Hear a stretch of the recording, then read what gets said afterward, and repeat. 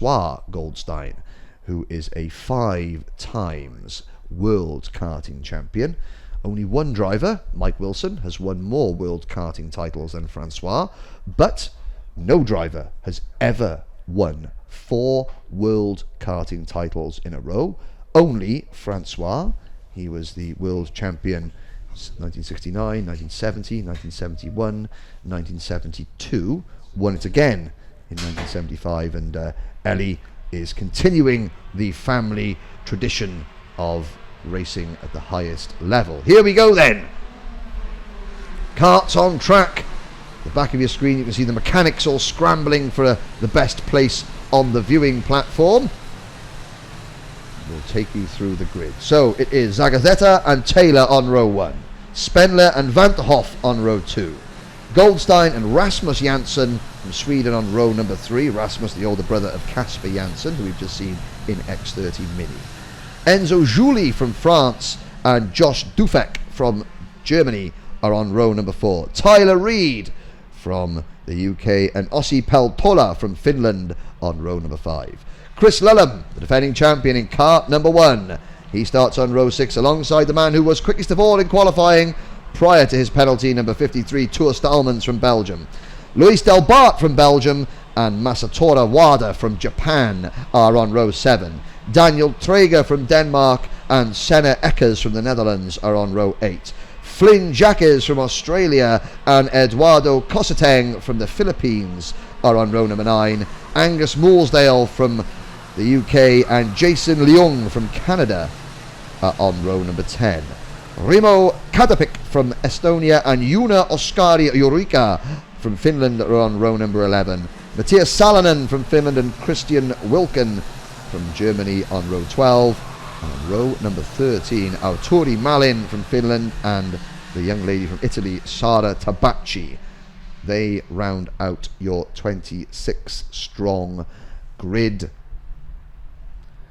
10 different chassis brands represented, 15 nations in total, but it is the only driver in the paddock from Peru. Number 8, there he is with that pink and white kart, Matthias Zagazzetta, who starts from pole position. The multicoloured green, blue, yellow and black Fullerton kart of Joseph Taylor, number 44, alongside.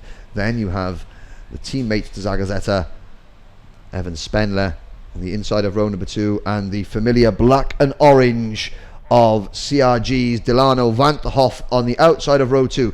26 drivers come to the line. Do we have a clean start? The first time of asking. I believe we do. 8 laps of racing get underway. Are we going to get everyone round turn 1 cleanly? Joseph Taylor running a little bit wide, but a couple of drivers collected there at the back. Oh, there's 3 drivers all locked together. The marshalling team are scrambling. That's the number 42 kart is one of those, and unfortunately that is the PDB racing driver, Canada's Jason Leung there, up and out of his kart, the driver from Richmond in British Columbia, one of 2 drivers that are locked together. They both managed to get themselves going. The rest of the field stream into the Button Complex, and it is Matthias Zagazzetta who leads the way into second place. That is, I believe, Ellie Goldstein or even Evan Spendler. There is Joseph Taylor in third. And Taylor had to run a little bit wide, getting passed there by Chris Lullum. So Lullum from the 6th row of the grid, picking up a place there. And the top 2 have broken clear. In fact, it's Lullum in 5th, so Taylor has dropped to 6th, Vanterhoff down to 7th. And it's the number 19 kart. An excellent start from Enzo Juli from the inside of the 4th row.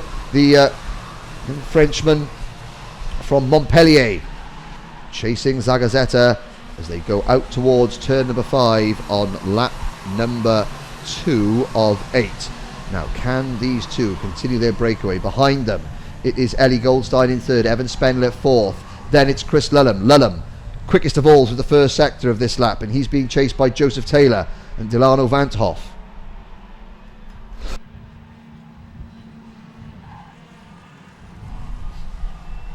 Zagazzetta into turn number 9, being chased by Enzo Juli. Well, will Juli be content to sit behind the race leader? He'll judge. He's taken a lap now to see how quick Zagazzetta is going. Does Juli need to make a move, or is Zagazzetta going quick enough now? Juli looks over his shoulder. He sees that Goldstein is closing, and has a little jink to the inside, but Zagazzetta cuts him off through turn number 2 now.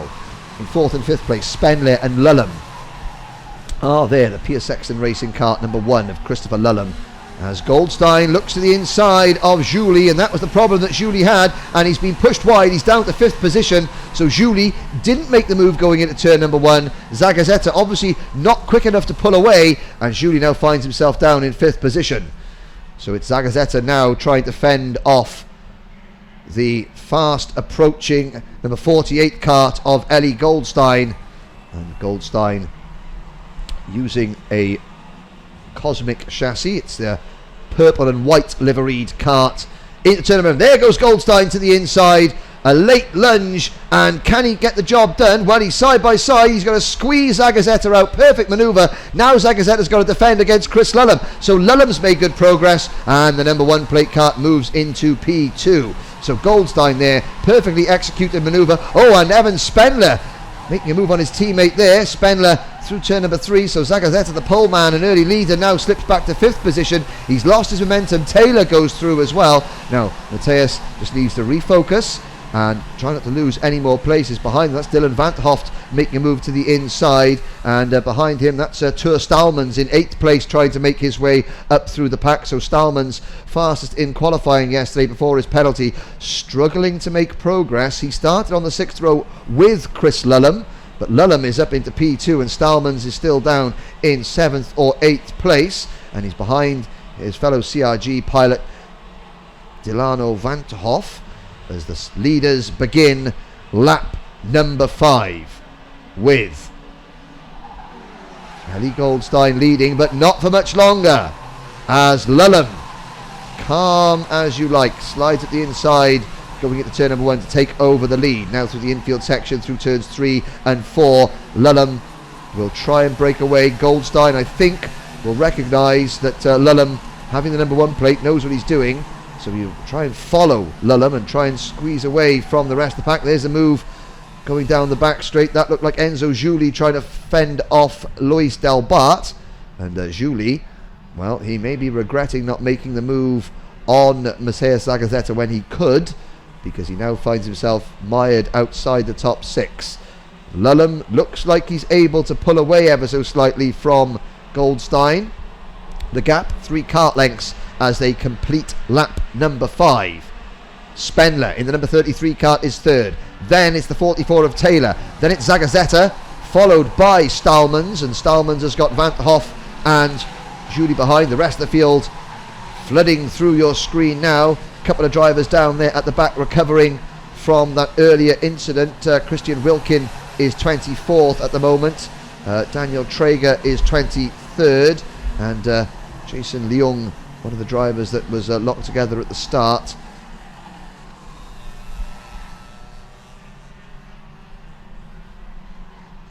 Flynn Jacques sadly has retired, so Flynn Jacques, the Australian driver, is out of the running.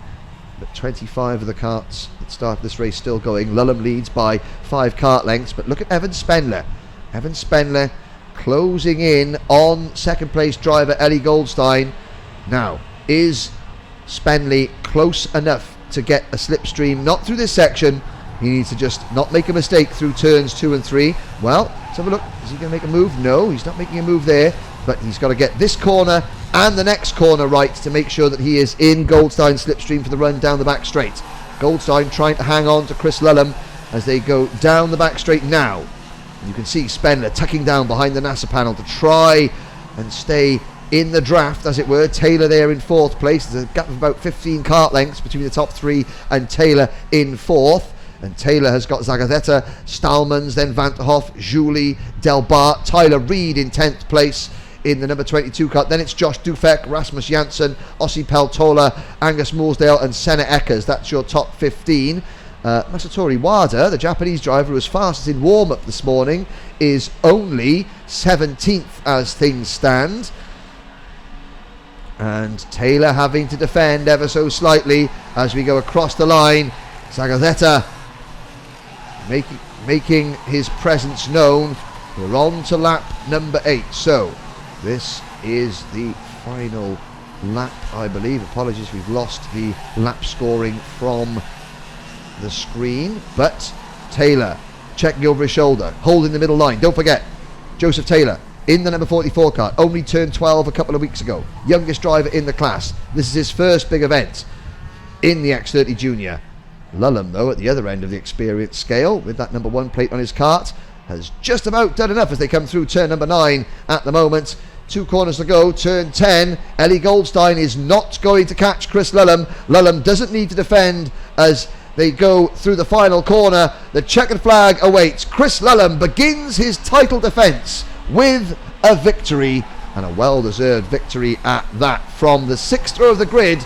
The Piers Sexton Racing driver takes the win, with Ellie Goldstein from Belgium at his local circuit finishing a very strong second. And that man there, very impressive from Evan Spenler, made the move to the UK last year, having done most of his racing obviously in his home country of France, and he's showing that he is ready to enter the international stage and do it successfully.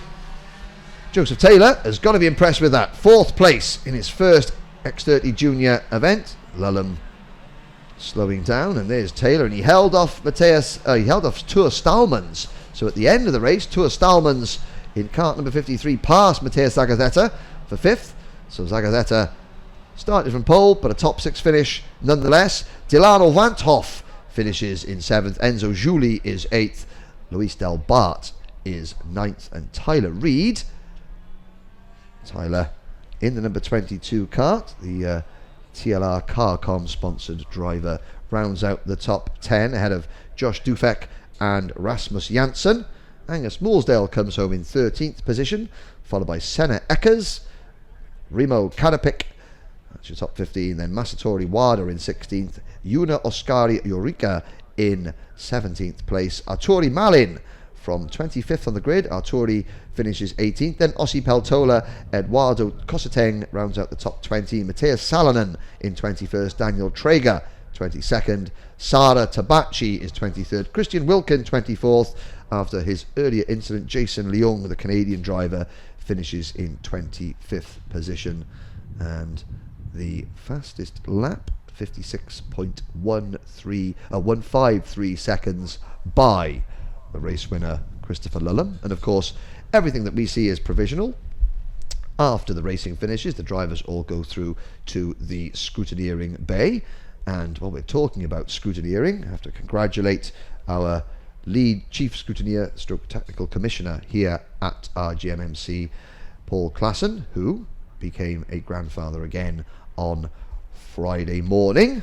So Paul's daughter safely delivering young Noah to the world, and Paul will be rushing back to the airport on Sunday night to get home Monday morning to see his new grandson. And congratulations to Paul and the entire Klassen family.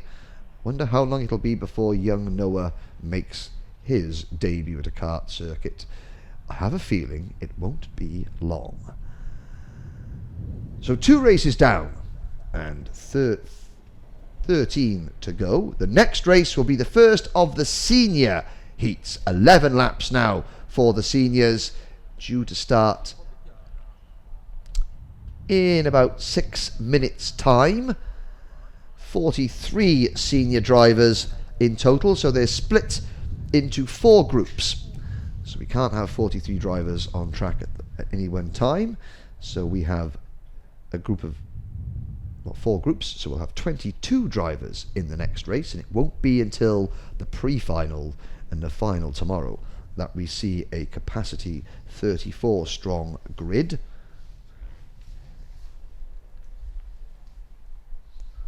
But even with 22 drivers, it is guaranteed to be pretty spectacular. A quick check of the Twitter feed. And, well, Max Mayer, Mum Susanna, is watching from home down in Alicante. And so that's one of our mini X30 drivers. And the viewing figures from Valencia, 26,000 unique views of the Telemundi feed, and it came from all over the world. So we certainly know that there are viewers in Spain watching not only Max Meyer but all the Spanish drivers here. There are a few. There's the Spectator Tribune. You can see in the foreground there in those bright blue jackets, that is the AIX Team Collective from Estonia. And they're set to watch in this next race Sim Lidma, who will start from the third row. And so that's Team Estonia out in force. And although you can see a few bobble hats there, it is remarkably warm for late March in Northern Europe. And the PDB team sitting and watching, Peter De Bruyne's team, and they're very strong this weekend. Obviously with a lot of experience here at Genk. And you can see that this facility, it's not just a kart circuit. The small buildings you can see with the windows at the front, that's the remote control kart circuit that is here. And among those trees there is a pretty impressive motocross track as well. And this facility, before it was a kart circuit, there was a very large dam that ran just behind, or just alongside the entrance road to the circuit. So you can see the marshals having a, well, is that a waffle? No, it's not a waffle. Let's not cast stereotypical dispersions just yet. It's a bit too early for that. But you can see just behind the ambulances there, that is the motocross track. And that was the dam. And you can see a couple of bikes there. It's a test day for the motocross. And that was the dam that is still there. They use the natural contours of the land. And the circuit on the left-hand side of your screen now, that's the new circuit. The original circuit to the right-hand side of your screen, the majority of the tarmac is still there. It's still used for the hire carts they have here at Genk. And I was speaking to Koen Lemmens, the general manager, yesterday. 80,000 customers a year here at Genk.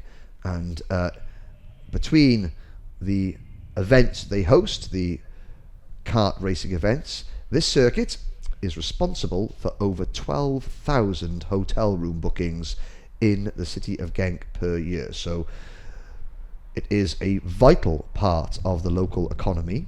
And you have to say that I think that Genk are leading the way in terms of recognising their value to the local economy. And in so many other areas and regions around the world, including the UK, kart circuits are simply seen as a noisy distraction. Well, they're not. They are a vital part of the local economy. And 12,000 hotel rooms, that's many more meals out at restaurants and trips to the shops, because, you know, how many mums and sisters and siblings can spend 4 days at a kart circuit? They get a bit of cabin fever if you're not actually involved in the running of the kart. So people tend to go off and explore the local area and spend their money. There's turn number 9. Now that big curb, it's quite inviting for the drivers, but if you look at the right hand side of it, you can see that there are some rivets in that curb that unsettle the kart, slow it down. And of course that red and white painted curb is not as grippy as the tarmac. And whilst you think, oh, I can just straight line turn number 9, the second part of it, not advisable, because you'll come back on the track at the wrong angle for turn number 10 with all the dust from that paint on your tyres. You turn left and your kart decides, I don't know, my tyres don't want to turn left, they want to go straight on, and then you are in trouble. So as the Europlan traffic passes in the background, we wait for race number 3 on the programme. The first senior X30 heat of the day, and the man that will be starting from pole position, the man who has been the man to beat in senior X30 this year, won the Winter Cup just a month ago. It's number 244, Jordan Brown Nutley. And there are 18 nationalities represented in the senior X30 class. Not sure they're all in this race, but it's Jordan Brown Nutley on pole position in kart number 244. Last year's championship runner-up, Brett Ward in Kart 202, and Brett Ward's Nan Maureen is watching live timing and tweeting in from back home in Hayes. Watching Brett. I keep calling him young Brett, but he still is young. He's only 19. But he is starting on the outside of row number 1 for the Evolution Racing team, trying to go one better than last year and swap P2 in the championship for P1. On row number 2, Joey Van Splunteren for the Signmind Racing team. Van Splunteren back in karting this year after an extended absence, back with a vengeance in kart number 273. Mark Kimber, who finished on the podium in the Winter Cup for Strawberry Racing, starts on the outside of row number 2 in kart 248. On row number 3, Sim Liedmar from Estonia, and 4th place driver in last year's championship number 204, Olli Varni for the MLC Motorsport team. On row number 4, Belgium's Martin Willeke in kart 236, and Austria's Nicolas Scholl in kart 225. From Ireland, Jonathan Brown and Frenchman Christophe Chani on row number 5. Sebastian de Grand from Belgium and Levi Lintkutanko from Finland on row 6. Milo Lichterlein from the Netherlands and Niels Koelen from the Netherlands on row number 7. Manuel Golofre Torner in kart 333 on row 8 alongside Patrick Degenbeek. Ethan Hawkey, and from the Lebanon, Rubens Bouchabke, the first Lebanese driver we've had here at the X30 Euro Series. He starts on row number 9. From Estonia, Gregor Yates, and also from Estonia, Robin Vax on row 10. Sander Sepp will start on row number 11 alongside Romain Bonetto, but I'm not sure if Romain is here. He didn't qualify yesterday, so we may just have 21 drivers, not 22. Now I know why the Estonians are out in force. They've got all 4 drivers in this class in this one heat. But it's Jordan Brown-Nutley, the Dan Holland Racing number 244. You can see his teammate there, Ido Cohen, watching keenly from the sidelines. Brett Ward starting alongside there, into the tram lines. Olli Varni goes out of the tram lines and will go around again. That was a little bit tardy, I have to say.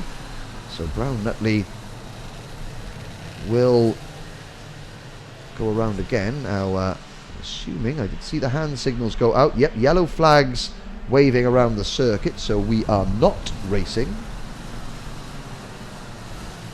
Brown-Nutley is moving over to the side. The Dan Holland Racing team and Evolution Racing have got very similar graphics kits. Up close, they look different, but from a distance and on camera, luminous yellow and turquoise blue can be a bit of a pain to differentiate again, so we shall do our best. Joey Van Splunteren, you can see there in 3rd place, that very distinctive yellow flamed crash helmet design, the dark,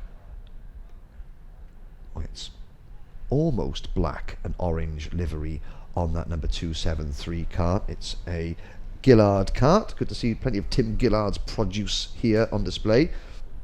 Mark Kimber, the familiar green and whites of the Strawberry Racing Tony Kart team on row number 4. There's Ward going through your screen now. Olli Varni, who was outside the tram lines of that first attempted start. He is there. There's the number 313 kart. That is Niels Koelen. So Joey Van Splunteren is back in karting this year because he's mentoring Niels Koelen. So Niels Koelen is only his 3rd year of karting, the 15-year-old from Vorden. And what better way to learn your craft than by getting the 2010 European champion Joey Van Splunteren in to assist your learning curve. Here we go into the tram lines. This time, lights are out. Brown-Nutley makes a good start. Brett Ward gets shuffled a little bit wide, and Joey Van Splunteren to the inside. Brilliant start there for Van Splunteren to take the lead away from the poleman Jordan Brown-Nutley as they go through turn number 3, and all 21 drivers safely through turns 2 and 3 out towards turn number 5 now, and down the back straight. Van Splunteren checking over his shoulder. Brown-Nutley in 2nd place. Brown-Nutley having a little route around the back bumper of Van Splunteren kart, but falls into line, and it's a very good clean opening half a lap. And just as I say that, somebody in about 17th or 18th place spins going through turn number 6, and they clip a following driver, and that driver having to take evasive action.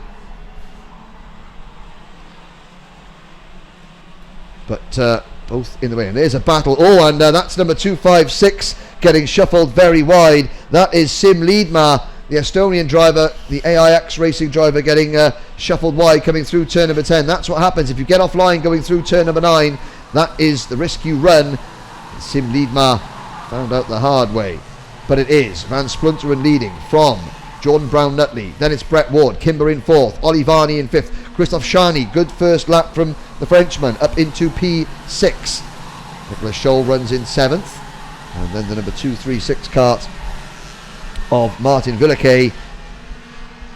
His 7th is 8th place. We've just gone past Christophe Chani. And there is Sim Liedma. You can see in that bright turquoise coloured machine making a move at the end of the back straight. Only 21 drivers start, so we are missing Romain Bonetto from this race and possibly from the rest of the meeting, I fear. Not quite sure why. Sim Liedma now trying to recover from that incident. He's down in 16th position, but we'll watch in the background of our screens to see the number 256 kart making progress. And there's Ward making a look at Brown-Nutley, and Brown-Nutley having the same idea on Van Splunteren, and Van Splunteren gets shuffled back to 3rd place.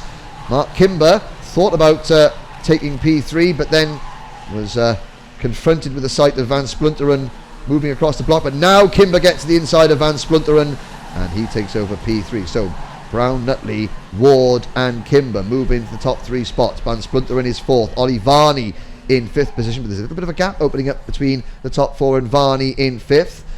Then it's Scholl in 6th as they come through turn number 8 down the infield straight. Now, will Brett Ward be content to sit behind Jordan Brown-Nutley, or will Brett try and make his move? Well, he knows that Brown-Nutley is quick because Brown-Nutley has been quick all year. The question remains, is Brown-Nutley quick enough for Brett Ward's liking in this particular race? Now Van Splunteren beginning to fade. You can see Van Splunteren looking down at his kart there as he comes across the start-finish line, maybe adjusting something. He's caught up through the fiddly bits, but in a straight line it does look as though Van Splunteren is not quite as quick as the 3 drivers in front of him. 56.375 seconds, new fastest lap for Jordan Brown-Nutley, and Brett Ward has not made a move. Brown-Nutley not defending. You can see Brown-Nutley sticking to the outside, the racing line down the back straight. He's thinking to himself, oh, we're only on lap 4 out of 11. There's no chance I'm going to start defending now. Kimber having the same thought. So the 3 British drivers in P1, 2 and 3 all line astern Van Splunteren, working hard to stay with them. Now we'll see through the corners Van Splunteren is able to get into the slipstream as they come onto the start-finish straight, which they're going to do now. Does Van Splunteren fade back? You can see, yes, he does. That gap, about 5 or 6 kart lengths. So Van Splunteren not happy in a straight line. So Joey Van Splunteren working extra hard through the corners, and you can see through the fiddly bits, Van Splunteren closes back up. But he is not going to be able to make a move, I fear, as Kimber looks at the inside of Ward. So Mark Kimber moves into P2. Brett Ward does the crossover move. They're side by side down the back straight. Jordan Brown-Nutley will be rubbing his hands together thinking, well, I'll have more of that, please. Van Splunteren is caught back up. And this is where the experience of Van Splunteren will come into good effect. 25 years old is Joey Van Splunteren, one of the oldest drivers in this field. And he will know that the only chance he's got of staying with them is by maximising the corners. Behind them, Nicolas Scholl has moved into P5 at the expense of Ollie Varney. And Van Splunteren looking over his shoulder. Kimber goes to the inside on Ward. Ward blocks him, but no, Kimber sticks his nose in going through turn number 1. And Kimber does make the move. Van Splunteren is there, but Van Splunteren will be just trying to stay in the slipstream at this point. We're on lap number 6 out of 11. And as Ward and Kimber battle, Jordan Brown-Nutley sets a new fastest lap of the race, and the gap grows to nearly a full second. So Jordan Brown-Nutley coming through turn number 7 now has moved out of our screen. This is the battle for 2nd, 3rd and 4th. Kimber, Ward and Van Splunteren. Van Splunteren down the infield straight, Only loses a couple of kart lengths, but through the corners is where Joey Van Splunteren is working hard. Brett Ward just checks over his shoulder to see where Van Splunteren is. He knows that he's not under any immediate threat. Behind them we have Villeke in 7th, Shani is 8th, Lichterlein is 9th, Ethan Hawkey now takes over P9. Good start from Ethan Hawkey, only qualified 17th, but the driver of kart number 271, the Piers Sexton Racing driver who finished 6th in last year's junior European standings, is moving up and is in the top 10. Jonathan Brown runs 11th, followed by Manuel Galofre Tornia.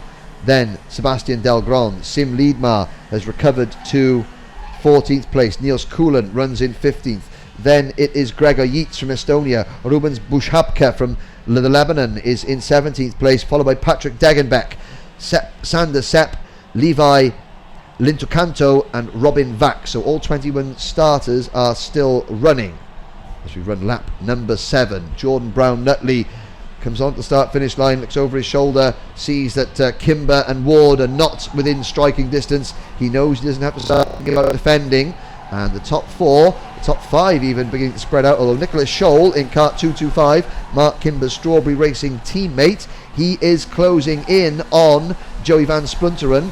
Last time around, Nicholas Scholl was a 10th quicker as Kimber sets a new fastest lap of the race. The gap was 9/10 of a second, it's down to 7/10 of a second, so can Kimber close in on the leader? He'll need Brett Ward to work with him though. There's no way that Kimber can catch Brown Nutley. As you can see the gap there, it's about 20 kart lengths. There's Brown Nutley just setting himself up for turn number 9. Kimber has got to rely on the fact that Brett Ward will just follow him for the time being, not try and pass him. They come out of turn number 11. This is where Kimber and Ward can work together, but Ward is not close enough to slipstream with Kimber. Van Splunteren now all on his own in 4th, and I think that Joey Van Splunteren is going to get swallowed up by Nicholas Scholl, because Van Splunteren has not got the benefit of the slipstream anymore, and Scholl is closing in. Will we see a change for 5th position coming up? The field actually spreading out in a civilised manner.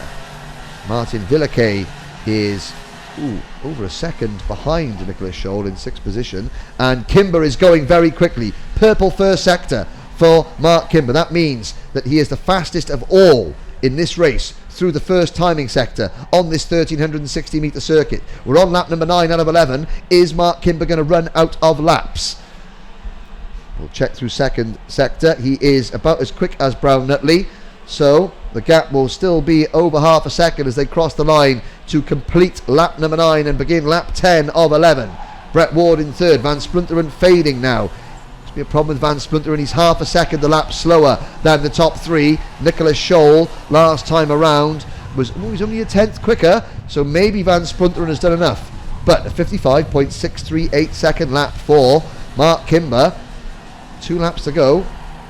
Slightly less than that now as they head into the Button Complex, but you can see the gap visually closing between number 244. There he is, the race leader, Jordan Brown Nutley. Mark Kimber, if he's lucky, I think is going to get into his slipstream. So the battle for victory is not over yet, and Brett Ward has been able to stick with Kimber. We'll see now how much of a chance Kimber might have as they come onto the start-finish line to begin the final lap into turn number 1. Kimber within 3 kart lengths. If he plays his cards right, he may get one opportunity at the end of this lap, but Brown Nutley is very strong. Still 5 kart lengths clear. Kimber not close enough to make a move. Brett Ward not close enough to make a move on Kimber. Down the back straight for the final time into the Button Complex. Jordan Brown Nutley holding off Mark Kimber now through turn number 7. Brown Nutley will be checking over his shoulder, I would say, coming out of this corner just to see if he has to defend. Nope. Brown Nutley confident enough to know that he doesn't need to worry about what's going on behind him. Through turn number 10. Kimber will not catch him. Brett Ward closes in on Kimber, but Kimber just jinks to the inside to make sure that Brett Ward doesn't think about a move. There's the checkered flag. Jordan Brown Nutley takes the win. Pole position, Now a race win. Didn't have it all his own way, but his superb start to the X30 senior season continues. Mark Kimber second, and Brett Ward, having moved across to the Evolution Racing team, starting his title challenge with a podium finish in third position. Joey Van Splunteren, he did hold on to fourth, with Nicholas Scholl in fifth. Martin Villeke finishes in sixth position. Christopher Shani is seventh. Ollie Varney finishes down in eighth position. Then it's Ethan Hawkey. Good drive from Ethan from 17th to 9th. Jonathan Brown, the 16-year-old Irishman from Ratoath, finishes in 10th position. Not a wonderful race for the Estonian contingent, and there were a couple of glum Estonian-looking faces on the spectating tribunes there, because Sim Liedma, after starting up in the top 5, he came home in 14th eventually, and his countryman Gregor Yeats was 18th, Sander Sepp 20th, and Robin Vax 21st. As for the Belgian drivers, Martin Villeke finishing in 6th position, Sebastian de Grande finishing in 13th place. But 21 drivers started, 21 drivers finished, and they all head back to scrutineering, where Mr. Klassen and his team will make sure that they haven't got any dropped nose cones and that the karts conform to all the regulations that they have to. And while they do that, we will look ahead at race number 4, which is the second half of the senior grid. 20 drivers. We're due to have 21, but Jensen Butterfield I don't think is here this weekend. And so we have 20 drivers in total, and they will be led to the line by Milan Petele. Now, for those of you who watched the Winter Cup at Valencia, you will know that Milan had an opportunity to win. Well, I say he had an opportunity. He had a great chance. Got snookered right at the last corner by Jordan Brown-Nutley. A fantastic move that pushed Petele back to second, and sadly then a penalty, I think a nose cone penalty, dropped Petele out of the podium positions. He eventually finished 13th. So there is a man with a score to settle, the young driver from Clermont-Ferrand.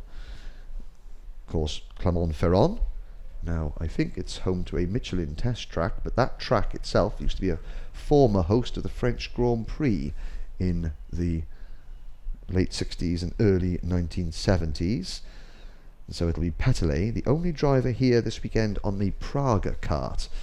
And, well, Petele has that Praga chassis up at the front everywhere he goes.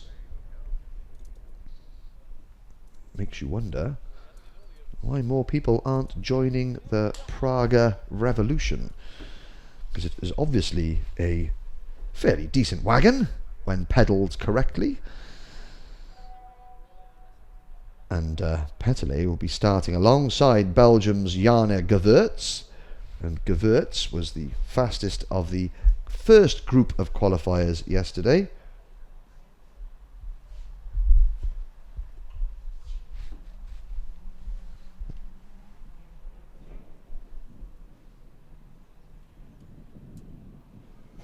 We look at the second row of the grid, so it is France and Belgium on row 1. Row 2, Rowan Grinwies, the Dutchman, and, bear with me ladies and gentlemen, from Thailand, Thanaponpang Sutumno, which rolls off the tongue. So Thanaponpang Sutumno, the Super Windforce driver, in kart number 265, and he's actually, well, finished 9th in the Junior X30 Championship last year. The 14-year-old from Chonburi, second in last year's All Japan Junior Rotax Championship. And he starts 4th, does Mr. Sutumno. Simão Ventura from Portugal starts on P5 as the drivers leave the grid onto their rolling lap. So we have Simao Ventura in kart 226 alongside privateer driver Ben Waldridge, and from time to time the cameras will pan back in the paddock and you'll see this huge village of lorries, trucks and awnings, as the drivers and teams, that's where they're based. But privateer drivers, well, they just turn up.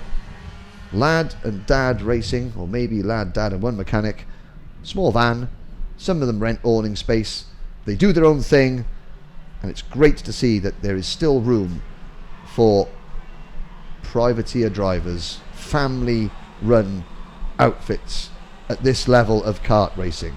And Ben Waldridge, who actually, at the number 247, Ben finished second in last year's junior championship, the 16-year-old from Ascot, and he is going to try and emulate that feat this year.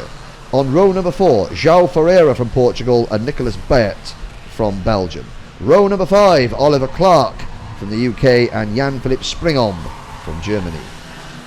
From the UK, Patrick Kibble, and from Israel, Ido Cohen on row number 6.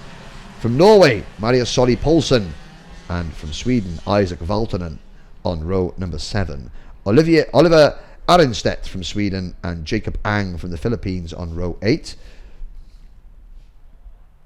And Jacob from the wonderfully titled Wak Wak Village, part of Mandaluyong City in the Philippines.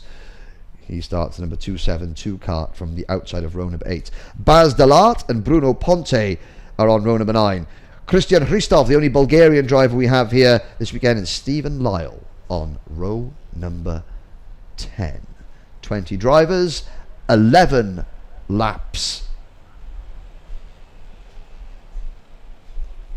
And they're being led around by Milan Petelé on that regal blue, gold and white liveried Praga kart, alongside the pink, white and blue coloured number 212, the P1 Events driver Jana Gewurz on the Cosmic, no, that's a Gillard actually, it's a Gillard chassis underneath all that apparently. Here they come into the tram lines, Petelé bringing them nice and slowly. Are we going to get a start? Yes we are. Off into turn number 1. Milan Petelé slowed the field down, then he got the jump. It's a great jump from Petelé, who doesn't even have to defend into the first corner. Everyone gets through turn number 1, cleans it. Oh, it's a big bottleneck from about 7th place on back, and that was Oliver Clark in kart 251 getting sideways in front of about 15 drivers, and somehow everybody managed to not collect each other. But that means that the top 6, look at that gap, as the top 5 drivers in fact break away. Everybody else side by side, 2 and 3 wide into the bottom complex. But if you were in that top 5, you have got a huge jump. Oliver Clark, I think, down in about 6th or 7th place now, but he was lucky there not to get collected. He got tipped sideways going through turn number 2. It's Petelé, and up into 2nd place, that is Sutumno. So the Thai driver Tanaponpang Sutumno into P2, that's Super Windforce driver. Says he's on a Super Windforce kart, which I have to say is not one that's familiar to me, but whatever it is, it's going quite rapidly at the moment, because he is having a little sniff around the rear bumper of Petelé's kart as they go through turn number 3, out to turn number 5 now, and Sutumno has second thoughts and then loses a bit of momentum, ran a bit wide on the exit, and he gets swallowed up by Jana Gewurz and Ben Waldridge. So Gewurz and Waldridge and Rowan Grinwis are the top 5 that got away. Ido Cohen showing in 6th position at the moment. They're side by side for 4th place. It's Petelé still leading from Gewurz. Then it is Sutumno. No, it's actually Ben Waldridge by the looks of it. Sutumno getting past there into turn number 11 by Rowan Grinwis. And the top 3 now being able to break clear. So, Petelé, then the number 212 kart of Gewurz and the 247 of Waldridge going into turn number 1 now. So Tumno having to defend against Grinwis, but it's unsuccessful, and Gridlist takes over P4, and they're getting caught now by Ido Cohen, Oliver Clark, and number 261. That is Isaac Valtonen. Great start from Valtonen, from 14th on the grid up into 8th place. Battle for second. Wooldridge takes over P2. Peterle has been passed. It's Gewurz from Wooldridge. Gewurz now having to drive defensively through turn number 9. Ben Wooldridge has got a great run. Ben Wooldridge, the privateer driver, running on his own, taking the lead, although Gewurz comes back at him as they cross the start-finish line. And Peterle makes it 3 wide. Peterle to the inside. Wooldridge has to make do, and there's still 3 wide. Oh, Gewurz over the curb, and suddenly we've got a lead battle of 7 or 8 drivers. Wooldridge gets shuffled back to 4th as they go off to turn number 5 on lap 4. And there's the move. Peterle trying to get back at the inside. Oh, they're 3 wide down the back straight. That's number 2 through. Rowan Grinwis on the inside. Grinwis under braking all this sideways. Peterle, they all somehow get through the button complex. Side by side again. Ido Cohen in cart number 235 there making a move. Clark is in there. Satumno's in there. Valtonen's in there. And Rowan Grinwis has emerged in P2. Gewurz leads. Grinwis second. Then it is Peterle. Clark now making a move. So Oliver Clark has picked up half a dozen places on this lap. He moves into P3 in the M Sport Kieran Crawley run number 251 cart. Peterle trying to fight back, and of course Oliver Clark is one of the lightest drivers, so he's got more lead on that cart than anywhere else, which means that he has to try and steer clear of the curbs because there's a lot more strain on the chassis because of the extra weight on the chassis, because Oliver is one of the lighter drivers. There's Ido Cohen making a move down at turn number 5, and I think that was on Milan Peterle for 4th place, so a strong run from Jordan Brown-Nutley's teammate Ido Cohen. Oh, and at the back of the pack there, just out of the corner of my eye, I saw somebody flirting with disaster going through the button complex there, because there are some barriers in the middle of that complex, and somebody got a bit too close for comfort. But up at the front, oh, there is Ben Wooldridge now getting shuffled aside. Ben Wooldridge was trying to stick his nose down the outside of Isaac Valtonen, I believe, and Valtonen just guided Wooldridge towards the outskirts of the track. Patrick Kibble making a move in the final corner, but up at the front it is number 212. Jana Gewurz trying to pull away.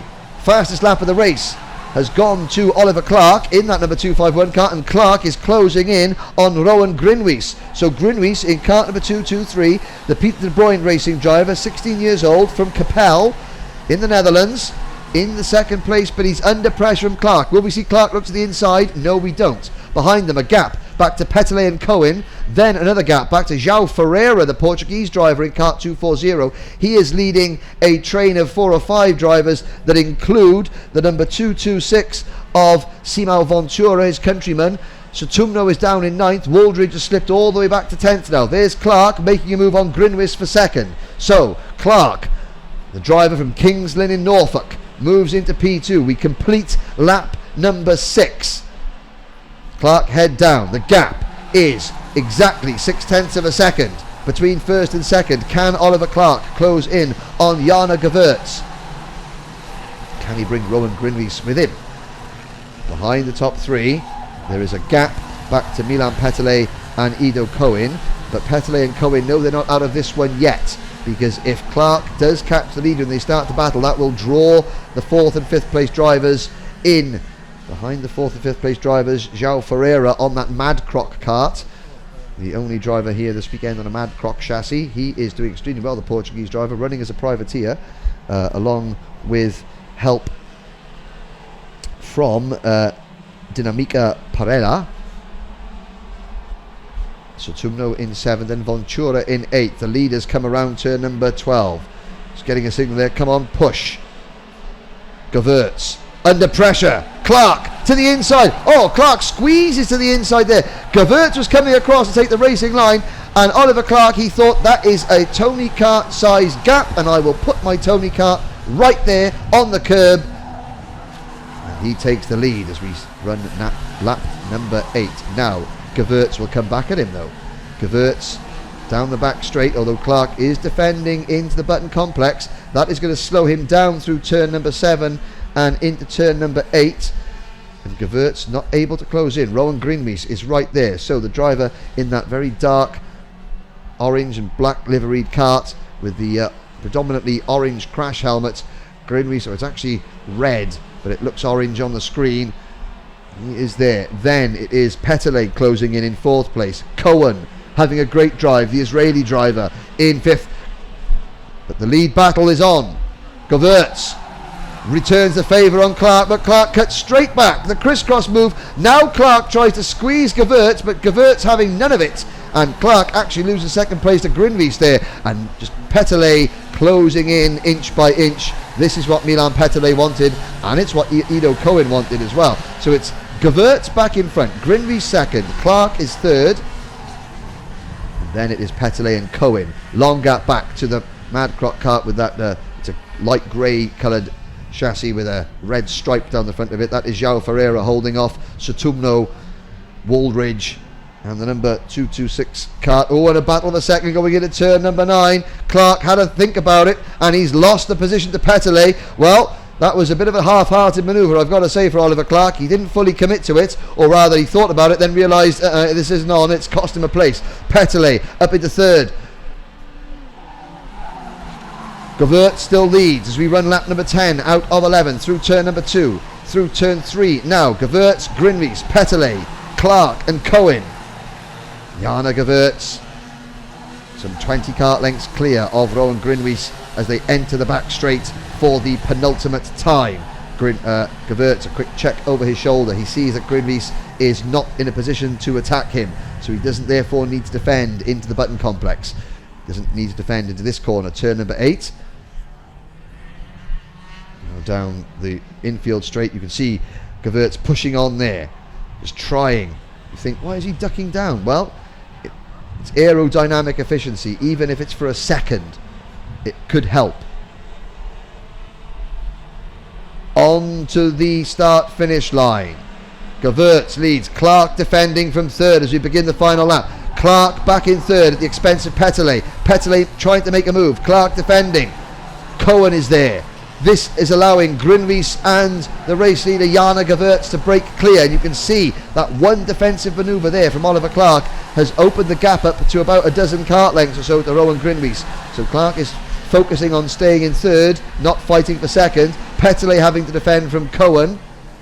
Then a gap back to Sotumno is back into 6th position on the Super Windforce team machine.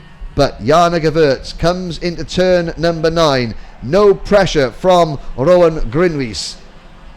And Gewertz, the driver, this is one of his home tracks, the Belgian driver, will take the victory as they come on to the start-finish straight. He checks over his shoulder. He wins for Belgium. Greenmees finishes in 2nd place. Clark takes 3rd. Petelé comes home in 4th place. The poleman finishing in 4th. Ido Cohen finishes in 5th position. A strong drive there from Ido after watching his teammate Jordan Brown-Nutley win. The Israeli driver finishes in the top 5. Tanaponpang Sotumno finishes in 6th position. And then it is João Ferreira. Good drive there from João, the Portuguese privateer, in 7th place. Fellow privateer Ben Waldridge comes home in 8th place. Simão Ventura is 9th, and Isaac Valtonen from Sweden rounds out the top 10. Baz de Laat finishes in 11th place, and Bruno Ponte for the Haas racing team, he rounds out the top 12 ahead of Nicolas Bayet, Jan-Philippe Springomb, Mario Soli Paulsen in 15th. Patrick Kibble comes home in 16th place. Christian Christoph finishes in 17th place. Stephen Lyle 18th. Jacob Ang is 19th, and Oliver Aronstedt is 20th. All 20 drivers made it to the end.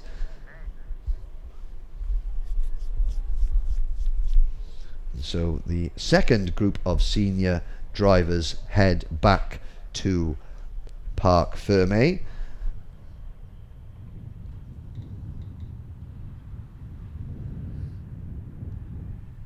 And in a few moments we will now get to see, for the first time in the X30 Euro Series, the Super Shifters. 11 laps, they're due to start in 5 minutes time.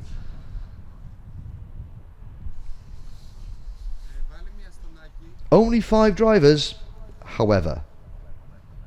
5 very, very talented drivers indeed. We have Konstantin Scholl from Austria, Thierry Del Rey from Belgium. Thierry, a double world IAMI champion. Finished 4th in last year's international finals in this class. Started at the age of 9, he's now 30, so over 20 years of experience there for Thierry Del Rey in Kart 611. Mikko Lane from Finland, the 35-year-old Finnish driver, 2014 DD2 Masters world champion. He drives kart number 613, and despite his experience, this is his first ever race in a super shifter. We've also got Sten Dorian Pinimaji. Sten Dorian, the Estonian driver from Tallinn, 20 years old, runner-up in last year's international shifter final. He has represented Estonia in the grand finals for Rotax many times. He will be the one starting from pole position and rounding out the field. John Antoniadis, Greek driver. Oldest driver here, 37 years old. He started racing in 1990, has been karting ever since, won the Margutti Trophy back in 1996. And for those of you not familiar with karting, the Margutti Trophy, a very, very well regarded annual event happening at Lonato right now, I think. Obviously not as well regarded as the X30 Euro Series. And those 5 drivers will come to the line in approximately 4 or 5 minutes time after their rolling lap. These are 6-speed gearbox karts. If you watch closely, you'll see that even on a relatively fast, flat and flowing circuit, they are changing gear 15, 20 times per lap. So not only are they the fastest kart with the most grip and the most power, which means that physically they're the hardest karts to drive. You will see these drivers with their rib braces, because if they make a mistake, there's no suspension.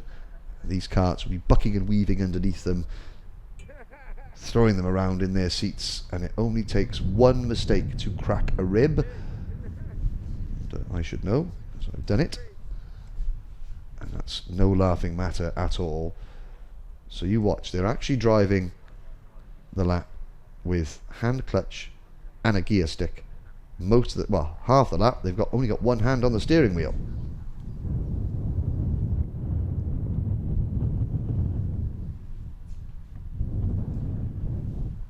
So the next time that one of your non-karting friends says to you, "Oh, well, motor racing, that's not a sport, they're not athletes. Karting, you're just sitting down, turning the wheel, it's like playing a PlayStation, isn't it?"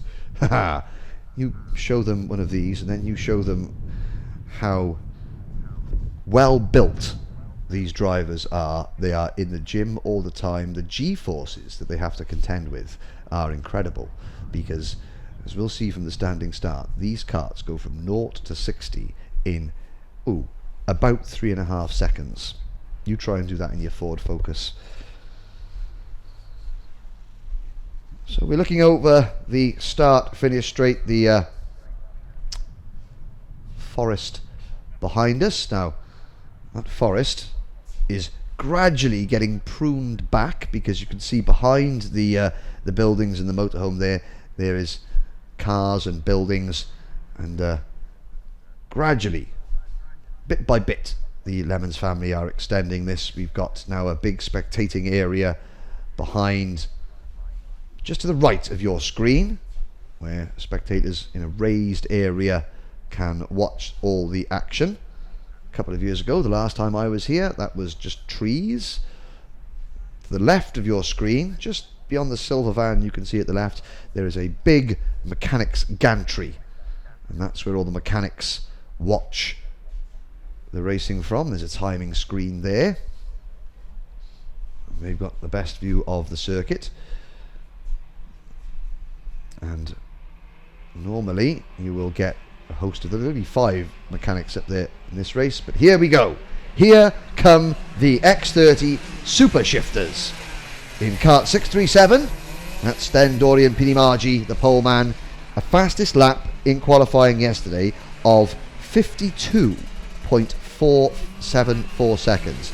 Now, the senior karts, which are the second fastest class of karts we have here, the fastest time in qualifying yesterday from Jordan Brown-Nutley was 55.1 seconds. So these super shifters are seriously quick. Spoke to Sten Dorian this morning. He said the karts are just excellent to drive. They're real tiny pieces of kit. Average speed around this 1360 metre circuit yesterday in qualifying, 93.3 kilometres an hour. That's an average speed. Top speed at the end, or down the back straight, you're talking well over 115 kilometres per hour. G-forces in the corner, over 1G, even approaching 2G in the corners. So the grid will be 637, Sten Dorian Pinimargi on pole position on the CRG kart for the AIX racing team. Thierry Del Rey in kart 611, the Mach 1 chassis. He will start on the outside of row number 1. In kart 603, Austria's Konstantin Scholl on the Tony kart for the Jan Darms racing team. And his teammate, driver number 616, John Antoniadis, the Greek driver.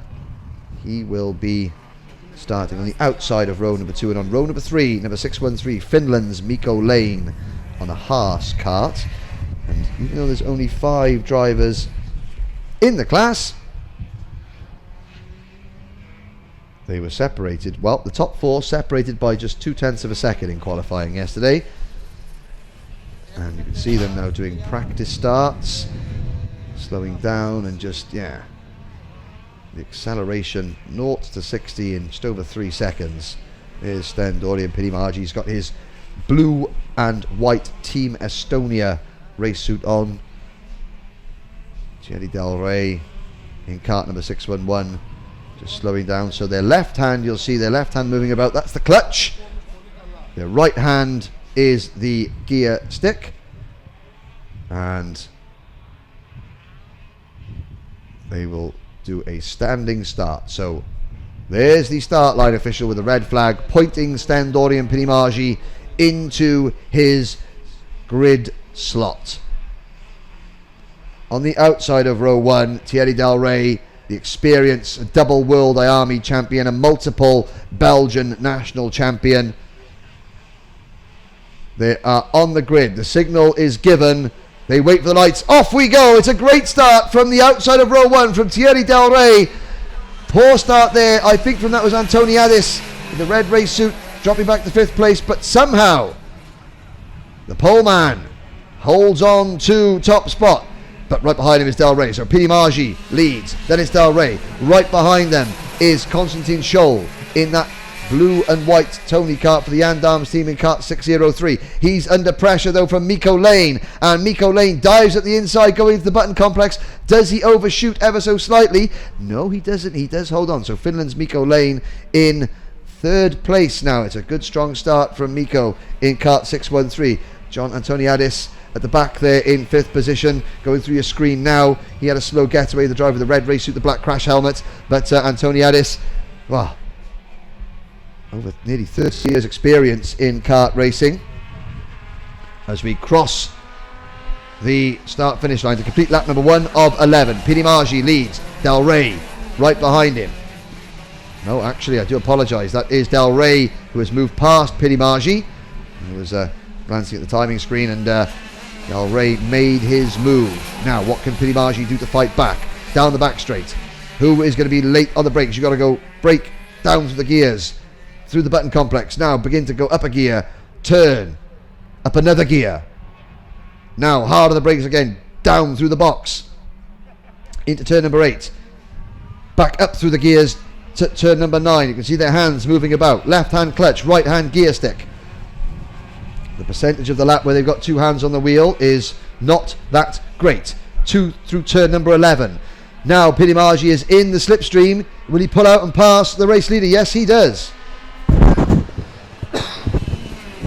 Stentorian Pinimagi takes over top spot. Can Thierry Del Rey fight back? They are pulling away from Miko Lane in third, Constantine Scholl in fourth, and Antoniadis in fifth. But it's a great battle between these two very experienced campaigners. 10 years in age between them. Del Rey 30, Pinimagi 20. But both have been racing for 20 plus years. Pinimagi into turn number 8. Del Rey following. Even in that short straight, they're getting up to over 90 kilometres an hour before they brake hard for turn number 9. Now Del Rey follows the race leader into turn number 11. Miko Lane just over a second back in third place. They cross the start-finish line. Now Del Rey tucking himself down to try and get a slipstream into turn number 1. Hard on the brakes, down through the gears, through the very technical first sector of this lap. Got to be careful not to run wide. Up they snatch a gear as they go into turn number 5 now. Down to the box, Pinimagi, the race leader, 53.468 seconds. Del Rey in his wheel tracks as they go down the back straight. That is where they get to nearly 120 kilometres an hour before they brake hard for the button complex. And Del Rey closing in. Will he duck under the inside? No, Pinimagi holding off the Belgian driver Thierry Del Rey as they get down towards turn number 9. Already this is lap number 4, coming towards the end of lap number 4. Into the final corner and across the line we go. Pinimagi leads again. Del Rey in his wheel tracks but unable to make a move under braking. Miko Lane is now 2.2 seconds back. The two Jan Daams teammates, Constantine Scholl and John Antoniadis, I think a good scrap for 4th place, but that is happening nearly 10 seconds behind these two. So this is proof now that you don't need a massive grid to have a great race. The two leaders, nose to tail. Miko Lane all on his own in third, but this is his first super shifter race. Don't forget, Miko Lane in kart number 613, and he's probably thinking, well, I need a nice calm race just to get into the swing of things, and he's getting one in third place. There's Miko Lane on the Haas kart, and we look back now to see the two Jan Daams teammates going through turn number 8, but the leader's already in turn number 11. Now Thierry Del Rey looks closer than he did last time. Will we see him duck out on the run into turn number 1? Not this time. Pinimagi in kart 637, just doing enough to hold him off. CRG kart against the Mach 1 machine of Del Rey. They go through turn number 4, hard on the brakes. Del Rey though getting quicker. Del Rey fastest of all, 53.039 last time about.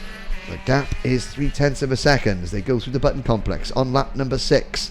Miko Lane, well, he's dropping back by about half a second a lap is Miko Lane, but he's comfortably clear of Constantine Scholl and John Antoniadis. Down into turn number 9 in the 6-speed gearbox karts. Lane, 34 years old, from Akka in Finland. He started karting back in 1999, so these are the most experienced drivers in this paddock this weekend. Pinimagi actually a little bit quicker than Del Rey last time around. A new fast lap for Stentorian Pinimagi, 52.95. So Pinimagi under pressure. Del Rey was asking the question. Pinimagi answers by breaking the 53-second barrier. There is Miko Lane going through turn number 5 now. That Haas kart, 5 drivers, 5 different chassis manufacturers. You've got Pinimagi on the CRG, Del Rey on the Mach 1. There is Constantine Scholl on the Tony kart, and I believe that no, I think it's a Tony kart as well for Antoniadis. So 4 different chassis manufacturers, 2 Jan Daams teammates on the Tony kart, and Pinimagi continues to edge away as we start lap number 8. He was a 10th quicker on that last lap than Del Rey, so Del Rey now has to focus as they go through turn number 3, being careful to stay off the curbs, hard on the brakes for turn number 5. You can see Del Rey chasing Pinimagi. Pinimagi uses the opportunity to just briefly check over his shoulder, but he hasn't got much of an opportunity because you get down that back straight just so quickly before you have to start worrying about going down through the gears for the button complex. Turn number 8, and now down the short chutes towards turn 9 in front of the spectator tribunes. And Del Rey gets a good run through turn number 9. And now turn 10. Can he close up at the braking for turn number 11? Well, he probably can, but then of course you'll lose that ground going on to the main straight because Pinnacle is just that little bit earlier on the accelerator. You can see Del Rey now, he's got to change down just as the road begins to veer right for turn number 1. So you're turning right, the G-forces, the heavy braking, and you've only got one hand on the steering wheel. Pinnacle goes a little bit quicker. Another 52-second lap for Pinnacle. Del Rey has responded with a 53.012, so both leaders putting in their personal best laps of the race on lap number 8. We're now running lap number 9. Some way behind these, Constantine Scholl is only a tenth of a second in front of his teammate John Antoniadis. But that is for 4th place. The leaders coming into turn number 11 now. Pinnacle, slightly different line in turn number 11. Doesn't cost him though, he squares that corner off a bit more than Del Rey. And it seems to be working for him as we start lap number 10.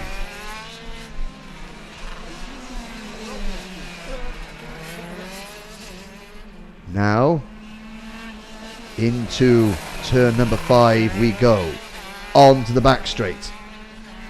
Del Rey, 20 kart lengths back. Not even the bravest of the brave would risk a late out-braking manoeuvre from that distance back. Turn number 8 rather is next, and Pinnacle looking comfortable. He's taken 1 or 2 glances over his shoulder, but he hasn't recently. I think he realises that his times are good. You can see on the steering wheel they've all got lap timers, so they know how quick they're going, and I think they're probably thinking to themselves, well, I'm doing a 52.9. If anyone's going quicker than me, then fair play to them. But Pinnacle, that AIX Racing Team Kart. There's the battle between the Jan Daams duo. Constantine Scholl just going through your screen there, 0.3 of a second in front of his Greek compatriot. But on to the back straight. This is the last lap. Del Rey hasn't given up. Through turn number 6 we go. The gap half a second. But Pinnacle, a purple first sector on his last lap. He is still pushing on. He doesn't want to run the risk of Del Rey getting even a sniff away from a last corner lunge. And Pinnacle, that Euro karting graphics down the side of his kart, comes into turn number 11. Out towards the checkered flag, Sten Dorian Pinnacle becomes the first driver to win a super shifter race here in the X30 Euro Series. And Thierry Del Rey chasing him home in second, moves alongside. They exchange a cursory glance at one another, and as you quite often see in gearbox racing, because the speeds are so much greater, because the drivers know if they do have an incident it's going to hurt a lot more than in any other type of kart. There is a lot more respect. Oh, there's respect in karting anyway, but there's a lot more camaraderie between them than in some other classes. Miko Lane finishing in 3rd place, first ever super shifter race, finishes in 3rd. Constantine Scholl just holds off his teammate John Antoniadis for 4th place. That is the first round of heats in the books. We've seen all 86 X30 warriors once now. We'll start very shortly with the second round of heats. It's Mini X30 up next, and they will be on track at exactly 12:20. No, am I talking out of my something or other? It'll actually be, yes, it is 12:20 for the start of race number 6. That would be in about 25 minutes time. So we have a short break now, just to give the marshals a chance to get rehydrated.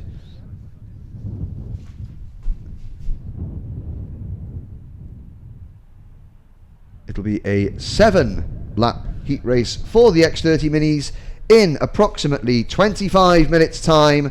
We'll be back about 5 minutes before the start of that race to bring you through the runners and riders. So, for those of you in the paddock, this is a chance for you to take your earbuds out, so you don't have to listen to me anymore. And for those of you watching back home via Telemundi Media, you can go and put the kettle on, have a cup of tea, or depending on where you are in the world, you could have a beer, or grab some lunch, some breakfast, some dinner, and we'll be back with the second round of heat races here in the opening round of the 2017 X30 Euro Series from Genk in Belgium in 20 minutes time.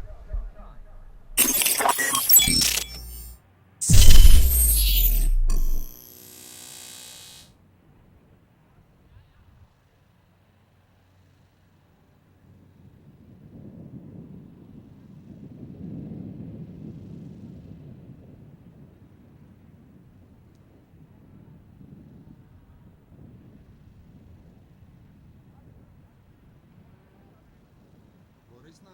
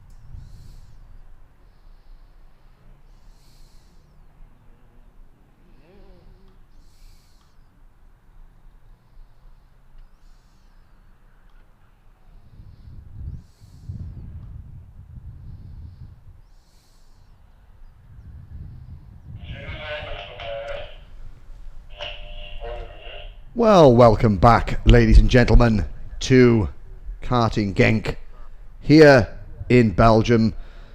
After a brief respite following the first round of heat races, we have another 5 qualifying heats to go in this section of the race meeting. 1 heat race each for all 86 drivers who have gathered here from 26 countries around the world to compete in this, the opening round of the 2017 X30 Euro Series on this flat, very fast and very flowing 1,360 metre circuit, the circuit where a certain Max Verstappen made his very first laps in a kart at the age of just 3. And it has been home to many a champion over the years. Jenson Button spent 3 years racing for the GKS team, which is run by the same family that own and operate this facility. Who is going to be writing their names in the karting history books this weekend as the 2017 X30 Euro Series embarks on its first full 4-round championship? The skies, as you can see on your screens, are blue. Couple of speckled clouds in the sky and the occasional jet stream overhead. But the action on track is where it is at on what is a fairly warm spring day here in the northeast corner of Belgium, about 30 miles from the German border and just 15 miles from the Dutch city of Maastricht, and an hour or so north of the world famous Spa-Francorchamps Formula 1 track and the imposing and yet beautiful Ardennes forests. And just before you get to Genk, for those of you who have raced here before, you will know that the circuit of Zolder is about half an hour away. And for those of you who are thinking of racing here later this year, I would highly recommend a trip to Zolder. Try and get there just as the test days finish, because then you can have a wander through the quiet woods in the centre of the circuit and pop out at the corner that the late Gilles Villeneuve sadly lost his life, and it is a very moving experience, I have to say, and it is well worth a trip. But the drivers, mechanics, teams and supporters here at the circuit today are not thinking about that just at the moment. They're thinking about what to do in the next round of heat races. 7 laps for the X30 Minis. They will be the first drivers on circuit in just a few moments' time. And then we have 8 laps for the juniors, 11 laps for the 2 senior races, and then another 11 laps for the super shifters before we break for lunch here at the circuit. And after lunch this afternoon, we have the final 5 races of the day. Those 5 races will decide who starts where for the pre-finals, and in the case of the X30 seniors, which 28 drivers have successfully made their way into the pre-final and which 14 drivers have to battle their way through the repechage for the final 6 places in the pre-final and the grand final tomorrow morning. There is the start line official, green flag in hand. When that green flag goes out, right on cue, the X30 Mini drivers will be released onto the circuit. Here they come. The youngest drivers here, aged between 9 and 11 years old, being led around by our race 1 winner, the Estonian driver Ken Oscar Algre in kart number 924. Ken Oscar Algre winning the opening race by just 0.03 of a second from number 919, Maximus Meyer, who starts alongside Ken on the front row of the grid. On row number 2, Amaury Mertens, who suffered a penalty in the first race. He will start third in kart number 923, and from Phoenix, Arizona, Diego Larocque will start on the outside of row number 2. Lucas Blomgren Dahl from Sweden in kart number 925, and Sita van Miet in kart number 924 starts on the outside of row 3. It's an all-Dutch fourth row. Bart Pluk in kart 917 and Laurens van Huppen in kart number 913. But in the first race, those two Dutch drivers, Van Huppen came through to finish third. Pluk finished in fourth place. Less than 0.2 of a second separated the top 4 drivers as they crossed the line, and it was, for those of you who weren't watching, a 4-wide finish. On row number 5, Kimi Abraham from Belgium and Theo Thorelius from Sweden. Casper Janssen, watch for Casper in kart number 922, moved all the way up to 6th place in the opening heat with the fastest lap to boot. Casper there at the back in that Falcon chassis, which is black, white and red, the Swedish driver. And then Louis Hofbeck from Denmark in kart number 911. And so Ken Oscar Algre on that turquoise blue coloured AIX Racing Energy chassis leads the field on their second rolling lap in grid formation. Maximus Meyer, the Fusion Motorsport driver, on the outside of row 1. He's on the inside of your screen there, but by the time they get to the start finish line, that'll be the outside line. Row number 2, the Cosmic kart number 923, Amaury Mertens, and the blue and white number 915 of the PDB Racing Team driver Diego Larocque.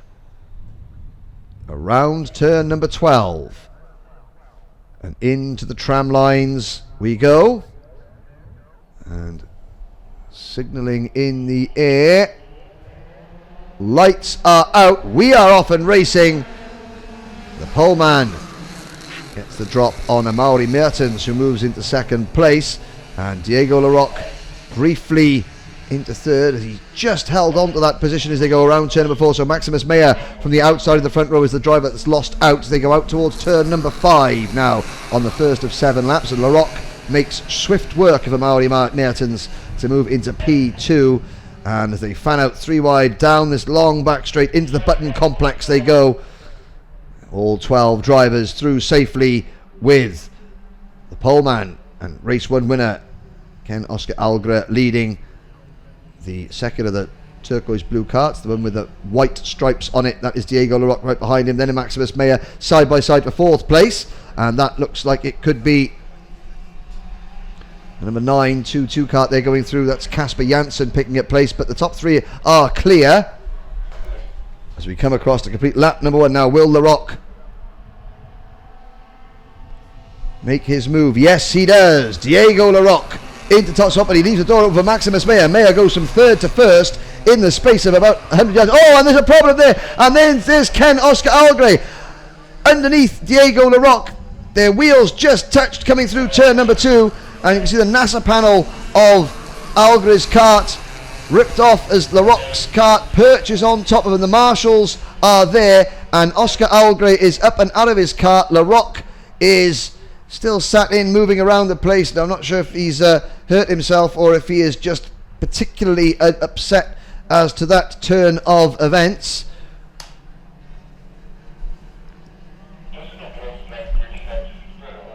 But that does mean that Max Meyer has got a huge lead.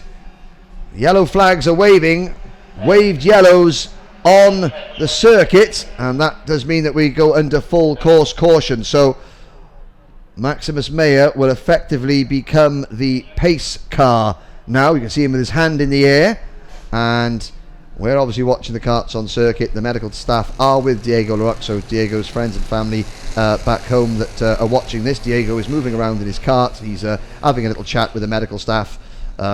He's obviously pretty upset at what happened there.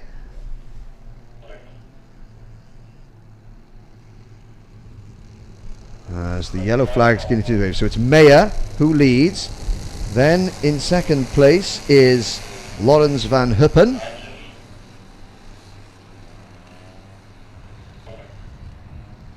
Behind Van Huppen, looks like it is Lucas Blomgren-Dahl in kart number 925. With the kind of pink NASA panel on his kart. Sita van Miert runs in fourth place. Then Amaury Mertens in fifth. Louis Hofbeck sixth. Bart Pluk 7th, Casper Janssen 8th, Theo Thorelius is 9th, and Kimi Abraham is 10th. So we're down to 10 runners. We're on lap number 3 out of 7. And just having a little look, Laroque still being tended to there in his kart. The rest of the field go through your screen into turn number 11. You can see one or two drivers just trying to keep their tyres warm, because of course, even though these are the youngest drivers here, 9, 10, 11 years of age, they're always thinking, right, I've got to keep my tyres warm, because when they're not rotating as quickly as... And there's the scene that everyone wants to see. Diego Laroque hopping out of his kart. Tiny little bit of aid, but the medical team now just checking him over, and it looks as though he may have just been winded, and yes, he's walking away, possibly just had the wind knocked out of him, because his kart did vault over the top, and that will obviously jolt everyone around. There he goes, and he'll head back to watch the rest of the race from a marshal post, and it does mean that I would say we are getting set for a restart. And of course, there's the drivers talking earlier just about keeping their tyres warm. They know that when that light goes green and the flags go green, and the start line official is on the start line with the green flag, that they've got to be on it straight away, and cold tyres means that the kart won't handle. When you turn into the corner, the kart will want to understeer wide, and you will lose time, but more importantly, you will lose positions. So it is Meyer, Van Huppen, Blomgren-Dahl, Van Miert, Mertens, Hofbeck, Pluk, Janssen, Forselius and Abraham, your order. Now Maximus Meyer will slow them down going into turn number 11, and then he will jump on the accelerator just about now, I would say, to try and get the run, although he's slowing them down again. He's bringing him to the line. It's a bunched restart, so Maximus Meyer is under pressure. It's a good restart from Laurens van Huppen to keep the pressure on Meyer, and the number 913 kart of Van Huppen chasing Meyer through turn 2 now, with, it looks like, Lucas Blomgren-Dahl into P3 down towards turn number 5. Now on to the long back straight. Meyer having to look over his shoulder. There's the move. Van Huppen looks to the inside of Max Meyer and makes that move going through turn 6, the button complex. Meyer slips back to second. The black and white Falcon kart of Sweden's Lucas Blomgren-Dahl runs in third place. Number 925. The 10-year-old from Gothenburg having a good drive here, but it's Van Huppen in kart number 913, the WJS. It's the Wim Ekman's run team, I believe. Kart of leading the race, although Meyer gets the move done going through the final corner now. Meyer defends. We start lap number 6 out of 7. Through turn number 2. Behind the top 3. Sita van Miert and Bart Pluk are still there. Then a gap back to Casper Janssen in 6. So the top 5, nose to tail virtually. Meyer leads, but he's going to have eyes in the back of his head. He cuts to the inside to defend against Van Hoppen, and Van Hoppen dives at the inside, going into turn number 6, makes the move. Laurens Van Hoppen back into top spot, and now it's Lucas Blom-Grendal wheel to wheel with Sita van Meert for third place. Or is that Bart Pluk in the second of the CRGs coming through? I think that is the CRG of Pluk. Yes, it is. Blom-Grendal in fourth place, and there in the number 912 kart, the P1 Racing machine of 11-year-old Sita van Meert. This is Sita's favourite circuit. And on to the final lap. Meyer defends to the inside from the two CRGs of Van Huppen and Pluk. The two Dutchmen now closing in on the Spaniard coming through turn number 2. What can they do? They'll wait till the back straight, but Meyer will have to defend down that back straight and then hope that he doesn't slow himself and push himself offline going into the button complex. Down the back straight we go. Meyer checks over his shoulder. He moves across. Right on his wheel tracks is Van Huppen. Pluk there as well. Now watch Bart Pluk. Pluk will try and take a wide line into turn number 8 now. He swings out a little bit wide to try and cut underneath his countryman and Meyer, but he can't. Meyer defends into turn number 9. Now Meyer leaves the door open. There goes Van Hoppen. Can Van Hoppen get the kart slowed down? Yes, he can. Through turn 10. Meyer will try the switchback move, I'm sure, into the final corner, but he can't, because there goes Bart Pluk looking up the inside. Here we come to the line. It's going to be another drag race. It's Van Hoppen from Meyer. Checkered flag out. Van Hoppen wins. Meyer second. Third for Pluk. Sita van Meert takes fourth. Casper Janssen on the final lap with the fastest lap of the race finishes in 5th position at the expense of Louis Hufbeck. Then Amaury Mertens in 8th. Theo Thorzelius in 9th. And Kimi Abraham in 10th position, but Laurens Van Huppen takes the win there by a whisker. Max Meyer having to make do with second place again.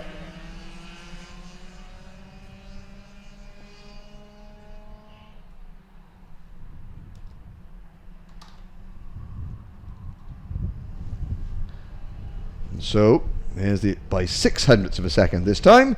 Maximus Meyer falls short, so he's finished second in 2 races, and his overall margin of defeat, when you combine the 2 races, is less than 1/10 of a second.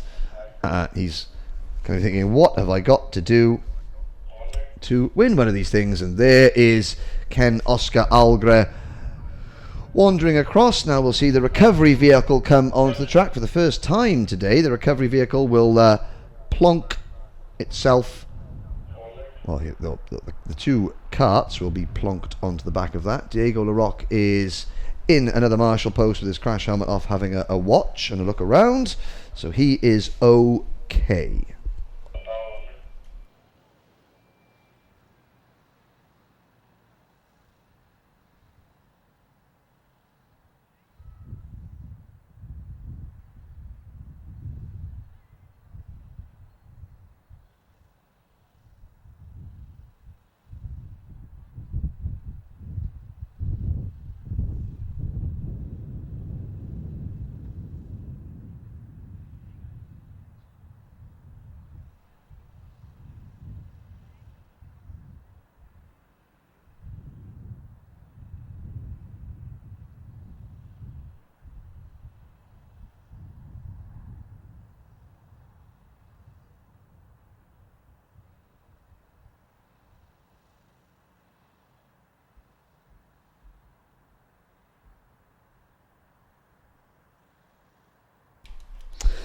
So while we watch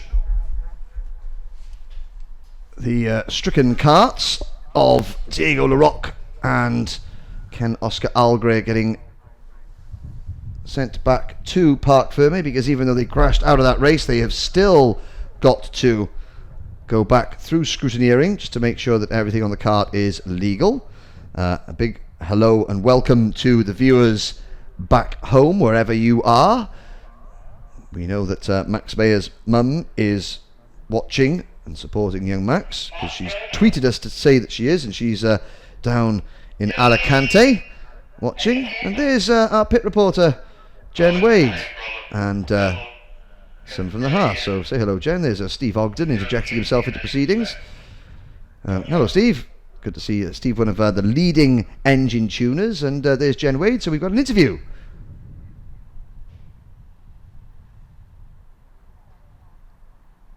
So, Johan Haas, here we are in Genk. Nice sunny day. First round of the X30 series. Yes. It's nice to see you here.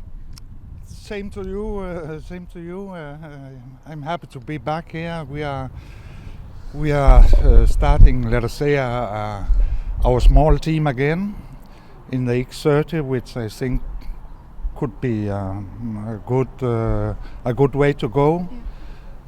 We look at a lot of youngsters who, in the future, for sure, will be good drivers in the upper class, in the top classes. And it's good to be back here and see what is going on. And so. What do you think about the level of the drivers today, from what you've seen already? But I mean, the level is okay. Of course, we have these very, very young drivers who still have to do their experience, because, of course, they need experience. But I see they are fighting in the right way. For sure, they will have a way to come forward. And of course, by being in a team that's professional, they're also able to learn how to race. And you know, there's a lot more to it than just go in and drive the go-kart, isn't there, when you're young? For sure there is. I mean, they learn a lot. Maybe it's a little bit too much in 3 days, you know, to get everything in and get it filtered out right in the right way. But they will learn. Let us see during the year, during this year, with a different Euro series. For sure, we will see a big step forward regarding drivers. They will be better and better, and they will learn for every lap they are doing. They will learn something. I'm sure they will, and it's really great to see you here. So much experience to bring the drivers and also the team and the sport. Yes. So thank you for coming to the first round. Thank you to be here. Thank you.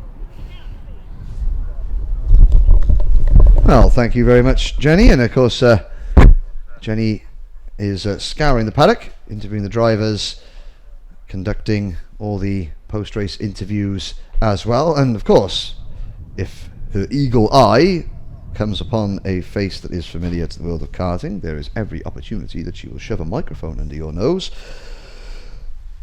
and get you on camera.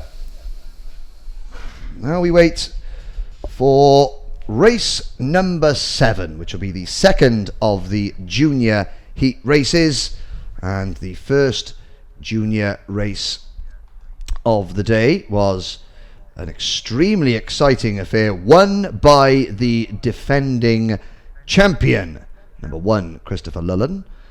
But Ellie Goldstein, the grandson of 5 times world karting champion Francois Goldstein, finished second and less than half a second back to boot. So 26 drivers set to do battle. They represent 15 countries. We're going to have 4 British drivers, 4 Finnish drivers, 3 Belgians, 2 Dutchmen, 2 Germans, and 1 driver each from the Philippines, Australia, Canada, Estonia, Sweden, Denmark, Japan, France, Italy, and Peru. And it is the Peruvian driver, number 8, Mateus Zagazeta, the 13-year-old from Lima, whose hero is the late great Ayrton Senna, who will be starting this race from pole position. And Mateus finished in the top 6 of his first heat. Can he go a little bit better in this one? The national flags of many, many different nations flying here at the circuit today.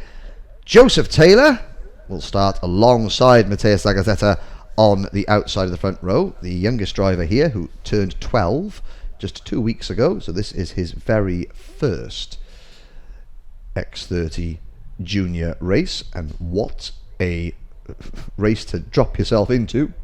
Obviously Taylor is a very accomplished driver, finished second in last year's British Cadet Championship, but there he is in that Fullerton kart with a black splodge. That is a splodge. There's no other way to describe it. It's a splodge on his nose cone. It's very distinctive. Good for commentators. Taylor on the outside of the front row of the grid. On row number 2, number 33, Evan Spenley, the French driver, now living in the UK, which is why he's got a British flag next to his name, but he certainly is most French indeed, from Paris, originally from Alsace, the Alsace region. Delano Vanterhoff from the Netherlands starts on the outside of row number 2 in kart number 17. Ellie Goldstein from Belgium and Rasmus Janssen from Sweden on row number 3. Enzo Juli from France and Josh Dufek from Germany on row 4. Tyler Reid from the UK and Ossi Peltola from Finland on row number 5. Then we get to Christopher Lullum. 2 fastest times from qualifying disallowed yesterday. He starts 11th, but he made his way through from 11th to the 1st. And the driver that was fastest of all in qualifying yesterday, before he had his two best times removed from him, Tour Stalmans from Belgium. Well, he came through to finish 5th in the first heat. Watch for the driver of kart number 53, the CRG kart, making progress as well. On row number 7, you have Luis Delbart from Belgium and Masatori Wada from Japan. On row 8, Daniel Traeger from Denmark and Senna Eckers from the Netherlands. Row number 9, Flynn Jacques from Australia, who retired from the opening heat, and from the Philippines, Eduardo Cosateng in the number 46 kart. Row 10, Angus Morsdale, and from Richmond, British Columbia, the only Canadian here in kart number 42, Jason Leung. From Estonia, Rimo Karapik, and from Finland, Juni Oskari Jurika on row number 11. Then it is Matthias Salonen and Christian Wilken on row 12, Arturi Malin and the young lady from Italy, Sara Tabacci, on row number 13. They come in to turn 11 and then they accelerate through turn 12, which isn't really a corner, but you can see it there. They are flat out through there. The camera angle shortens that considerably. Lights are out. We're off and racing for the first of 8 laps. Zagazzetta in the middle of the circuit. Spenley trying to get to his inside. Around the outside goes Taylor. Are we going to get all 26 drivers through turn number 1 and turn 2 cleanly? I believe we are. And the poleman, Matthias Zagazzetta, leads them out towards turn number 5 now, with Spenley covering the inside line behind him. Taylor down to 4th position, and I believe that may be the CRG of Delano Vanterhoff, or even the Cosmic of Ellie Goldstein, into 3rd position. Through the button complex they go. It's a good first half a lap for all 26 drivers. There's the move for 2nd place, as Goldstein, I think, making the move. Taylor goes through as well, so Spenley drops back to 5th. Delano Vanterhoff in there, the number 17 kart, is 7th. Oh, over the curb goes Ellie Goldstein. This is helping the race leader immeasurably. Spenley's dropped another place, and I think that is behind possibly Enzo Juli, who had a good start. But look at the lead that Matthias Zagazzetta's got. He's got half of main straightaway. They're side by side for 2nd. Here comes Goldstein up the inside of Taylor. Taylor gets shuffled wide, and that is Delano Vanterhoff going through. Spenley recovers, so Joseph Taylor goes back to 6th position. Julie is up there as well. Then it is Dufek, Josh Dufek in kart number 39, who has had a good start. Lullum is up to 8th. Peltola is 9th, and then Delbart and Tyler Reid in 11th. Looking back for Tour Stalmans, and Tour has dropped to 13th, so not a good first lap for the number 53 kart. You can see flashing through your screen there, but all 26 drivers still nose to tail. Well, actually, no, that's not true. 25 drivers are nose to tail. The first one of them, P1, kart 8, Matthias Zagazzetta, is nearly 2 seconds up the road. Now, all Matthias has got to do is stay calm. Lullum makes another move. Chris Lullum up the inside of Enzo Juli there into what I believe is 5th position. He'll make that 4th position. It's Zagazzetta, Goldstein, then Vanterhoff. There's Eddie Goldstein going through. Dylan Vanterhoff right behind him. And then it is the number 1 plate kart, Pierre Sexton's racing. Chris Lullum with Joseph Taylor next. Then it's Evan Spenley, followed by the number 39 kart, Josh Dufek. There's a move. There is Delano Vanterhoff getting passed by Chris Lullum. Lullum knew that he had to make progress in the early stages. It hasn't quite gone to plan because he didn't anticipate Matthias Zagazzetta getting such a big lead. The back of the pack going through turn number 6 now. There's a whole wad of karts 3 wide still, but the leader is 1.5 seconds up the road. Chris Lulham closing in on Eddie Goldstein. Through turn number 9 go the chasing pack, and they are all chasing. Number 8, Matthias Zagazzetta. Lulham still in third. Taylor makes a move on Van't Hoff for 4th place. So Joseph Taylor moves into P4. Delano Van't Hoff, the 12-year-old from Dordrecht in the Netherlands, down to 5th. There goes Lulham. Slides up the inside of Ellie Goldstein to take P2. So we'll check the gap now, and it will be 1.37 seconds. Lulham a 56.567, best lap of the race. Can Goldstein hang on? How long can Zagazzetta hold on? Because I have no doubt that Chris Lulham will start eating into Zagazzetta's lead like a drunken skittle player eating his kebab at the end of the night.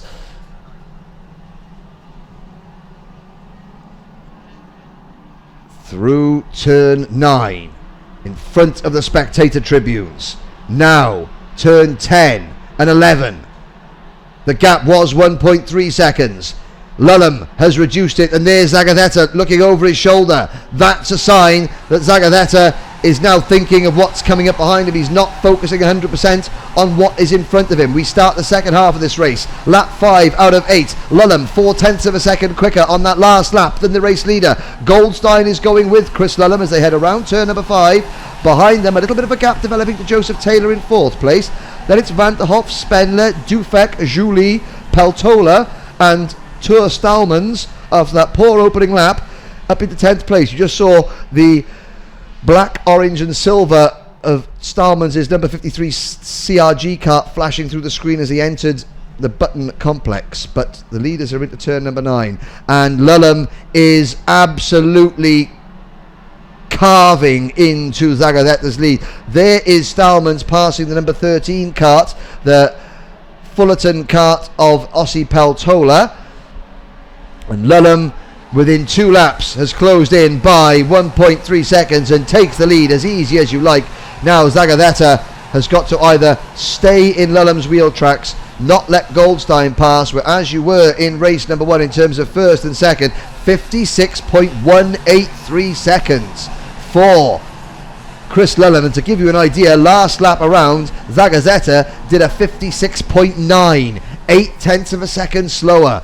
Lulham is, well, I'm looking there, Goldstein's at a 56.4, and Goldstein trying to get side by side with Zagazzetta. That could be all that Chris Lulham needs, because he's now broken the slipstream. Zagazzetta is no longer in Lulham's slipstream, so he can't use the tow.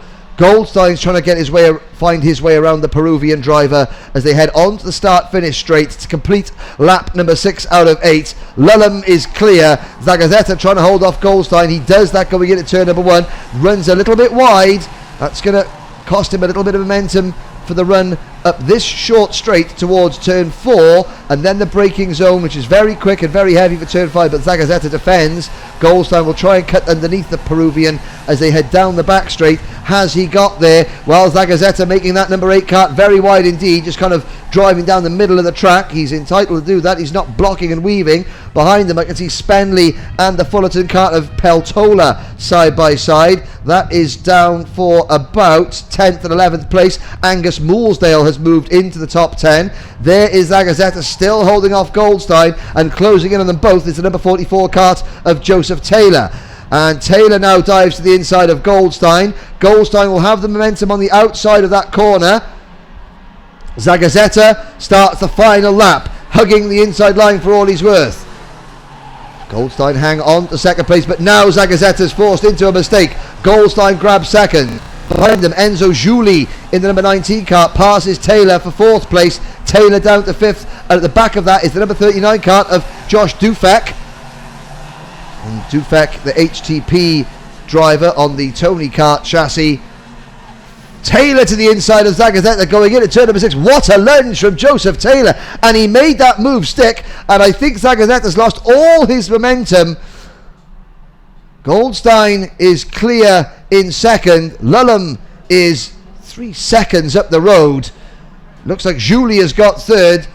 Evan Spenley in the number 33 kart. There goes Lulham through the screen. He is miles in front. Goldstein second, Julie third. Who is going to be fourth? Well, there's another move there from Joseph Taylor going into the final corner. Oh, that's actually Tua Stallmans. Tua Stallmans out of nowhere capitalises on that last lap dust-up between the third, fourth place battle, and Tua Stallmans grabs fourth from Taylor in fifth. Josh Dufek finishes in sixth. Delano Vanthoff in seventh, and Matthias Zagatheta, poor Matthias Zagatheta, he lost all his momentum. When Taylor made that move going into the Button Complex, Zagatheta was almost hobbled by that, having to stand on the brakes so hard and being offline. He slips to 8th place there at the end.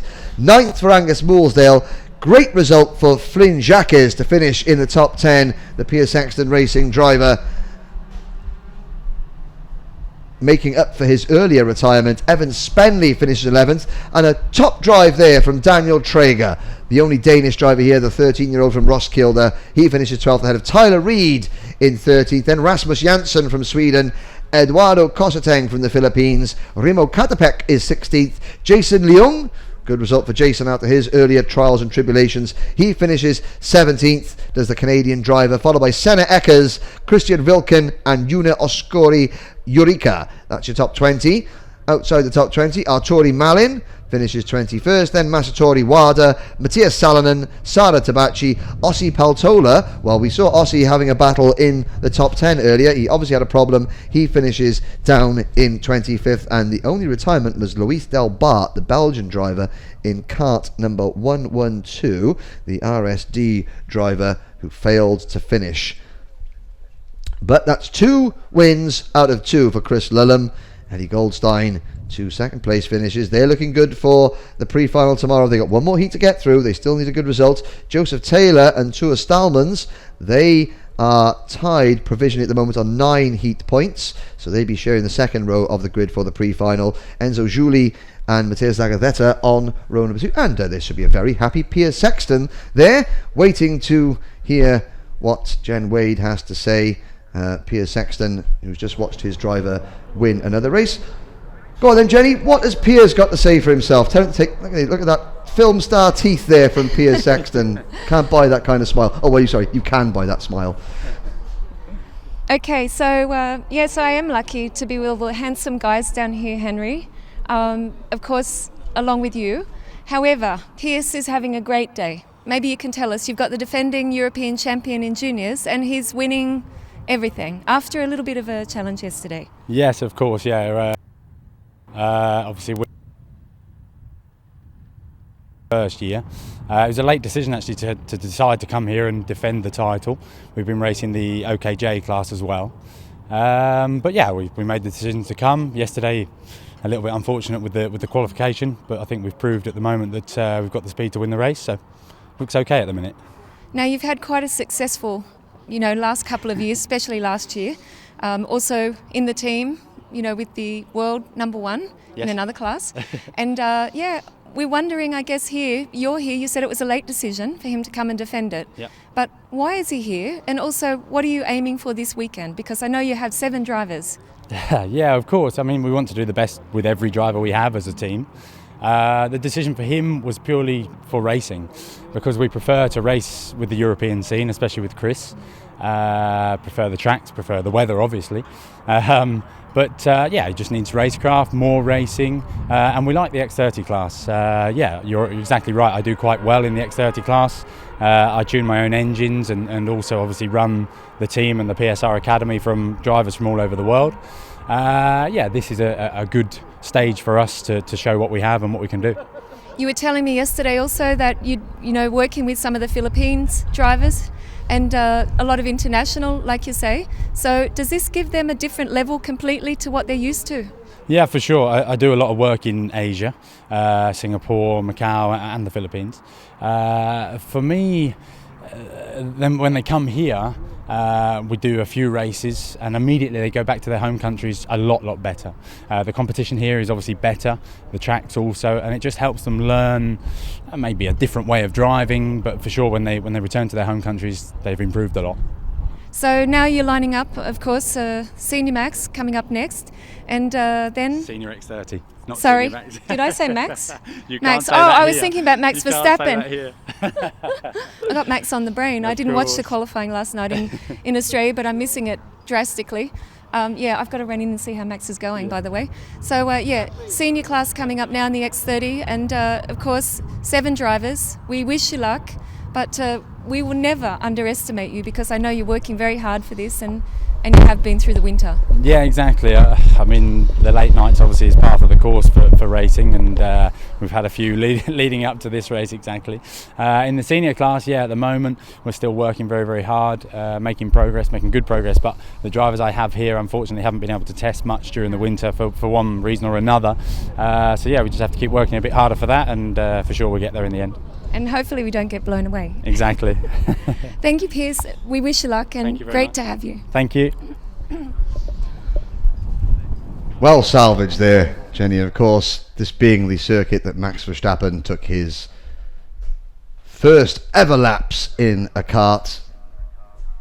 His name, image is plastered around the place, and I have to say that Piers Saxton, being extremely modest there in the world of kart racing, as he was indicating, drivers literally from all over the world were desperately looking for his advice and tutelage, and over the course of his career in kart racing he has helped numerous drivers up the motorsport ladder, and has helped them to many championship successes along the way. And we say that we've got drivers from 26 different countries here. Well, without Piers we wouldn't have drivers from Australia and the Philippines and places like that here this weekend.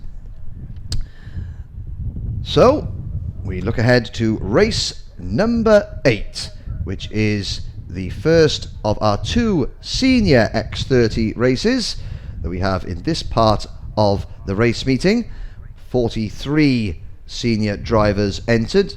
Believe we may have lost, Jensen Butterfield is not here, and neither is Romain Bonetto, so we're down to 41, but they're split into 2 groups because the maximum you can have on track here at Genk is 34.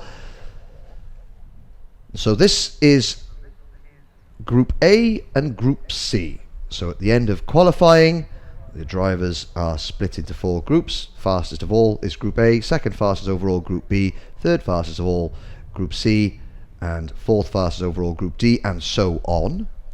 And it'll be the man who was fastest out of everybody in qualifying yesterday, the Heat 1 winner. Well, he won his first heat, Jordan Brown Nutley from England in kart number 244. Driver who won the Winter Cup at Valencia, and who then has just gone on an absolute tear this year. He's not been unbeatable, but if you beat Jordan Brown Nutley in a X30 race anywhere this year, then it normally means that you're on top of the podium. Mark Kimber, who finished second in that first heat race that Jordan Brown Nutley won, he's not in this race. We'll see Mark in the next heat. So it'll be Frenchman Milan Petelet who starts on the outside of the front row of the grid. Petelet finishing 4th in his first heat race.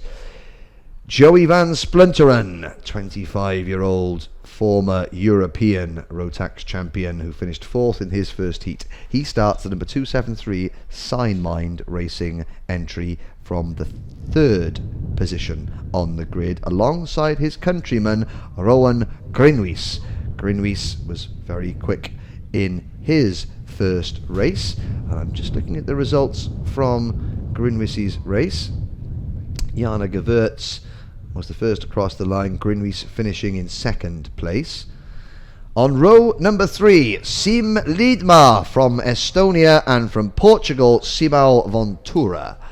On row number 4, from Belgium, Martin Villequet, and another Portuguese driver, João Ferreira, privateer driver on the Mad Croc kart in kart 240. Jonathan Brown from Ireland on row number 5, alongside Oliver Clark in kart number 251. He is a British driver, Oliver, from Kingsley in Norfolk. Sebastian de Grande from Belgium and Patrick Kibble from the UK on row number 6 as drivers head out onto the circuit for the first of 2 rolling laps. Milo Lichterlein and Maria Solly Poulsen, the only Norwegian driver we have here this weekend. They start from row number 7. Then from Spain, Manuel Galofre Tornier, and from Sweden, Oliver Arenstedt on row number 8. On row 9, watch for Ethan Hawkey in kart number 271. Ethan made his way up into the top 10 in his first race, despite starting on the 9th row of the grid. And alongside Ethan on row number 9 will be Bas de Laat from the Netherlands. There's Jordan Brown-Nutley going through your screen. On row number 10, Gregor Yeats from Estonia and Christian Hristov from Bulgaria. Sander Sepp, and it was supposed to be Jensen Butterfield, but Jensen not here, so it's just Sander Sepp, the Estonian driver, in kart 239 on row number 11. 21 drivers, all chasing that man there. Number 244, Jordan Brown-Nutley. Can he make it 2 wins out of 2? Well, Milan Petele in kart 238. You turn the clock back 1 month, go on to the Telemundi YouTube channel and see the final of the Winter Cup, and you will see that Petele led into that final corner, that final chicane. Brown-Nutley passed him for the win, and then sadly Petele had a penalty for a dropped nose cone, which dropped him off the podium. But Milan Petele on that Praga kart, number 238, extremely fast, and he will be wanting to equalise, shall we say, and get one over on Jordan Brown-Nutley. The most experienced man in the field, sitting there in 3rd place with those yellow flames on his crash helmet, Joey van Splunteren. Again, a European champion 7 years ago. Only 25. He's now mentoring Niels Koelen, who is in this class but not in this race. We'll see Niels later on, so what better way to mentor somebody than by race with them. And then it's Rowan Grinwies in kart number 223. Sim Liedmar had a tough time in kart 256. He'll be looking to salvage a decent result here. And Simão Ventura in kart number 226. Privateer driver, the 15-year-old from Mira, runner-up in last year's Portuguese Championship. He starts on the outside of row 3. Here we go. It looks like a good formation. Lights are out, and Jordan Brown-Nutley gets jumped there. It's another very quick start from Joey van Splunteren. That's the second time we've seen van Splunteren get the jump on Jordan Brown-Nutley going into turn number 1. The problem that van Splinteren's got now is that his kart doesn't seem to be as quick in a straight line. It's very, very good around the twisty sections, but it's not as good in a straight line as Brown-Nutley's, and it certainly wasn't in the first heat, and it's not again here because Brown-Nutley already looking for a way around, and that's not a sight you see all the time. Joey van Splunteren defending on the first lap, just holding the inside line. He knows that if Brown-Nutley goes, then he won't see him again for dust, so he's got to try and hold him off. You can see again van Splunteren taking a defensive line at turn number 9. Brown-Nutley will try and cut back underneath van Splunteren going into turn number 11. There's Grinwies in 3rd, Petele in 4th. They head into the final corner, and Brown-Nutley gets the crossover. Jordan Brown-Nutley passes Joey van Splunteren as they go on to the start-finish straight. Now van Splunteren has got to try and stay in Brown-Nutley's wheel tracks. He's done so. Grinwies in 3rd, Petele in 4th place.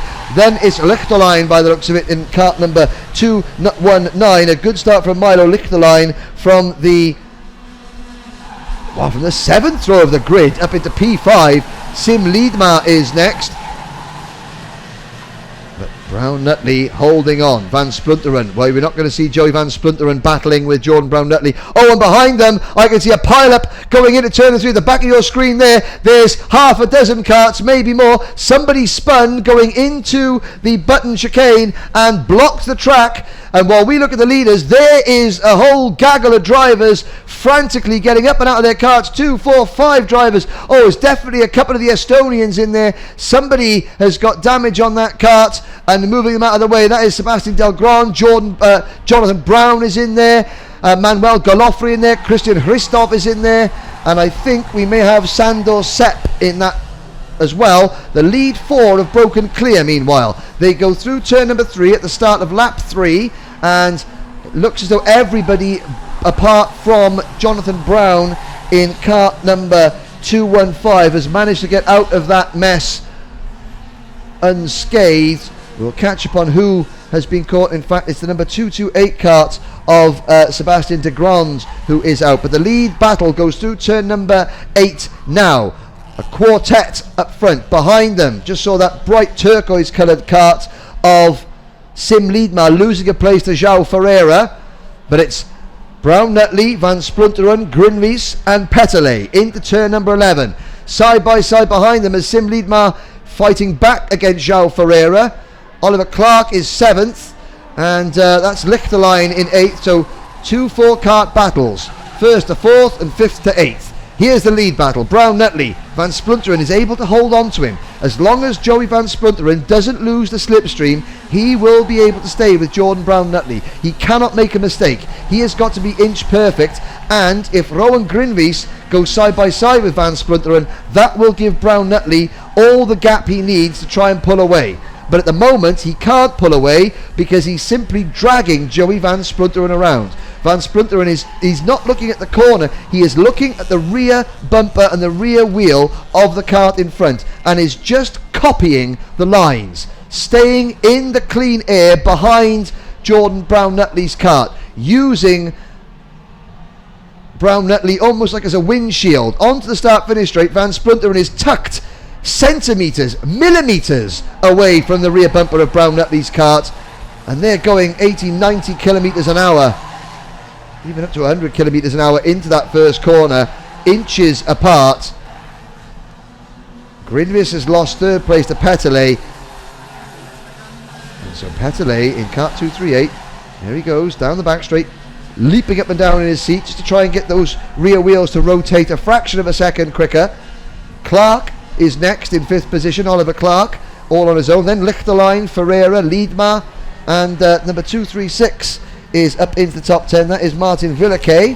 So he started 7th, the Belgian driver. He's now running in 9th. And Patrick Kibble, the Metro Group driver, easy to spot. He's got a luminous yellow kart, and Patrick Kibble is up into 10th place. Then it's Ethan Hawkey, and I'm looking down. Well, Jonathan Brown, Manuel Galofre, and Sebastian de Grand have all retired. Christian Christoph is 17th. He was caught up in that, and so was Sander Sepp. So 16 drivers managed to get through that first lap incident unscathed. Now Jordan Brown Nutley on lap number 6 out of 11, 56.226, new fastest lap. Van Splunteren, you can see he's not able to get as close behind Brown Nutley as he was a lap or two ago. There's Sim Liedma making a move going into the Button Complex, and Sim Liedma getting past Milo Lichterlein for what is 7th place.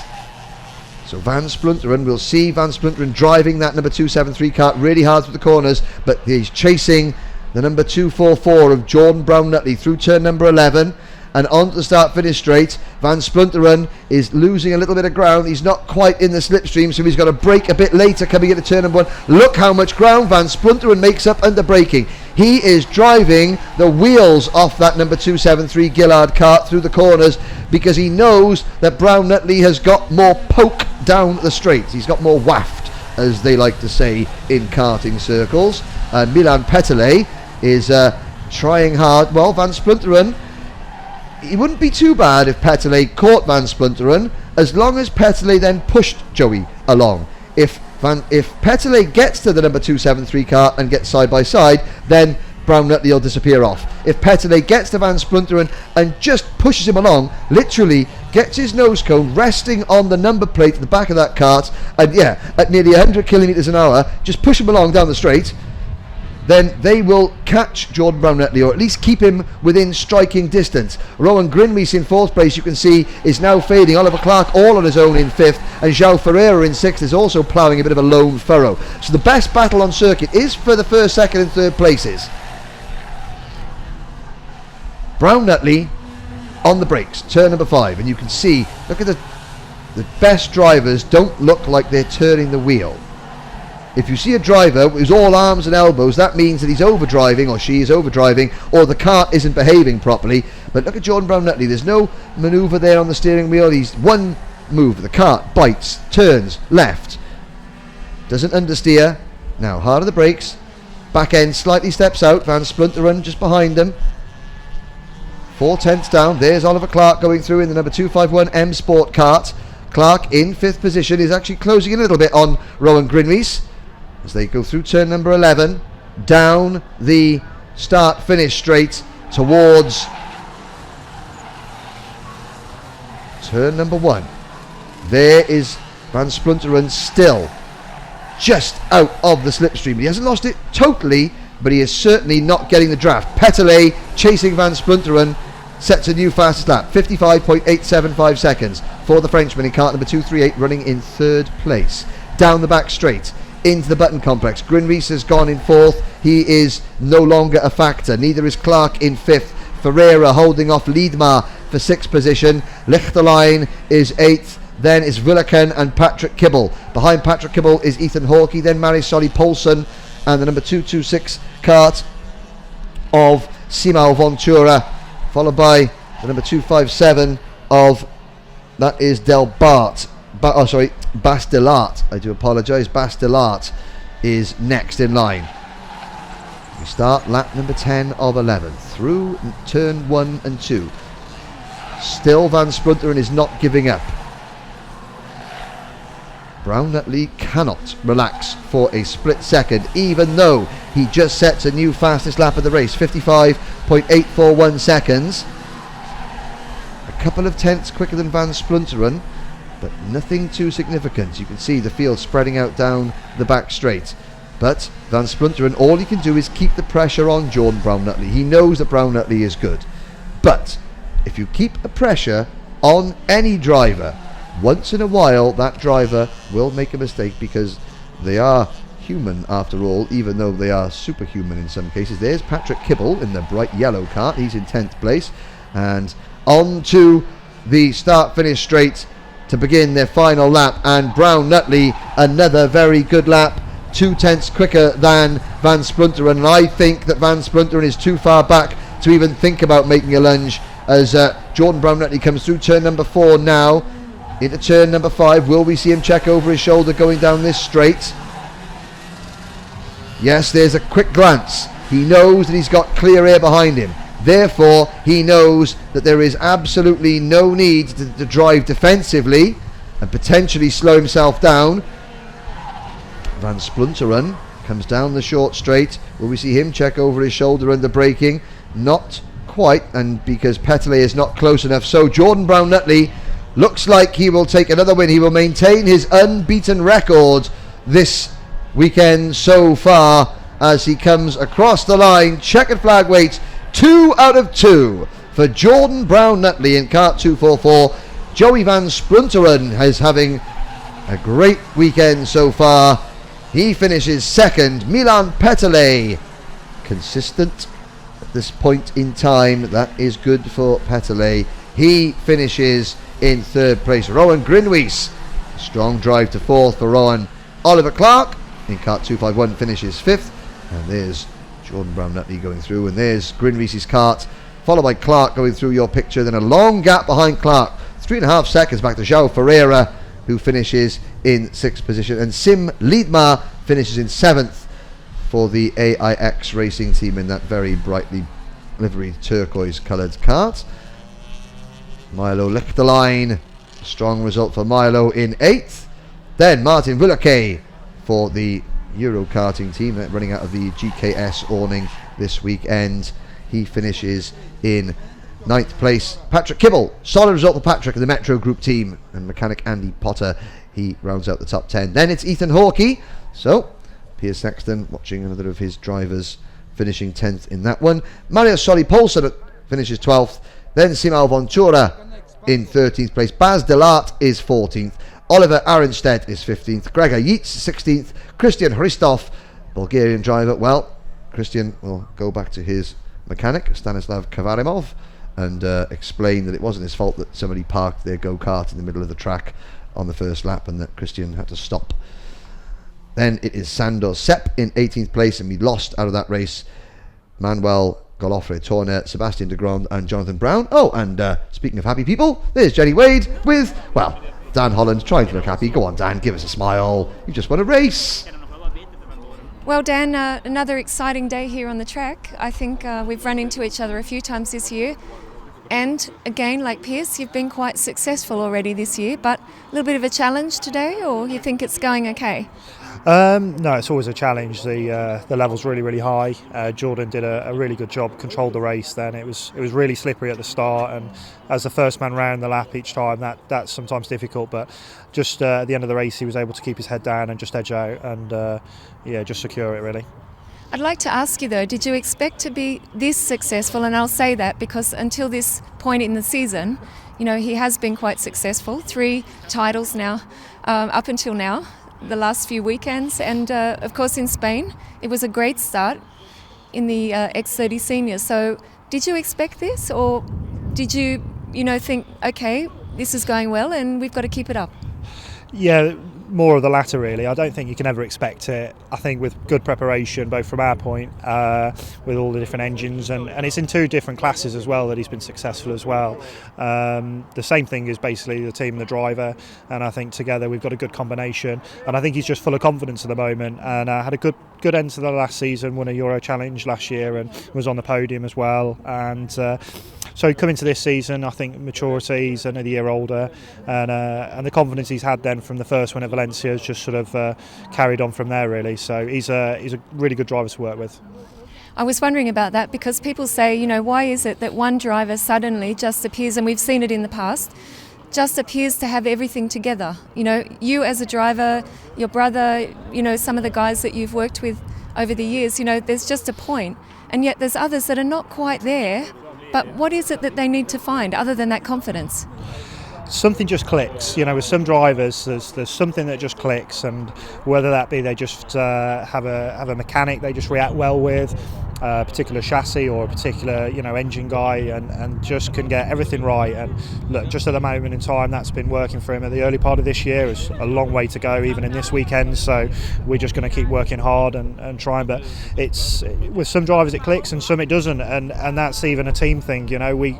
With certain drivers with us they'll go really well, and others maybe with somebody else just with a different personality, so the managers as well. So just at the moment obviously it's working okay. I'm going to keep trying to continue. And of course it is only the beginning of the season, it's a long way to go. We wish you luck, but of course we have an expectation now. So is there pressure for the team or for Jordan also? Naturally there could be. I think the way I'm trying to sort of play it is that nothing's done yet. We're not even into the finals of the first round, so whilst we've had some early success in Winter Cups and stuff, they are one-off races, and that's how we sort of see them. I think for the championship it's just important to be consistent and just make sure we're there still with the final round, still with a shot of winning, and that's how we're going to approach it with all the drivers as well. I think it's some good advice for everybody, if anyone's listening. And it's great to see you here. Successful season so far, so well done and congratulations, but we wish you luck. Yeah, thank you, we'll keep trying. Thanks. Thank you. Oh, thank you, Jenny, and thank you to Dan as well. And, I know that there are people watching this from all corners of the globe, some of them watching karting for the first time, and I know that there's a small collective of people in Royal Oak, Michigan, who are watching karting for the first time. Hope that you're enjoying it. And you notice that when Dan was speaking there, he's got an earpiece in. Well, of course, Dan's the team manager, and behind the scenes there are mechanics who look after the karts, and they're in constant communication with Dan. Dan can communicate back to his mechanics back in the truck or back down on the dummy grid to say, well, we need to do this, we need to do that, the sun is moving over, and it sounds technical, but yeah, if the sun comes out, that will affect the track temperature, and the track temperature goes up, you need to change the tyre pressure if you've got time on the dummy grid, if the dummy grid is still open. So they're communicating with each other all the time, and you think, well, it's just a kart race, No, it is not just a kart race. This is the European Championship. This is kart racing at its highest level. Now, you think, oh, this looks a bit expensive. I haven't got an articulated lorry sitting out the back garden. How can I get into karting? Well, it's very, very simple. Karting is as cheap as you want to make it. You can go to your local indoor circuit, local outdoor circuit, anywhere in the world. There are kart circuits, hire kart circuits, fun circuits all over the world. We're not talking fairground ride stuff, no. We're talking rental kart circuits, and you can turn up here at Genk. They have got a fleet of corporate karts, and they do 80,000 customers a year. 80,000 people in this area come karting experience. The vast majority of them don't go into this type of karting. However, you can go to any outdoor kart circuit. There's a kart shop there. You can buy second-hand karts for 500 euros, 600 euros, 1,000 euros. That will get you out on track, and you can just come and test and experience the kind of adrenaline rush that these drivers on circuit are about to experience, because we have race number 9 on the circuit now. It is the second group of the senior drivers, and it's Brett Ward in kart 202. There he is, last year's championship runner-up. He finished runner-up to Jordan Brown Nutley this morning. He will start from pole position. Jana Gewertz from Belgium, driver that knows this place very well. He may have been one of those 80,000 customers a few years ago that came hire kart racing here at Genk and thought, I quite like this. Wonder if I can buy one of those. He starts the number 212 kart on the outside of the front row of the grid. Mark Kimber in kart 248 starts third. It's Strawberry Racing, and then it is Thanaponpang Sutumno from Thailand, the Super Windforce driver in kart 265, starting on the outside of row 2. Ollie Varney and Ben Waldridge are on row number 3. Ben Waldridge, privateer driver. So if you're thinking, I haven't got an articulated lorry at the back of my house, well, neither does Ben. Him and his dad, they do all this together. Just a small van, a cart, some tools, an awning, and plenty of patience. Nicholas Scholl starts on row number 4 alongside Nicholas Bayet. Then Christopher Shiny and Jan-Philippe Springomb on row number 5. Levi Lintukantov and Ido Cohen, so Jordan Brown Nutley's teammate. So Dan Holland will be watching number 235 Ido Cohen from Israel very closely. Then it's Niels Kuhlen, Isaac Valtonen, Patrick Degenbeck, Jacob Ang, Rubens Bushabke, Bruno Ponte, Robin Vax and Stephen Lyle. 20 drivers, 11 laps, led by number 202 Brett Ward into turn number 11 now. 11 lap race. On the outside at the front row, Jana Gewertz, who won his opening race. They're in the tram lines. Lights are out. We're off and racing. Ward gets a great start. A poor start for Gewertz, who's lost 3 or 4 places. Kimber's up to second, and that looks like Ollie Varney into third place, but he gets shuffled wide by Nicholas Scholl. So Jana Gewertz, a poor start for the outside front row sitter, and that has affected everybody on that outside row. It's affected Sutumno, Waldridge and Nicholas Bayet. They've all lost places, and it is the poleman Brett Ward who leads from Mark Kimber as they head down towards the Button Complex for the first time. Into turn number 6. This is where we had a bit of a schmozzle, that's the technical term, in the last race, but they all get through cleanly this time. Ward stretching away, Kimber in his wheel tracks, and then it is the number 225 kart, Strawberry Racing's Nicholas Scholl from Austria in third position. Into turn number 11, still moves going on back down in the pack as drivers that qualified badly try and make up ground when they can. Kimber to the inside of Ward, going into turn number 1. And Mark Kimber, last year's Junior Rotax World Champion in kart number 248, who finished on the podium in his first ever Junior X30 race at Valencia last month. He is now in the lead of this race. Nicholas Scholl, his Strawberry Racing teammate, right behind Brett Ward. So Brett Ward, the Evolution Racing driver. Good to see Ashley Whitcroft's team back in the European paddock. He is in the middle of a green and white strawberry and cream sandwich at the moment. Cream are the engine builders that provide Strawberry Karting with all their motors and a lot of others. They probably paid a marketing department quite a lot of money to come up with that little ditty. But it is Ollie Varney in 4th place. There is the number 212 kart, Jana Gewertz. He's down in 6th position at the moment, behind Thanaponpang Sutumno. Across the line, Varney, about 20 kart lengths behind the top three. Kimber, Ward and Scholl. Now, will Nicholas Scholl try and muscle Brett Ward out of the way? Or will he just sit there and allow Brett to hold on to second place? Normally, when you see two Strawberry drivers closing in on opponents, the opponent will be dispatched post-haste, and the two Strawberry drivers will work together as teammates do and can to pull away from the rest of the field. Well, Brett Ward will not want that to happen. They come down the short straight, but Brett Ward also knows that if he so much as puts a wheel offline, then Nicholas Scholl will pounce off him. But he's looking very good coming into turn number 11. Will he dive to the inside? Not this time. Kimber continues to lead as we come across the line to complete lap number 3. The top three are well over a second and a half clear of Ollie Varney in kart 204 in 4th place. Behind Varney, it's Sutumno, Christopher Shiney and Ido Cohen. Cohen making a move there on Shiney for 6th position, but it is Brett Ward actually putting in the fastest lap of the race. 56.078 seconds for Brett, the 19-year-old from Hayes, who checks over his shoulder just to see Nicholas Scholl not there. So Brett knows that he can afford to make a move on Mark Kimber if he wants, because Nicholas Scholl isn't close enough to dive up the inside the moment that Brett moves off the racing line to try and attack. Will we see that coming into turn number 9? At the moment, Brett Ward using his head, just staying with Kimber. Kimber hasn't been defending, and of course these two British drivers, they'll know each other fairly well, even though Kimber is a couple of years Brett's junior.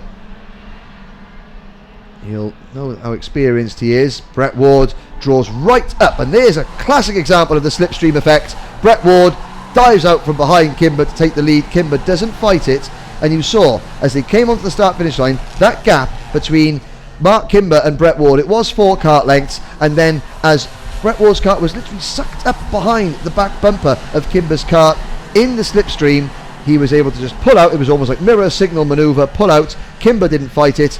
New race leader, poleman 202 Brett Ward. Kimber, for his part, in number 248, slots back into second. He's not phased by that. He knows that he's now in Brett Ward's slipstream, and that Brett Ward is breaking the air and allowing Kimber just to sit there and gain the odd mile an hour. Nicholas Scholl in 3rd place. So the two green and white Strawberry racing karts nose to tail as they go on to another lap. Brett Ward goes through turn number 1. He was being a little bit defensive going through there. We're on lap 6 out of 11, so we're past halfway.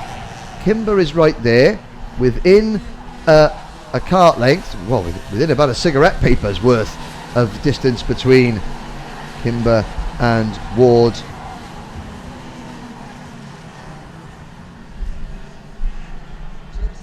Through turn number 6 into turn number 8.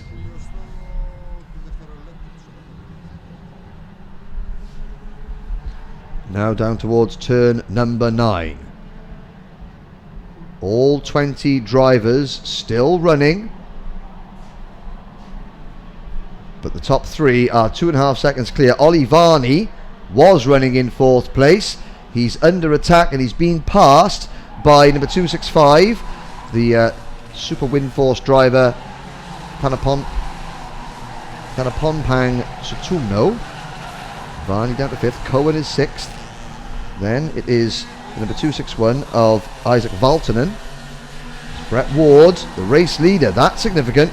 Even though he's the race leader, Brett Ward is able to post the fastest lap of the race. 55.817 seconds, and that's without the aid of a slipstream. So Ward has got some oomph in that number 202 kart, and you can see him, he's not headbutting the steering wheel, he's simply tucking his head down to try and create maximum aerodynamic efficiency over the top of his steering wheel. And Mark Kimber and Nicholas Scholl have to play a watching brief at the moment. Across the start finish line, Ward hunched down his kart.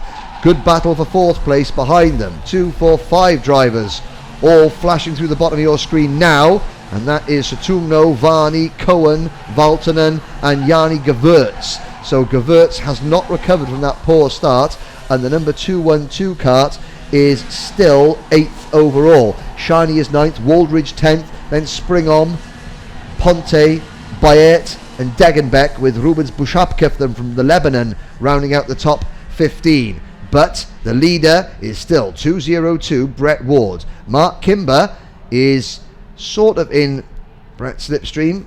We get on to the start-finish straight. Kimber will draw back up to him, but he's not close enough to make a move. And Mark Kimber, as we come towards the conclusion of lap number 8, Kimber will need to address that situation promptly.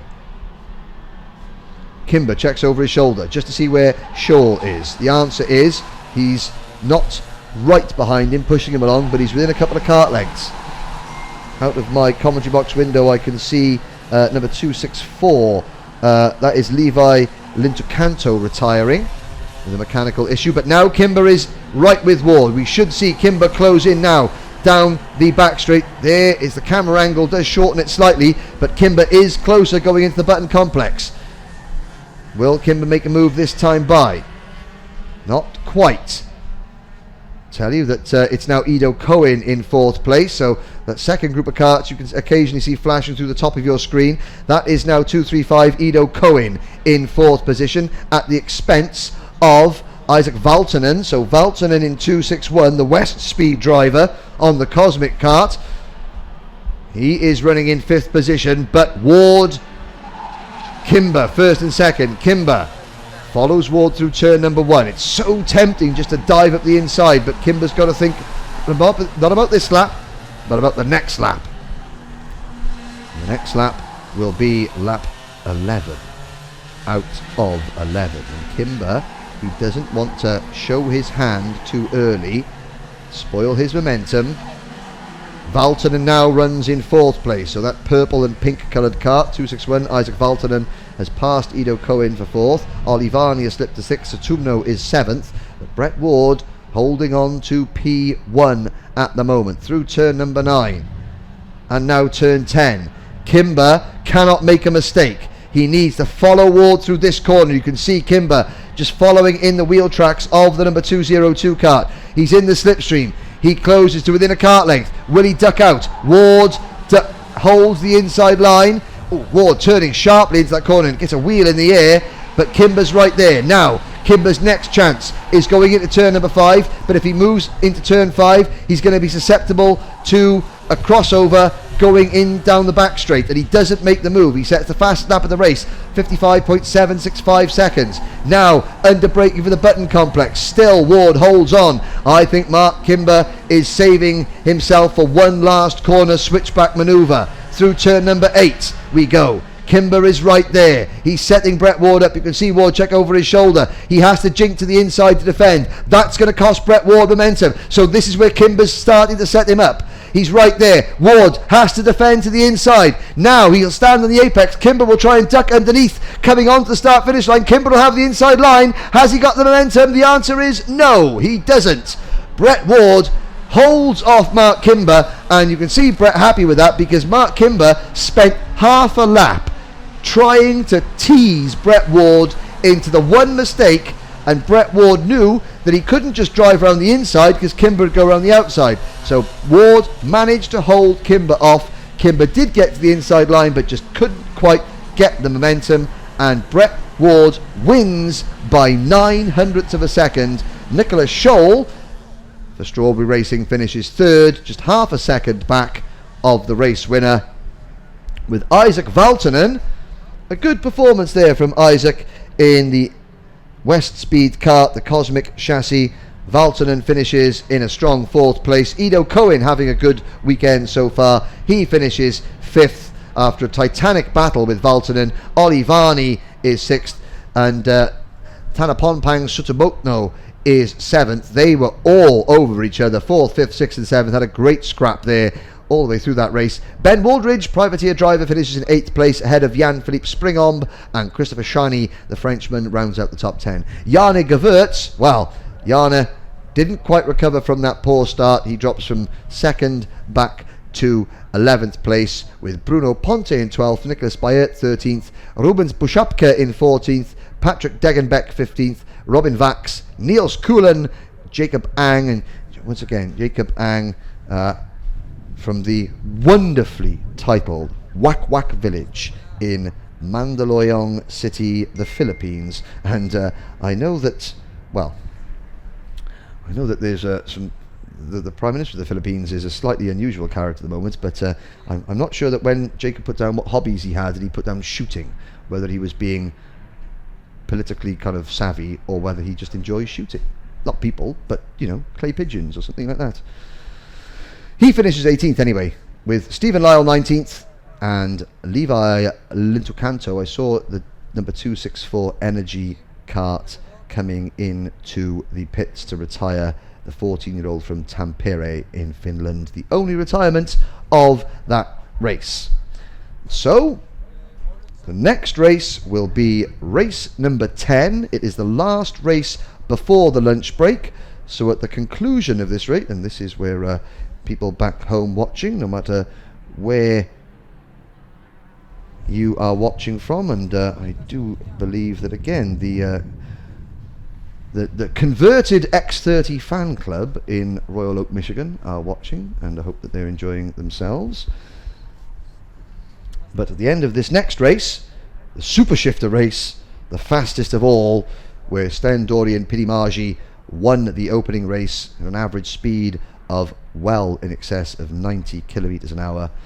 That is 120 kilometers an hour by the end of the back straight. There will be a break from lunch, so we've got one race to go before the lunch break. And the lunch break will last until, the next race after that is at 3 o'clock local time. That is 2 o'clock in the UK. 10 o'clock in the morning in the Eastern Standard Time, United States. And if you happen to be watching from Los Angeles, that's 7 o'clock in the morning. So what better way to sit down in LA with your breakfast bagel and watch a bit of karting from the other side of the world. And of course, if you're in Australia watching, like I'm sure Mr. Yakker's fans are, our Australian driver this weekend,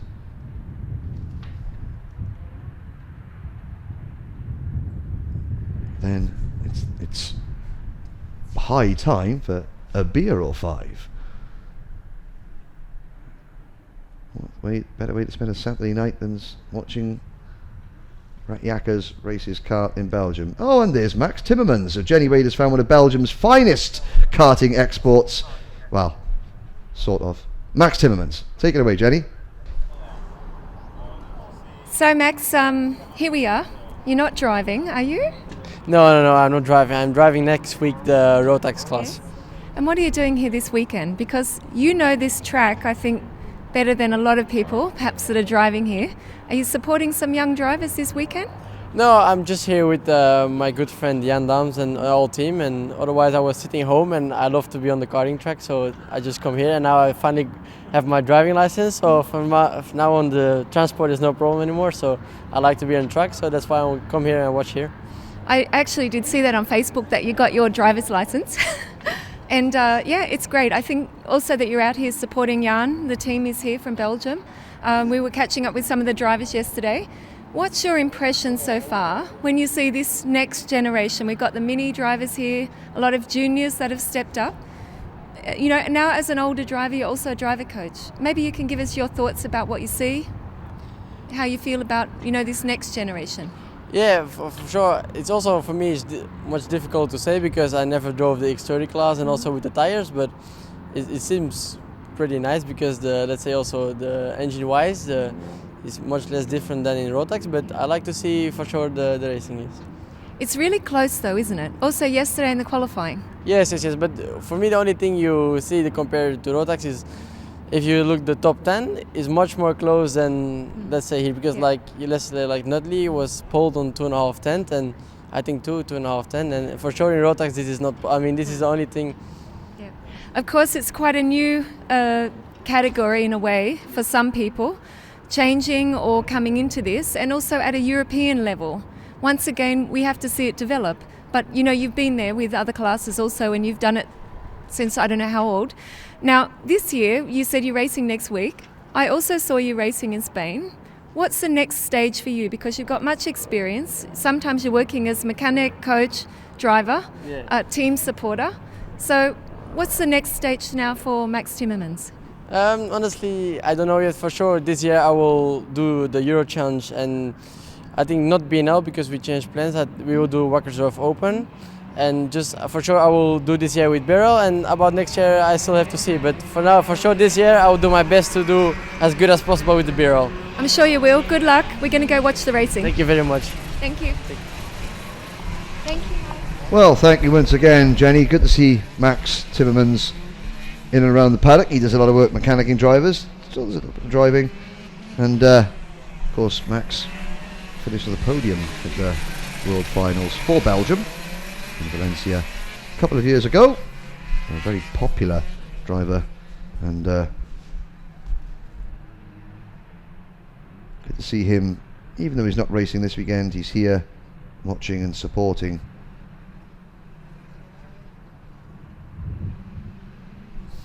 When he can. Here we go then. The rolling lap for the X30 Super Shifter class. If you missed this morning's first heat race, Sten Dorian Pinimagi in kart 637 beat Thierry Del Rey in kart 611. So Pinimagi from Estonia, 20 years old from Tallinn. Del Rey, a double IARMI world champion, 30 years old from Heers in Belgium. So he is from here in Belgium. He started at the age of 9. These are 6-speed gearbox karts. By the time they get down the back straight, which is where the camera's looking at now, they're doing over 120 kilometers an hour. The average lap speed, that's including all the hairpins and chicanes, of 93 miles an hour. The G-forces are extreme in the seats. All the drivers under those race suits will have rib protectors on, because as they get jolted around in their seats, and of course no suspension on these karts, it can crack a rib easily. They do a standing start 0 to 60 in a little over 3 seconds. Pinimagi will start on the front row. On the outside of the front row of the grid, Thierry Del Rey. And then on row number 2, Konstantin Scholl in kart 603. And on the outside of row 2 from Greece, John Antoniadis in kart 616. At the back from Finland, Mikko Lane. Green flag waves. They watch for the lights to change. 11 laps. Lights are out and away we go. Good start from Pinimagi. Into turn number 1. Del Rey slots into second. Third for the first of the Jan Daams racing kart. That's Konstantin Scholl in third place. Mikko Lane runs fourth and John Antoniadis is fifth. But can Thierry Del Rey pass Sten Dorian Pinimagi? He was unable to make the move in race number 1. Can he make it in race number 2? Through turn number 6 they flash, with Konstantin Scholl having a good start and is right there in third place. Out of turn number 8, up through the gears, you can see using their right hand they change gears. You can see the gear lever there. Left hand is the clutch control, so they're flicking their hands on and off the steering wheel all the time, despite the speeds they're going. Under braking, down a gear through turn number 11. Now back up through the gears, full speed, flat chat across the start finish line. Now down a gear again as they turn into turn number 1. So you're turning with your left hand, you're shifting gear with your right hand, and you're braking at the same time, all the while you're trying to overtake a driver that's just 6 inches in front of you. Konstantin Scholl to the inside of Del Rey, makes a move. Can he make it stick down the back straight? It looks as though Scholl finally dives at the inside. Oh, late on the brakes into the button complex, and Konstantin Scholl, the Austrian driver, moves into P2. Scholl was a little bit off the pace in race number 1. Now he has got the bit between his teeth, and behind them, number 616, that is John Antoniadis. So the two Daams racing kart, the Jan Daams racing team, the predominantly white and blue, almost look blue stripes on them, they are coming up to fourth, and Del Rey has lost third place. Del Rey loses P3. So Pinimagi up front. Oh, Del Rey fights back up the inside of Antoniadis. So Anthony Addis in kart number 616 with a black crash helmet, red race suit, the Greek driver who started karting back in 1990, 37 years old now, still as fast as a greased up whippet down the back straight into the button complex. Mikko Lane going through there on the Haas kart. Mikko, a former world champion in DD2 Masters. So talent abundant despite only 5 karts in the race. Pinnacle, one of the junior drivers in this race, only 20 years old, but he's been karting for 10 years. He leads. Across the start finish line we go. Scholl second, Anthony Addis in third. Del Rey on that Mach 1 kart, German built Mach 1 chassis, Mach 1 Motorsport, is in 4th place. Scholl 53.71. So Konstantin Scholl closing in on Sten Dorian Pirimagi. Konstantin, the youngest driver in the field, just 19 years old, from Vienna. But he is showing that he is just as experienced as the driver chasing him, the oldest driver in the paddock this weekend, 37-year-old. His teammate, John Antoniadis, and John Antoniadis thinks, I don't care if you're nearly 20 years younger than me. If I see a gap, then I'm going to stick my nose cone straight in it, and then we'll see how much youth and exuberance does for you. Will he have a move up the inside going into turn number 1? No. And Antoniadis, he's got to make a judgment call now. Is Scholl holding him up? If he is, can he afford to battle with Scholl? Well, there's your answer. Yes, Scholl is holding him up. 53.41, fastest lap of the race for John Antoniadis. Thierry Del Rey is right behind him. Antoniadis needs to make his move. The 37-year-old from Athens needs to try and get past his teammate because he's quicker than the race leader. Sten Dorian Pirimagi on lap number 5 is over a second up the road. There's the move. So Antoniadis makes the move. Now he will have to try and close that gap down. It was 1 second. It's now 1.35 seconds. Del Rey makes the move on Scholl as well. So 611, Thierry Del Rey moves into P3. So they go through turn number 3, out towards turn 4. Well, Antoniadis was correct to make that move because Pirimagi, the 20-year-old from Tallinn, responds and sets a new fastest lap. So Antoniadis has now got clear track.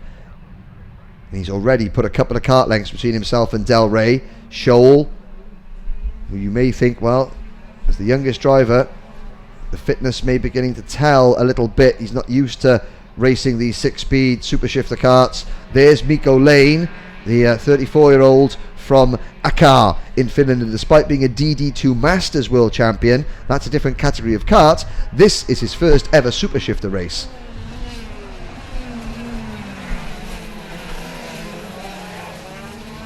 Through turn number 2. Last time around, John Antoniadis sets a new fastest lap, 53.202. He was 0.3 of a second quicker than Sten Dorian Pirimagi. Are we going to see the veteran Greek driver, winner of the 1996 Margutti Trophy? Are we going to see age overcome, I won't say beauty, but I'll say age overcome youth in this next 4.5 laps? Scholl fading now into 4th place. There's Del Rey. He's still chasing Antoniadis, and Antoniadis is not dropping Thierry Del Rey. So the driver that finished 4th in last year's International Super Shifter Finals at Le Mans in France, Thierry Del Rey, is closing in. Well, he's staying with Antoniadis, and Antoniadis has trimmed another couple of tenths of a second off Pirimagi's lead.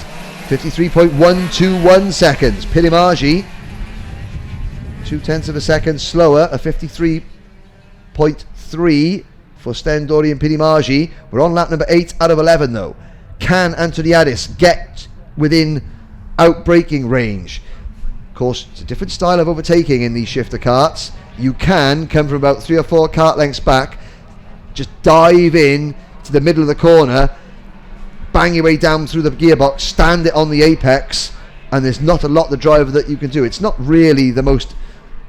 Well, there's overtaking etiquette in the shifter kart races, and it's not really the done thing, but hey, if it means you're going to win a race, then as long as you're not crashing into somebody else, it's a non-contact sport, of course, but there's a big wide circuit, you can use any part of it, not the grass but the circuit.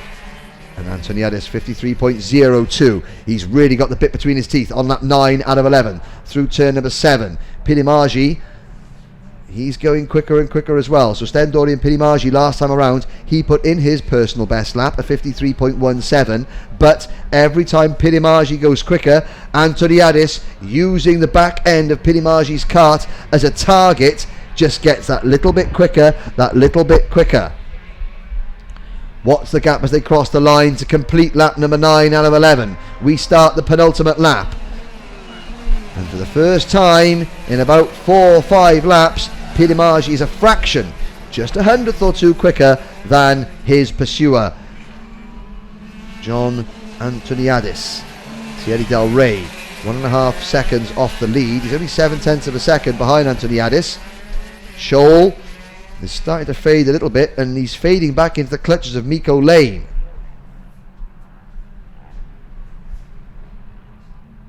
Into turn number 8. There is the second place driver number 616, John Antoniadis, and now the tables have turned. It's not Antoniadis pressuring Pinnacle, it's Antoniadis coming under pressure from Del Rey. So in the space of 2 laps, Pinnacle has seen off the challenge of Antoniadis, and Del Rey is seizing the opportunity to make a move potentially on P2. There's Stendoria and Pinnacle. There is John Antoniadis, followed by Thierry Del Rey with Mach 1 written large on the back of his race suit. Is John Antoniadis about to see a bird's eye view of that Mach 1 embroidery if and when Del Rey muscles his way past? Well, we are going to find out in the next 500 meters or so, because this is the final lap. Pinnacle is clear through turn 8, no pressure from behind. Antoniadis though will have pressure into turn number 9. Del Rey's not close enough, 3 corners to go. There's one of them, turn 10. This is the last opportunity for Del Rey. Can he dive to the inside and stand it on the brakes? No, he can't. Antoniadis is going to hold on to second place. Stendoria Pinnacle takes his second win of 2 races. He is a double Super Shifter winner here at Genk this morning. Second for John Antoniadis. Third for Thierry Del Rey. Fourth for Constantin Scholl, and Miko Lane comes home in 5th position. And despite it being his first race, Miko Lane only 7 seconds behind race winner, now double race winner, Stendoria Pinnacle at the end of that second qualifying heat. Well, ladies and gentlemen, that concludes this morning's on-track activity. Although, as I say, this morning, it is now approaching 2 o'clock local time. There's the results from Heat 2. Pinnacle, Antoniadis, Del Rey, Scholl and Miko Lane. And while they head back to Parc Fermé to go through all the standard post-race scrutineering checks under the watchful eye of Mr. Paul Klassen and his technical team, we will break for lunch. The last 5 races of the day begin at 3 o'clock local time, so we will be back on air at about 10 minutes to 3. So in about 56 minutes time we'll be back on air, and at 3 o'clock local time, that is 3 o'clock Central European time, race number 11, the third and final heat for the X30 Minis, will begin. Every driver in the paddock will have one more heat race, and so that's 3 o'clock Central European time. Jenny Wade has found somebody down the paddock, but before we get started, Jenny, I've just been told that I have to say hello to my own son, Henry, who is watching back in Barry in Wales, and I hope he played football this morning, played well, and he's looking forward to getting 2 replacement goldfish for the 2 goldfish that sadly Doris and Dennis have gone to Goldfish Heaven. A short ceremony, 1 flush, and they were away to Goldfish Heaven. So, Jenny, you can conclude this morning's activities, and we'll be back after this interview at about 10 to 3 local time, 10 to 2 your UK time. Take it away. So Henry, here I am with Patricia Stalizzani. I hope I said this right. Yeah. Patricia, I know you're a race driver, a fast race driver. You've come out to watch the racing today, but it's great to have you, and I thought I might interview one of the girls today. Maybe you can tell me what you think about the event so far. Well, it seems quite good, to be honest. It's interesting how the drivers are driving in the front. Like, I saw a few crashes, but well, that's normal in a race, I think. Yeah, it's interesting. That's why I'm here, to learn something by watching. Yeah. Now, of course, we met last year in Germany at another race, and I followed you a little. We were talking earlier about how it's not so easy always for the girls. You know, it's very much male dominated. However, today there's many girls here. I've seen some of the other girls like Liv down in the paddock, and it's supporting their team and drivers. How do you approach this when you go to a race and you know, okay, here I am on the grid. You're not always at the back, so obviously you've got to be strong and confident to do this. It's great to see more girls on track. Like, really, it's hard when you're the only girl and people like look at you. But it's really great to see more girls who are fast. That's the most important thing, to be fast. And yeah, it's just nice. Like, it's good. It's like an inspiration when you see other girls being fast and you're like, yeah, I can do it as well. And yeah, it's just great. Now, of course, I know that you'd love to be driving and racing every weekend. It's not always possible. But what's in your plan? I was talking Max Timmermans earlier, before this race. What have you got planned now as far as the future for Patricia? I'm here. I was talking to a team, Flandria. I'm probably going to drive Rotax this year. Last year I was doing Decam, where we met. The team sounds good to me, and we have a good offer with them. So probably we will meet again in Rotax this year. And of course, I have to ask you, are there any drivers here, or any drivers that we may know, that you say, okay, I want to be like him or her, that they're, like you say, an inspiration? It's great to see a lot of the girls, and of course a lot of the girls now in cars, who we know in Formula Car. But is there anyone that you'd say, if I could have a role model in karting today that I would aspire to drive like or be like, who would this be? I don't know the names because I'm not in the Rotax scene that much, but I just saw one in senior who was nearly to P1, and he really got really bumped out really bad, but he's such a good driver. I don't know his name, but cheers to him. And he went to P15 back and he fight back to P8. Like, really, that's what I want to see. Like, even if you have the worst time, you have to be fast and have to concentrate. Like, usually people, if they get kicked out, they just like getting nervous and whatever. But he was really a good driver, I have to say that. Okay, I think it's a great attitude to have, to say, okay, I've got to fight back even if that happens. Yeah. And of course, we can't all be winning, but everyone's a winner, I guess, in the end at some point, because you're here, you're enjoying the racing, and we're looking forward to seeing you on track. I'll have to stay tuned actually with Patricia on Instagram, because I know you're a bit of a freaky girl on Instagram, and see what you're doing. Maybe we'll see you another time in a race suit or on the podium. Yeah, thank you. See you soon. Enjoy lunch. Well, thank you very much, Jenny, and we'll be back later on as the marshals vacate the circuit. They can go and have a well-deserved break. So can birthday boy Akis and his hard-working camera crew from Telemundi Media. And at 3 o'clock Central European time, 2 o'clock UK time, the next round of heats, 5 more races to go, will begin. Thank you for joining us here at Karting Genk in Belgium for the opening round of the 2017 X30 Euro Series. We shall see you in approximately 1 hour.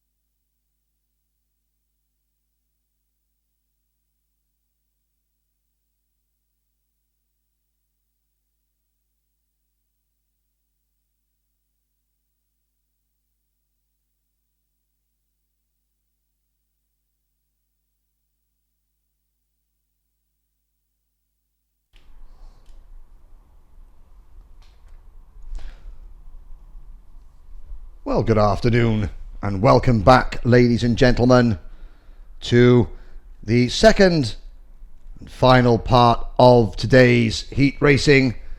Each of our 86 X30 warriors have one race left to score points that will put them in their grid positions for tomorrow's pre-finals, and in the case of the senior X30 warriors, it will go towards deciding which 28 of our 42 entries automatically go through to the pre-final and which drivers have to spend the evening biting their nails, fretting, stressing and worrying about getting through tomorrow morning's repechage.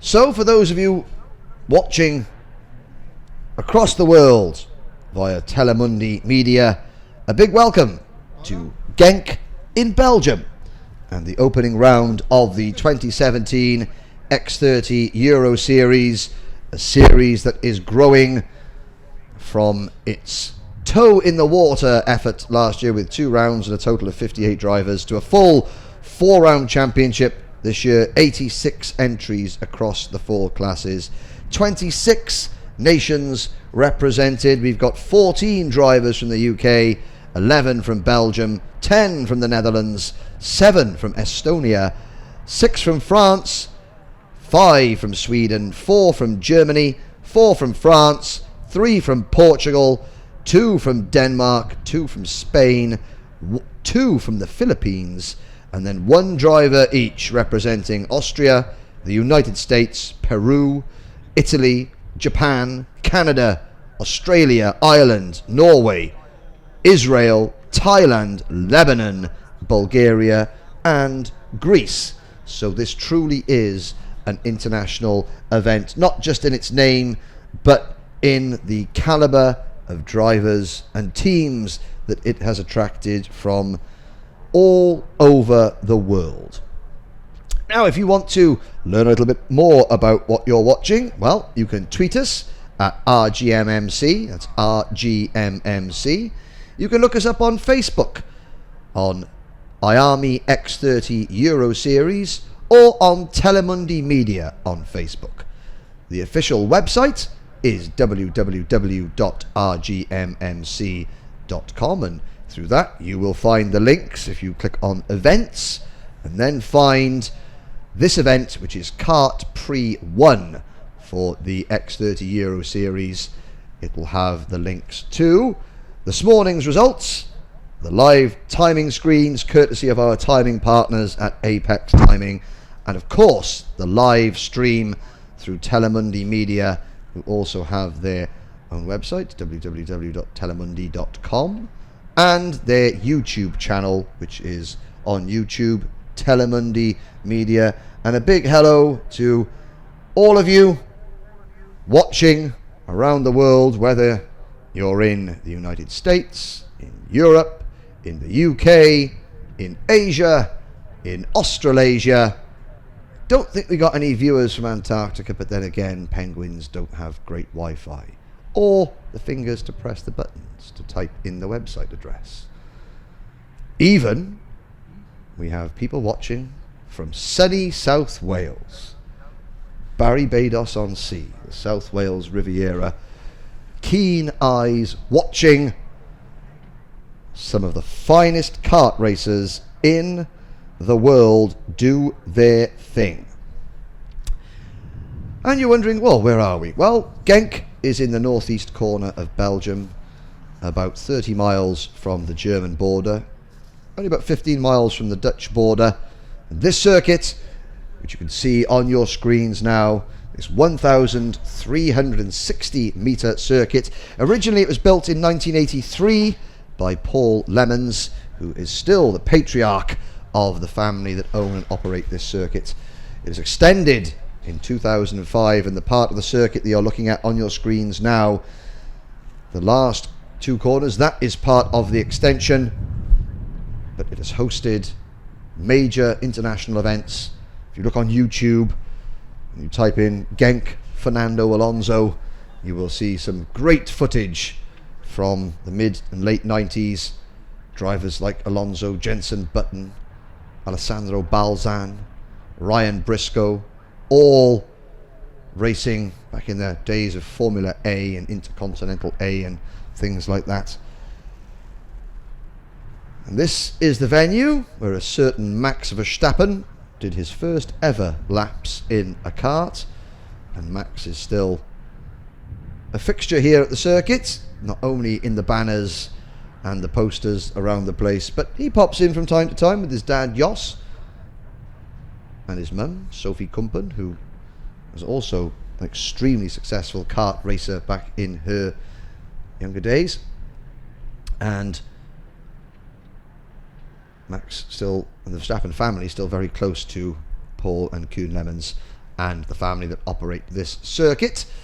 But the X30 Euro Series is about to light up this track even more than the bright blue sunshine and skies that are overhead. It's a fine spring day here as you're looking down the main straight. That is the start-finish straight.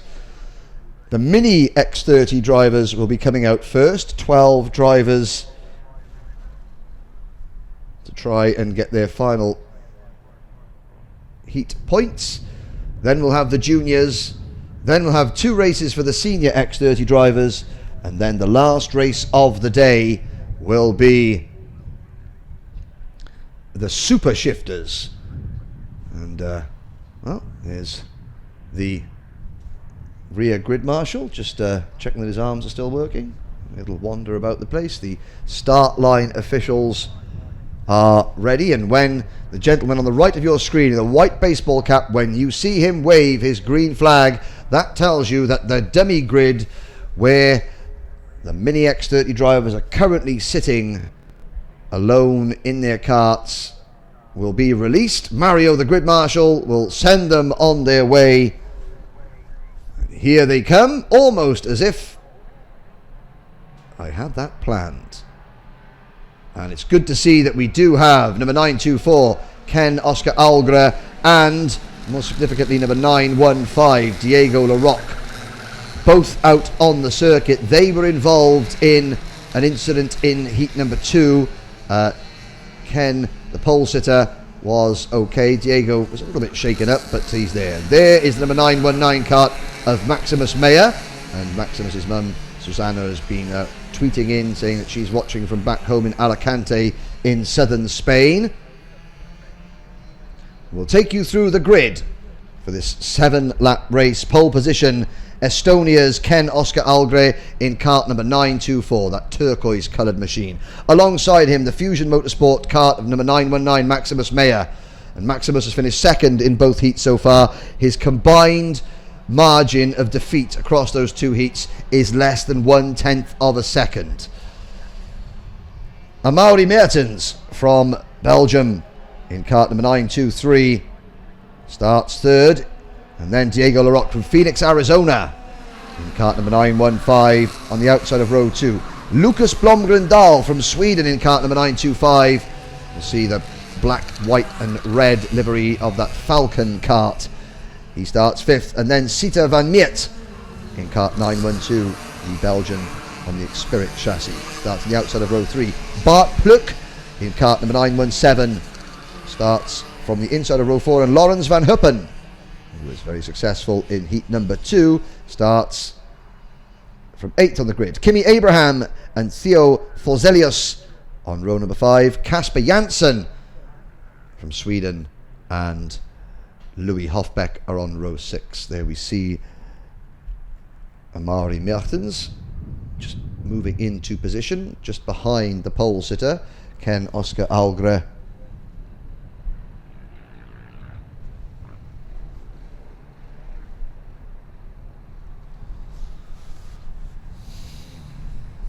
They come into turn number 9 in front of the large and pleasingly full spectator tribunes. We head around turn number 10 behind the podium.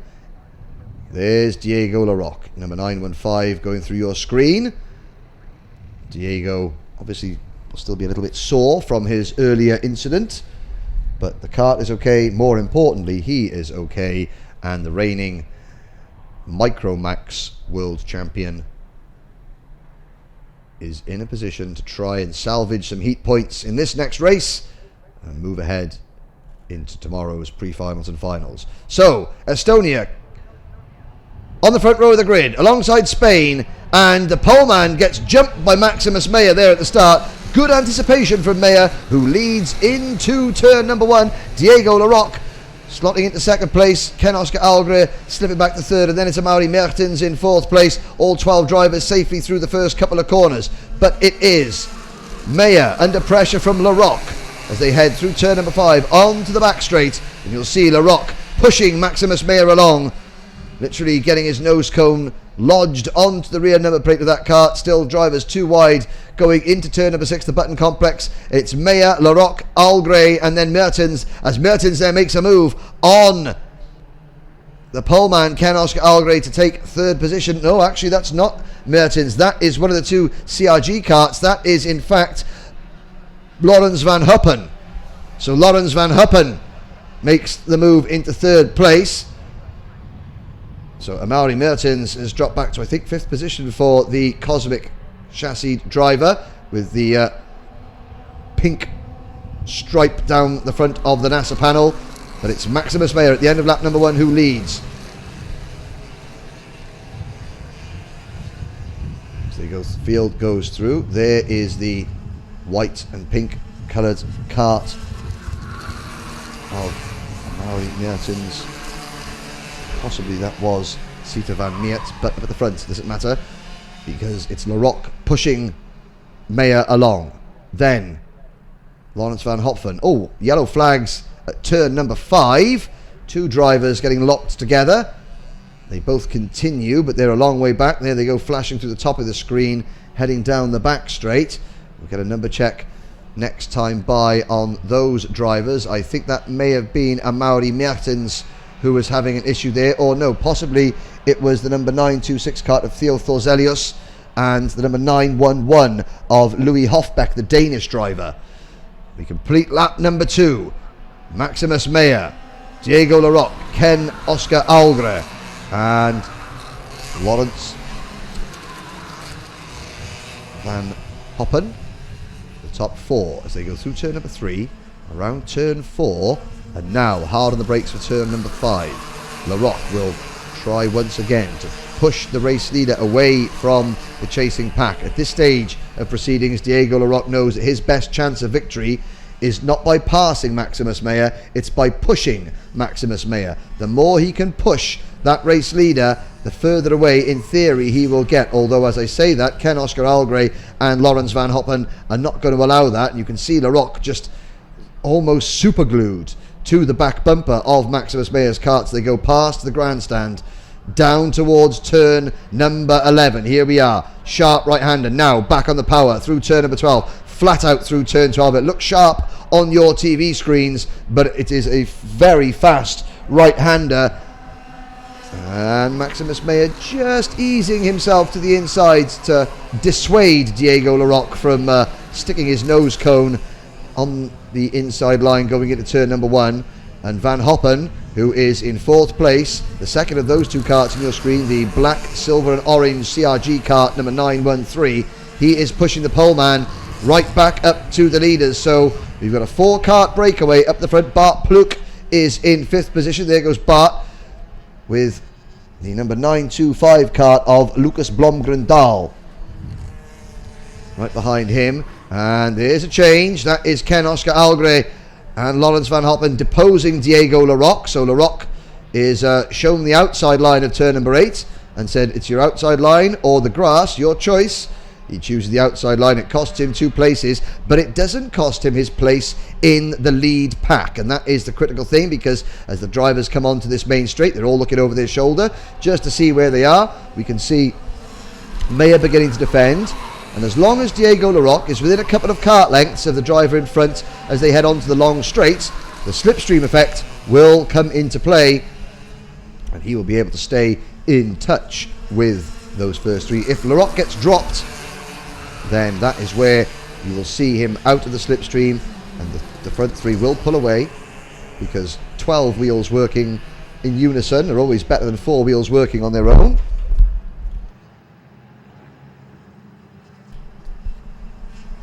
Into turn number 9, into 8 rather, it's turn number 8.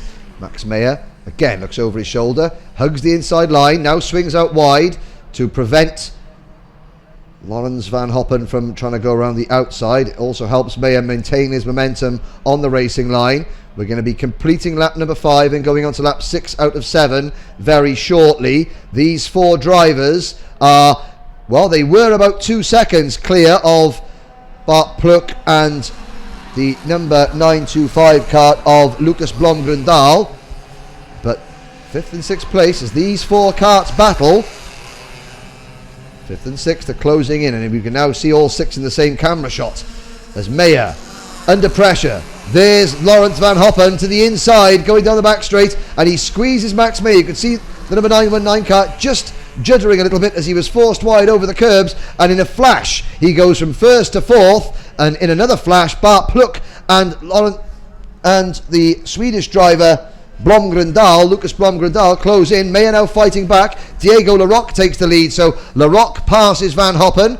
Ken Oscar Algre now in 3rd. Meyer under pressure. Bart Pluk moves into 4th. Max Meyer slips back to 5th position. He's lost all his momentum, and I think that he's going to be under pressure from Blomgren-Dahl. There's Blomgren-Dahl trying to slide up the inside of Max Meyer as they come off the final corner. Now, as we start the final lap, Larocque begins to defend.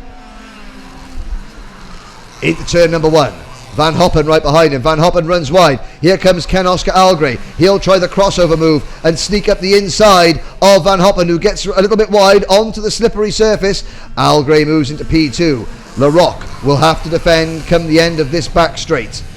Bart Pluk, Van Hoppen's teammate, now to the inside of his fellow Dutchman as they head down towards turn number 6. Oh, and there's contact between the 2 CRGs going into turn number 6, and Plug on the inside, Van Hoppen on the outside. Van Hoppen had to stand on the brakes there.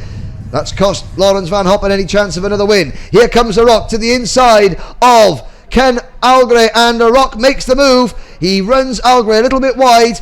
Will Algre have a chance to get back up the inside of him? 1 corner to go into turn number 11.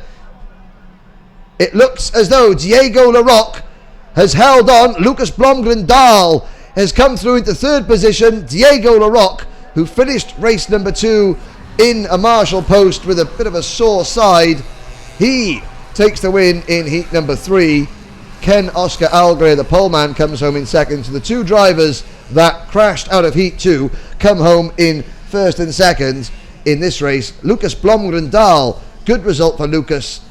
And the Falcon kart in 3rd position. Bart Pluk finishes 4th. His move on Laurens van Hoppen didn't do either of them any favours. Max Meyer, well, that's his worst result of the day so far, 5th position. However, unofficially, Max Meyer and Laurens van Hoppen, who comes home in 6th position, they have scored the least points in the heats. And in the heats, you're looking for a score of 0 for winning a race. So the least heat points starts from pole position in the pre-final. Meyer and Van Hoppen unofficially have got equal points, so they'll be sharing the front row of the grid for the pre-final as things stand. Casper Janssen comes home in 7th place for Sweden, and then it is Sita van Meert for Belgium. 3 Belgians in 8th, 9th and 10th, Amaury Mertens and Kimi Abraham are 9th and 10th. Then it is the 2 drivers that got together earlier in the race up at turn 5, Theo Thozelius and Louis Hofbeck, 11th and 12th, but all 12 drivers that started that race get to the finish. And interestingly enough, it does look as though we will see the 2 drivers that finished 1st and 2nd in that race. They won't be starting 1st or 2nd in the pre-final. They'll have some work to do from the 2nd and the 3rd row, unofficially of course. So that is it for the X30 mini class. The next race, race number 12, which is due to start in 8 minutes time, will be the 3rd and final X30 junior race. Can the defending champion Chris Lullum Can he make it 3 wins out of 3? There's a good view of the main part of the circuit with the Europlan highway just behind us, or just in front of us actually,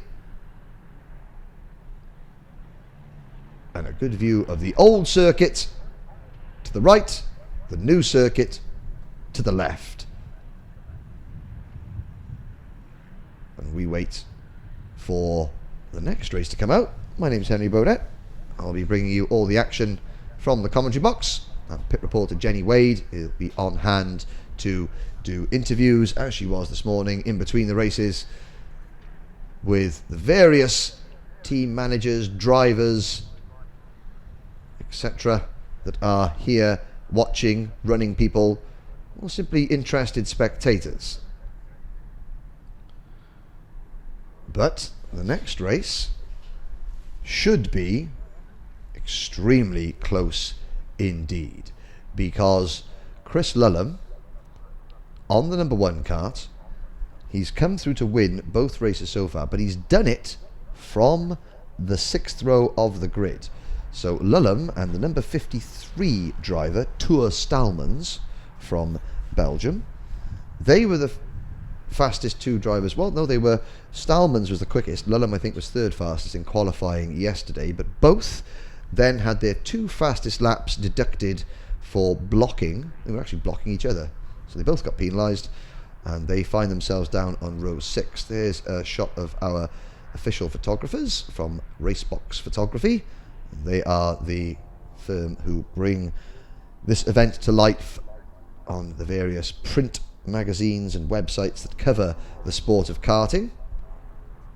Alex from Racebox is doing a sterling job, and it's his images that you see on all the official media and social media outlets for the Miami X30 Euro Series.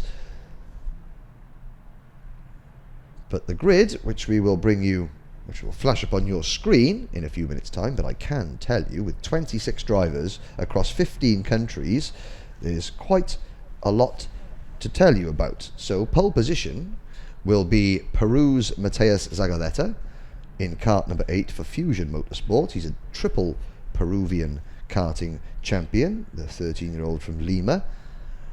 He has not managed to hold on to the lead until the checkered flag, but he has done a fair amount of leading, and he's had 2 solid results. Joseph Taylor on the Fullerton kart, of course, chassis named after and helped designed by Terry Fullerton, who won the 1973 World Karting Championships when it was held in Belgium at Nivelles Bowlers, which was also a Formula 1 venue in the mid-70s, now long gone and sadly built over by an industrial estate of all things. But he has designed the Fullerton kart, and Joseph Taylor in kart number 44, who will start alongside Zagaleta on the front row of the grid for this next race, is the youngest driver in this junior class, just 12 years old. He only turned 12 a couple of weeks ago. Running as a privateer. I think him and his dad have rented some awning space from one of the teams so they can work inside in case the weather takes a turn for the worse. But Joseph Taylor belying his lack of experience in this class, because of course this is his first X30 junior race. He was runner-up in last year's British Cadet Championship. Row 2, a driver that has actually moved to the UK from his home nation of France to race not only with Fusion Motorsport but also to race in the UK. That is Evan Spenley in the number 33 kart, and Delano Vanthoff for the CRG team in kart. Well, it's actually Wim Ekman's team. Now here's a little factoid for you.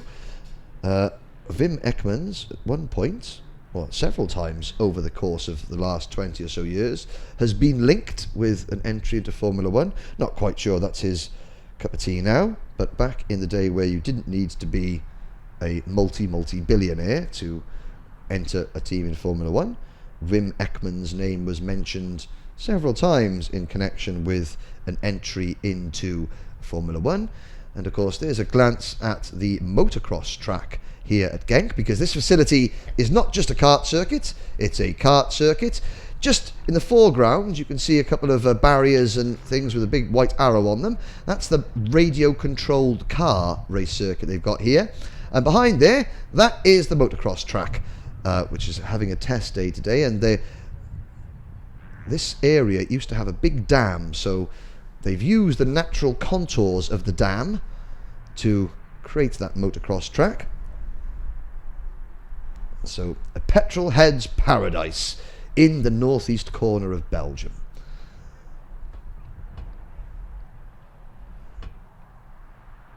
And we wait for 2 minutes to go before the next race comes out. We've been through the top 2 rows with Zagazeta, Taylor, Spenley and Van 't Hoff.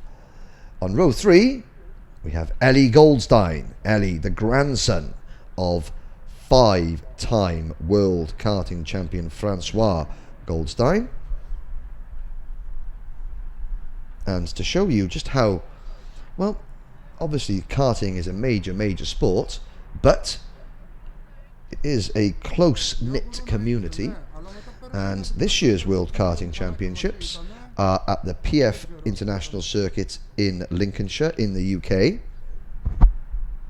And the owner of the PF International Circuit, the PF behind PFI, is Mr. Paul Fletcher.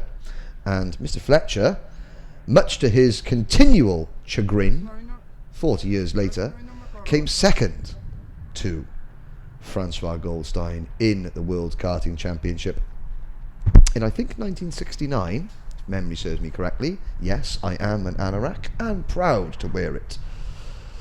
But Mr. Fletcher used to race a kart called a Bitsatube. Now, when you see it, it looks like Bitsutabe, which, you know, is a far more romantic sounding name for a kart, but it wasn't. It's called a Bitsatube because it was made out of Bitsatube, and he used old 1-penny pieces instead of washers. A 1-penny piece with a hole drilled in it. That's what karting used to look like. This is what karting looks like now.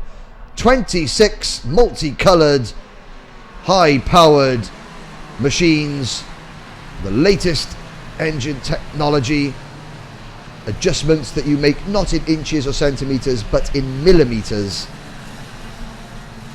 And some of the finest young karters in the world heading onto the circuit, being led by Matthias Zagazeta and Joseph Taylor, then Evan Spenley and Delano Van 't Hoff in row 2. Ellie Goldstein, the grandson of Francois, on row 3 in kart number 48, and alongside Ellie, that is Rasmus Janssen in kart number 30, Enzo Juli from France, and Josh Dufek from Germany.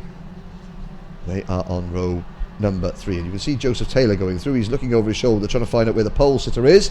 So they'll do 2 rolling laps before we start this 8-lap race. So the first lap is to get the engines up to temperature, to get them running in smoothly, because you can't simply turn one of these karts on and just blast out of the grid gate and start a race, because you'll find that you'll go about 3 corners before something expensive goes wrong. So you do need to warm the tyres up and get the engines warmed up. Number 11, going through your screen there, that is Sara Tabacci, the Italian lady, the 13-year-old from Codenons in Italy, the bull racing team. And Sara, a keen amateur photographer when she's not racing her go-kart. But down the back straight we go, even in junior form.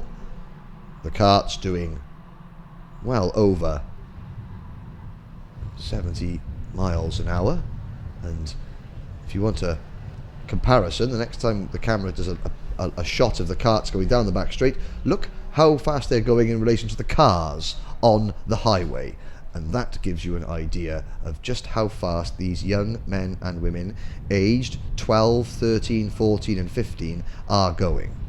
Into turn number 12. Can number 8, Matthias Zagazeta, hang on to the lead? Watch on the 6th row. Number 1, Chris Lullum, and number 53, Tor Stalmans.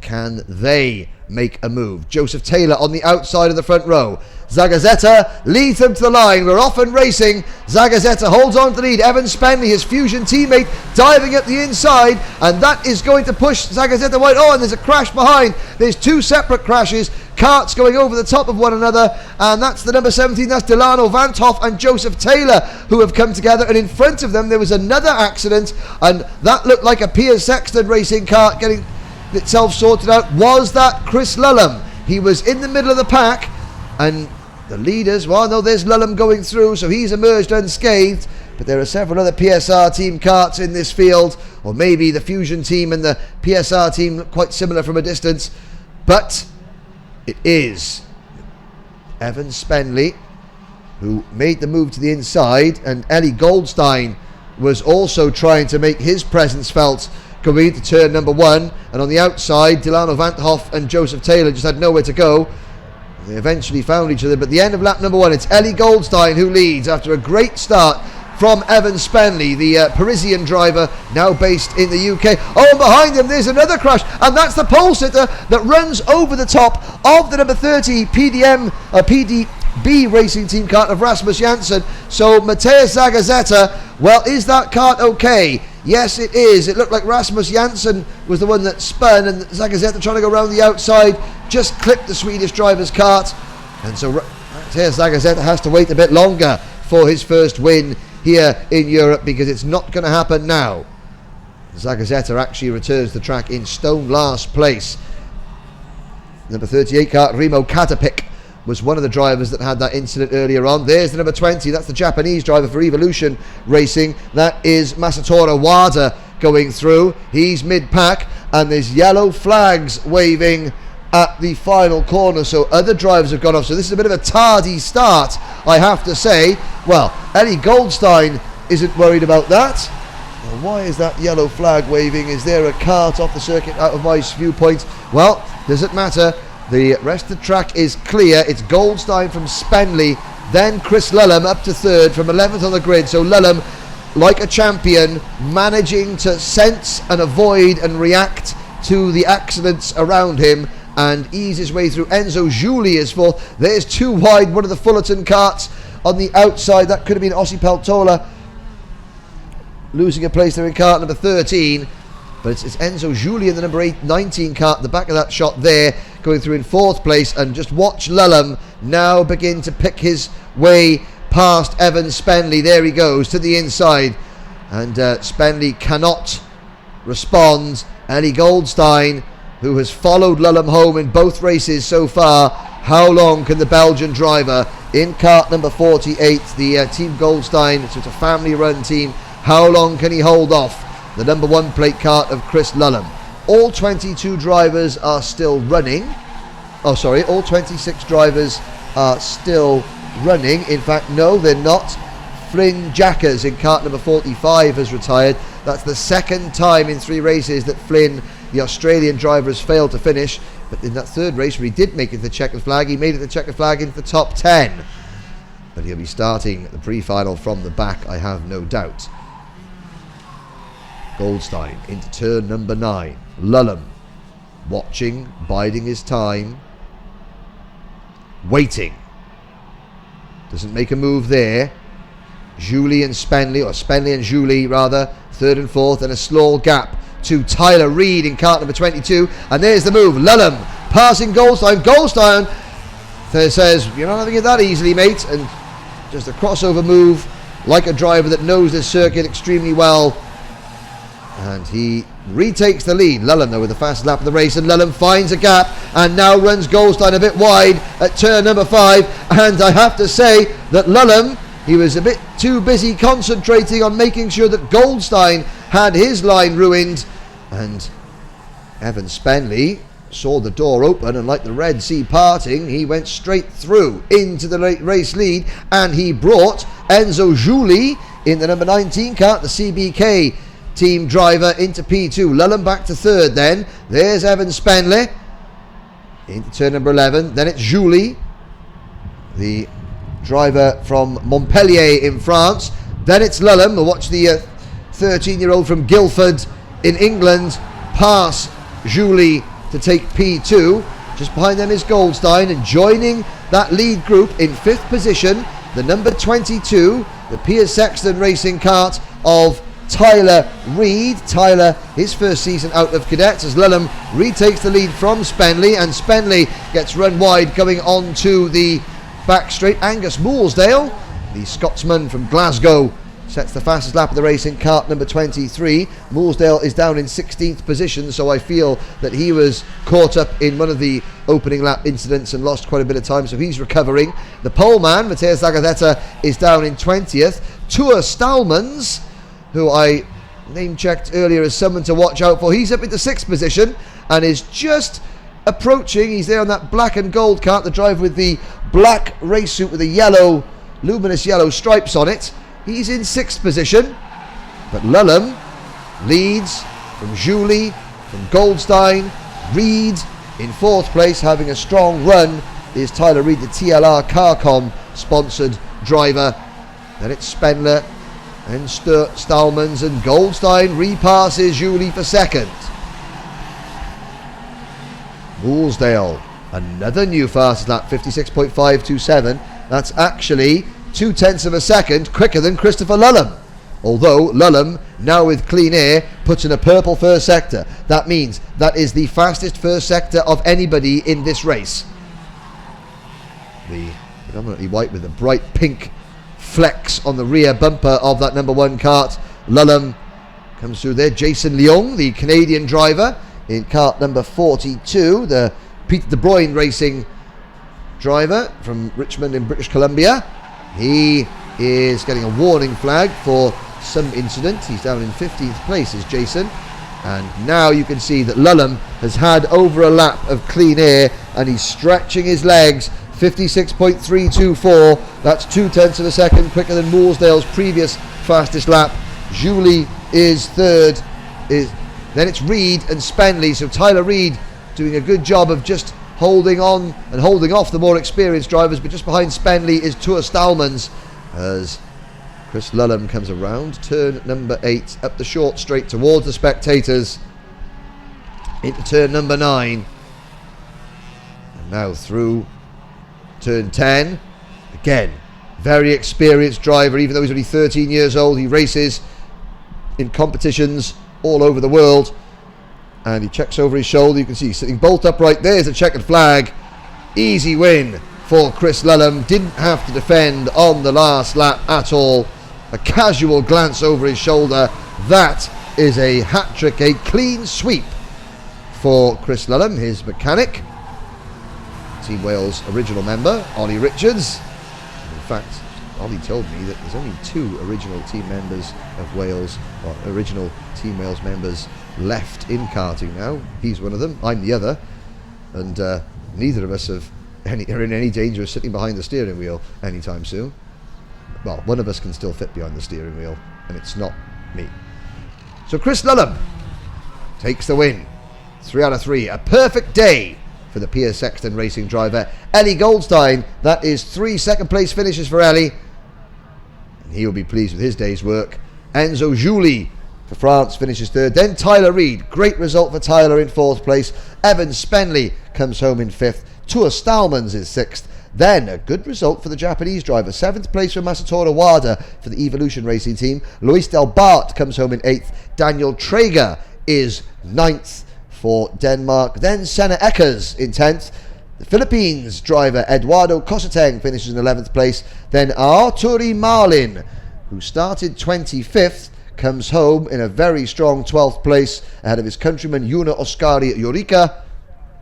Then Angus Moolsdale 14th, and Germany's Josh Dufek in 15th position. Rasmus Janssen, Jason Leung, Delano Vanthoff, Sara Tabachi, and Matthias Zagazeta, the pole sitter, comes home in 20th place. So commiserations for there. We also lost Joseph Taylor in the midst of all that.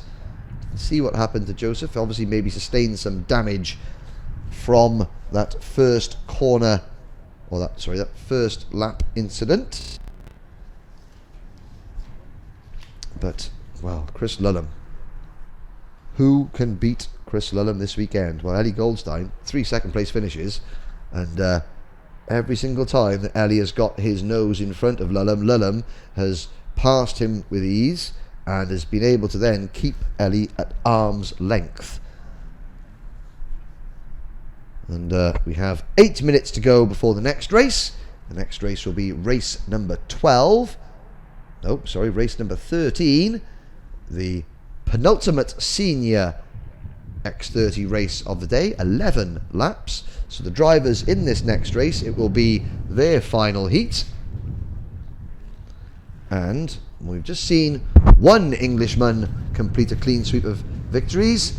The next race, we could see another, with Jordan Brown Nutley on pole position.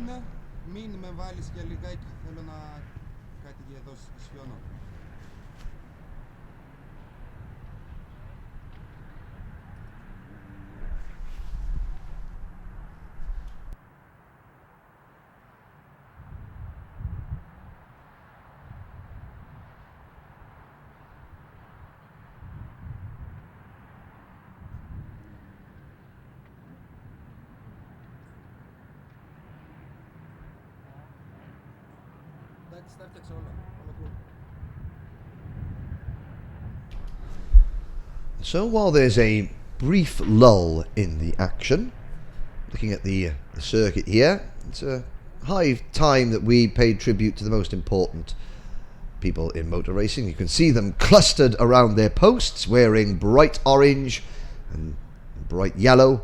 They are the marshals. Without the marshals at any level of sport, nobody could go racing. Marshals, well, you don't get into marshalling if you want to get paid well.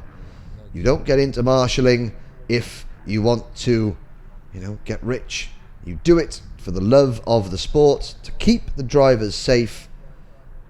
And if the marshals today, well, at least they're not getting wet. A little bit windswept. They've got their winter coats still on. But if there's any incident on circuit, the first thing that the drivers, the parents watching, look for the marshals. And the marshals, especially at this level, are always there to warn the other drivers, to keep the drivers safe. And one of the most, if not the most important cog in the world of motor racing. Without the marshals, there would be no motor racing. Simple as that.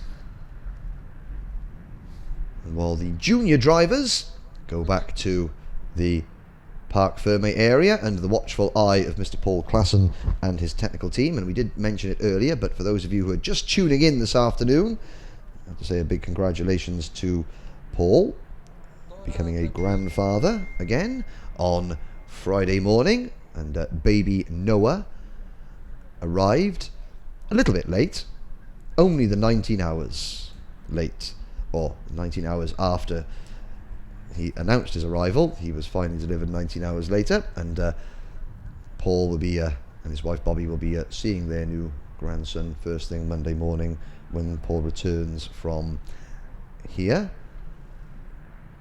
And he was very proudly showing off the initial photos to all and sundry, as well he should. And we were taking bets on how long it will be before baby Noah makes his arrival at a kart circuit, because the Classen family name, anyone in karting knows the Classen family name. Paul's late father, Pete, was one of the founding fathers of karting in the UK, been involved in the sport since it first arrived on British shores, and was a club chairman, treasurer, secretary, ticket seller, official, driver from the late 1950s onwards. And Paul and Paul's son David are all still involved in kart racing. And that's where we talk about how much of a close-knit community, not a close-knit, a closely knit community kart racing is. You don't stay in karting very long without knowing a lot of people who know a lot of people. And certainly as you walk around this paddock, Jenny Wade has been finding people to interview, and lots of names who can remember back in the 60s, back in the 70s, because this is still a relatively new sport. The first ever kart was built by American serviceman Art Ingalls with the help of Mr. Curtis in a warehouse in California. It was built in 1956. And Mr. Curtis, who built Indy cars at the time, Curtis Craft Indy cars. And that first kart is still out there. It's being replicated and recreated, and it is a tea tray on wheels. But it caught on, and from that moment leads us to this. So, good panoramic shot there of the facility. The big structure, that's a 3-story building. That's where the spectator tribune is. There is a balcony area to sit out in the sunshine. A bar on the top floor. There's offices, showers and leisure facilities underneath. It really is one of the premier venues in Europe, and you've got the higher karts going around because Karting Genk have offered free practice this weekend. Come along, have a go at the karts, watch a bit of kart racing while you're here, and some keen spectators watching, waiting for this next senior race, which is due to start in just over a minute's time, and it'll be number 244, Jordan Brown Nutley.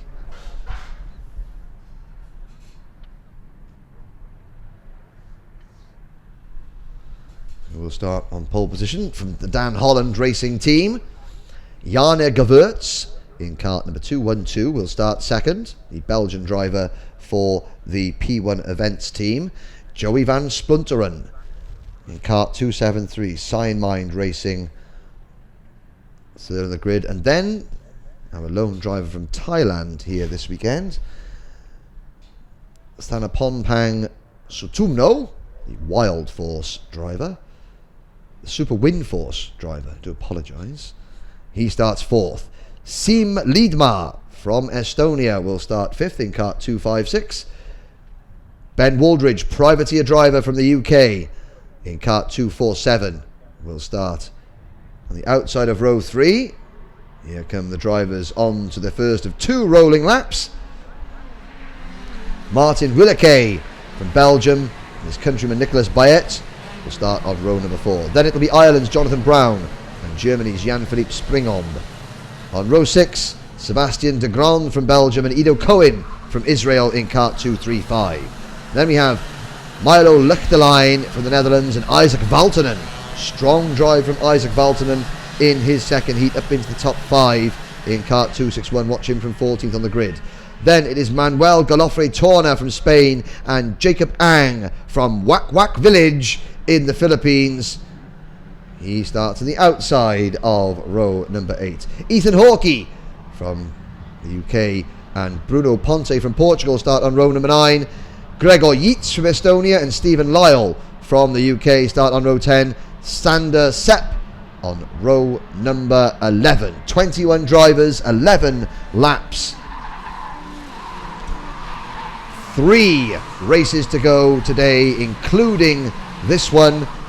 I'll remind you once again to tweet in to say hello, who you're following, where you're following them from.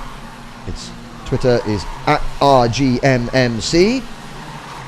And I have noticed that Tim Coronel, Dutch driver of massive repute,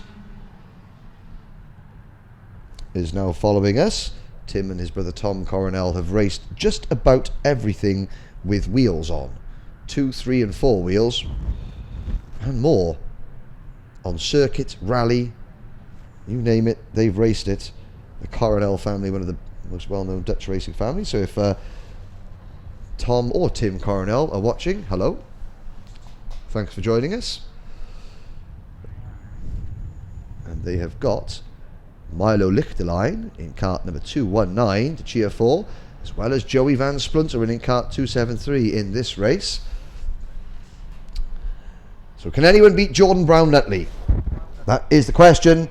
We are going to have an answer in 11 laps time. On to the start finish straight we go. Brown Nutley to the inside. Jana Gewurz on the outside. Lights are out. Off and racing into turn number 1. Another poor start from Jana Gewurz, but he managed to hold on to 5th place. This time Joey Van Splunteren, who's been absolutely electric on the starts so far today, he doesn't get past Jordan Brown Nutley, but he does stay in 2nd place. Behind them, that is Slim Liedmar, possibly in the other bright blue car. Yep, that's the AIX Racing livery, bright turquoise. In 3rd position, Van Splunteren. Oh, and somebody in the back of your screen there had spun going into the button complex. They get going again. Find out who that is very shortly. I think that may have been Nicholas Bayet in cart number 229. There's the number 272 going through, losing a place. That's Jacob Ang in the Piers Sexton Racing cart, losing a spot or two. Now, Van Splunteren knows he's not as quick in a straight line as Brown Nutley. His only chance is to stay in Brown Nutley's slipstream. He's utilising the fact that that Gillard cart is handling like a dream for Van Splunteren. He's quicker than just about anybody through the fiddly sections, not as quick as everybody on the straights, but he is using his experience and guile to stay with the younger drivers, and it is standing him in good stead as the field stream down the back straight into the button complex. Nicholas Bayet some 7.5 seconds behind the rest of the field after that spin. Van Splunteren trying to push Brown Nutley away, just like they were doing in cadets, working together, pushing each other along. I know they're faster, the carts are heavier, but the drivers are more experienced. And there's a move going into the final corner. That looked like Ben Waldridge in the number 247 cart, lunging up the inside of Siem Liedmar, and I'm not sure that worked out. I think Liedmar may have got the crossover and retaken what is 4th place, but a lot further away from the lead battle than what they were. Tamponpang Sutumno is in 3rd place at the moment. Side by side down the back straight, that is Ido Cohen defending against Jan-Philippe Springom in cart number 241. Up at the front though, Van Splunteren hanging on to Brown Nutley's coattails for all he's worth. The gap back to Sutumno is about 10 to 15 cart lengths. Watch Van Splunteren just copying the lines of Brown Nutley, just staying in his wheel tracks, letting Brown Nutley tow him around almost. Sutumno in 3rd, then a gap back to Waldridge, who has managed to establish himself in 4th place at the expense of Liedmar. Then it's Jani Gewurz in 6th. So a poor start once again for Gewurz, still in the top 6, but he's lost a lot of track position. Ido Cohen runs 7th, Springom is 8th. Then it is the number 228 cart of Sebastian de Grand. And all the carts now settling down into a single file line. The very top of your screen, that is Nicolas Bayet, some 6 seconds behind the rest of the pack. Here are the 2 leaders into turn number 9. And Van Splunteren almost tripping over Jordan Brown Nutley through that very tight turn 9, that right-left flick. But when we get onto the straight, even though Van Splunteren is in the slipstream, he hasn't got the oomph to pull out and pass Brown Nutley. And Brown Nutley holds him off, and Jordan Brown Nutley not defending. You cannot get closer.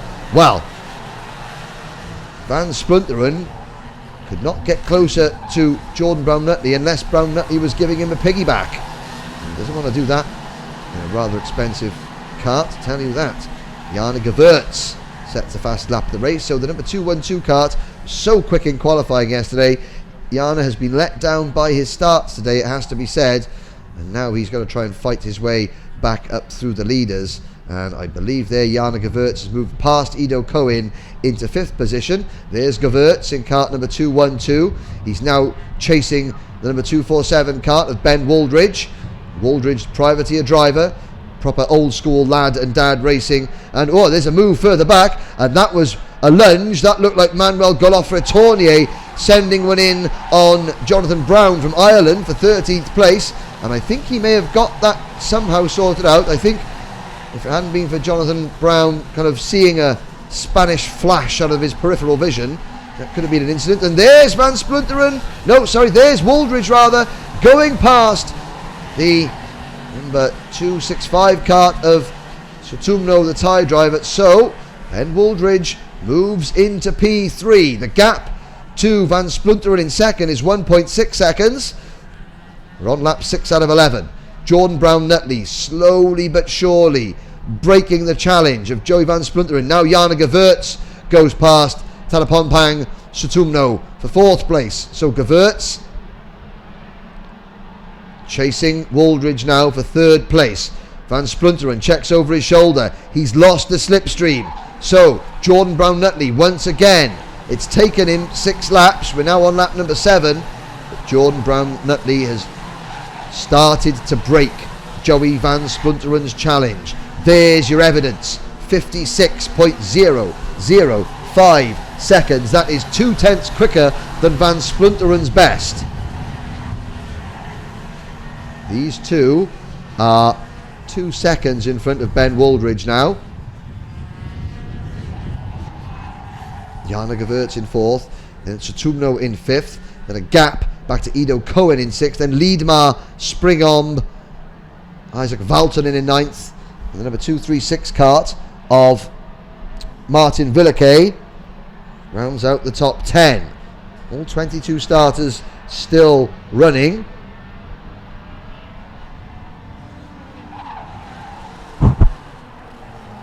But they're all chasing the familiar sight. That, look there on your screen, the rear bumper of the number 244 Kart is a sight that everybody in X30 Senior this year has been seeing a lot more than they would like, because Brown-Nutley is the man of the moment in X30 Senior. Van Splunteren, for all his years of experience, racecraft and guile, simply cannot stay with Jordan Brown-Nutley over the course of a race distance. And you can see Brown-Nutley, no understeer in that kart. He makes one movement on the steering wheel, the kart responds. A little bit of oversteer as the back end steps out ever so slightly, but that's okay. And his lead is now up to nearly a full second. As Van Splunteren on lap number 9 tries his best not to catch Jordan Brown-Nutley, but to stay away from the 3rd place battle between Jana Gevirtz, Ben Wooldridge, Tanapompang Sutumno, and then Ido Cohen less than a second back as Brown-Nutley breaks into the 55 second bracket. 55.967, another new fastest lap.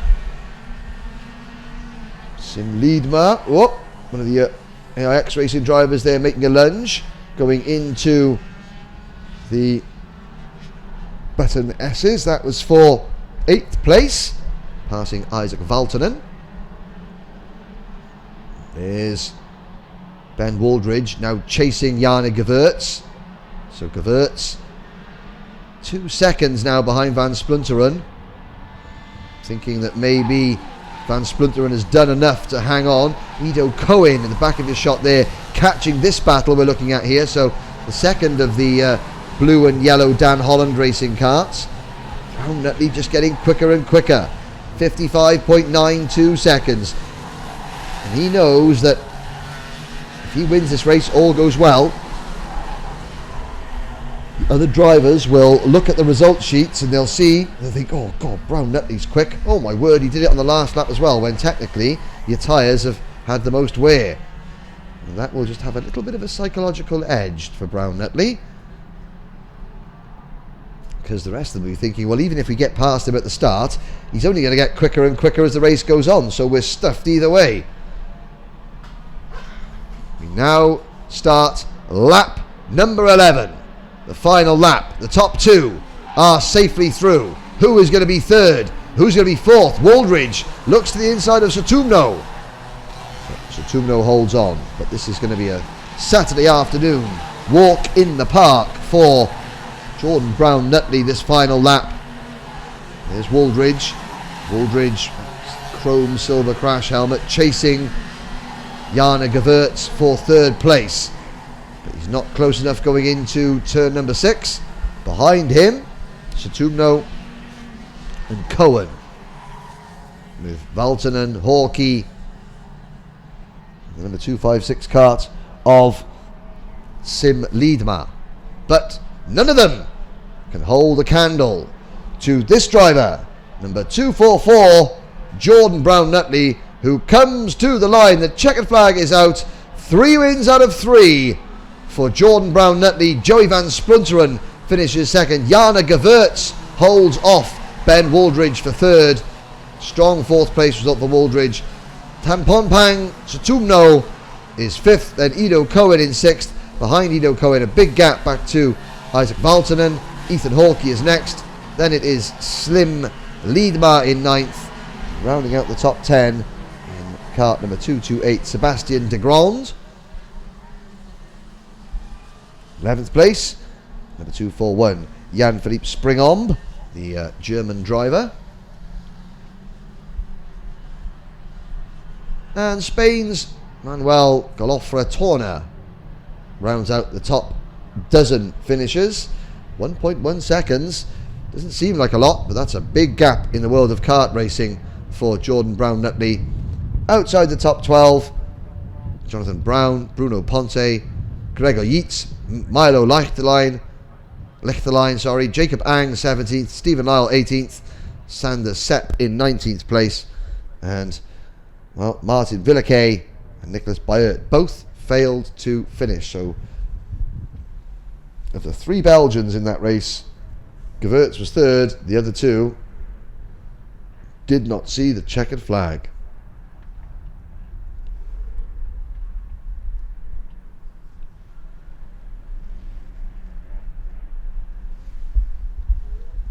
So we now get set for the penultimate, the penultimate race of the day, race number 14 for X30 Senior.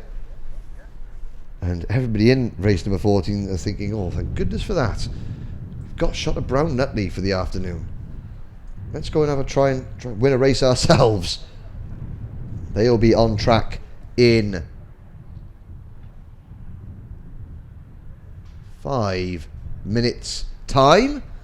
So we will take a break for a minute or two.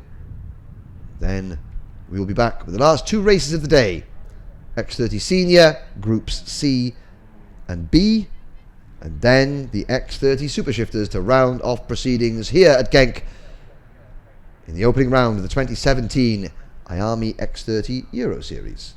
We'll be back in just a minute's time.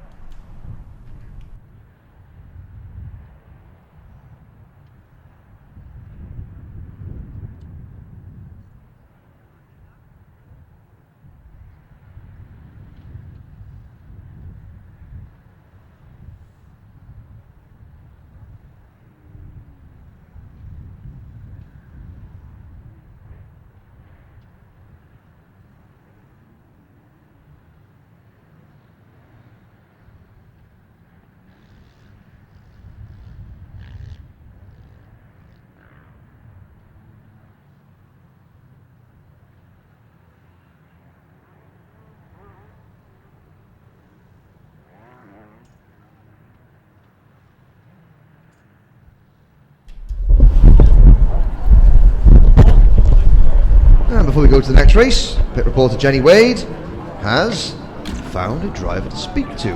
It's a driver that I don't think we got a chance to speak to yesterday, did we, Jenny?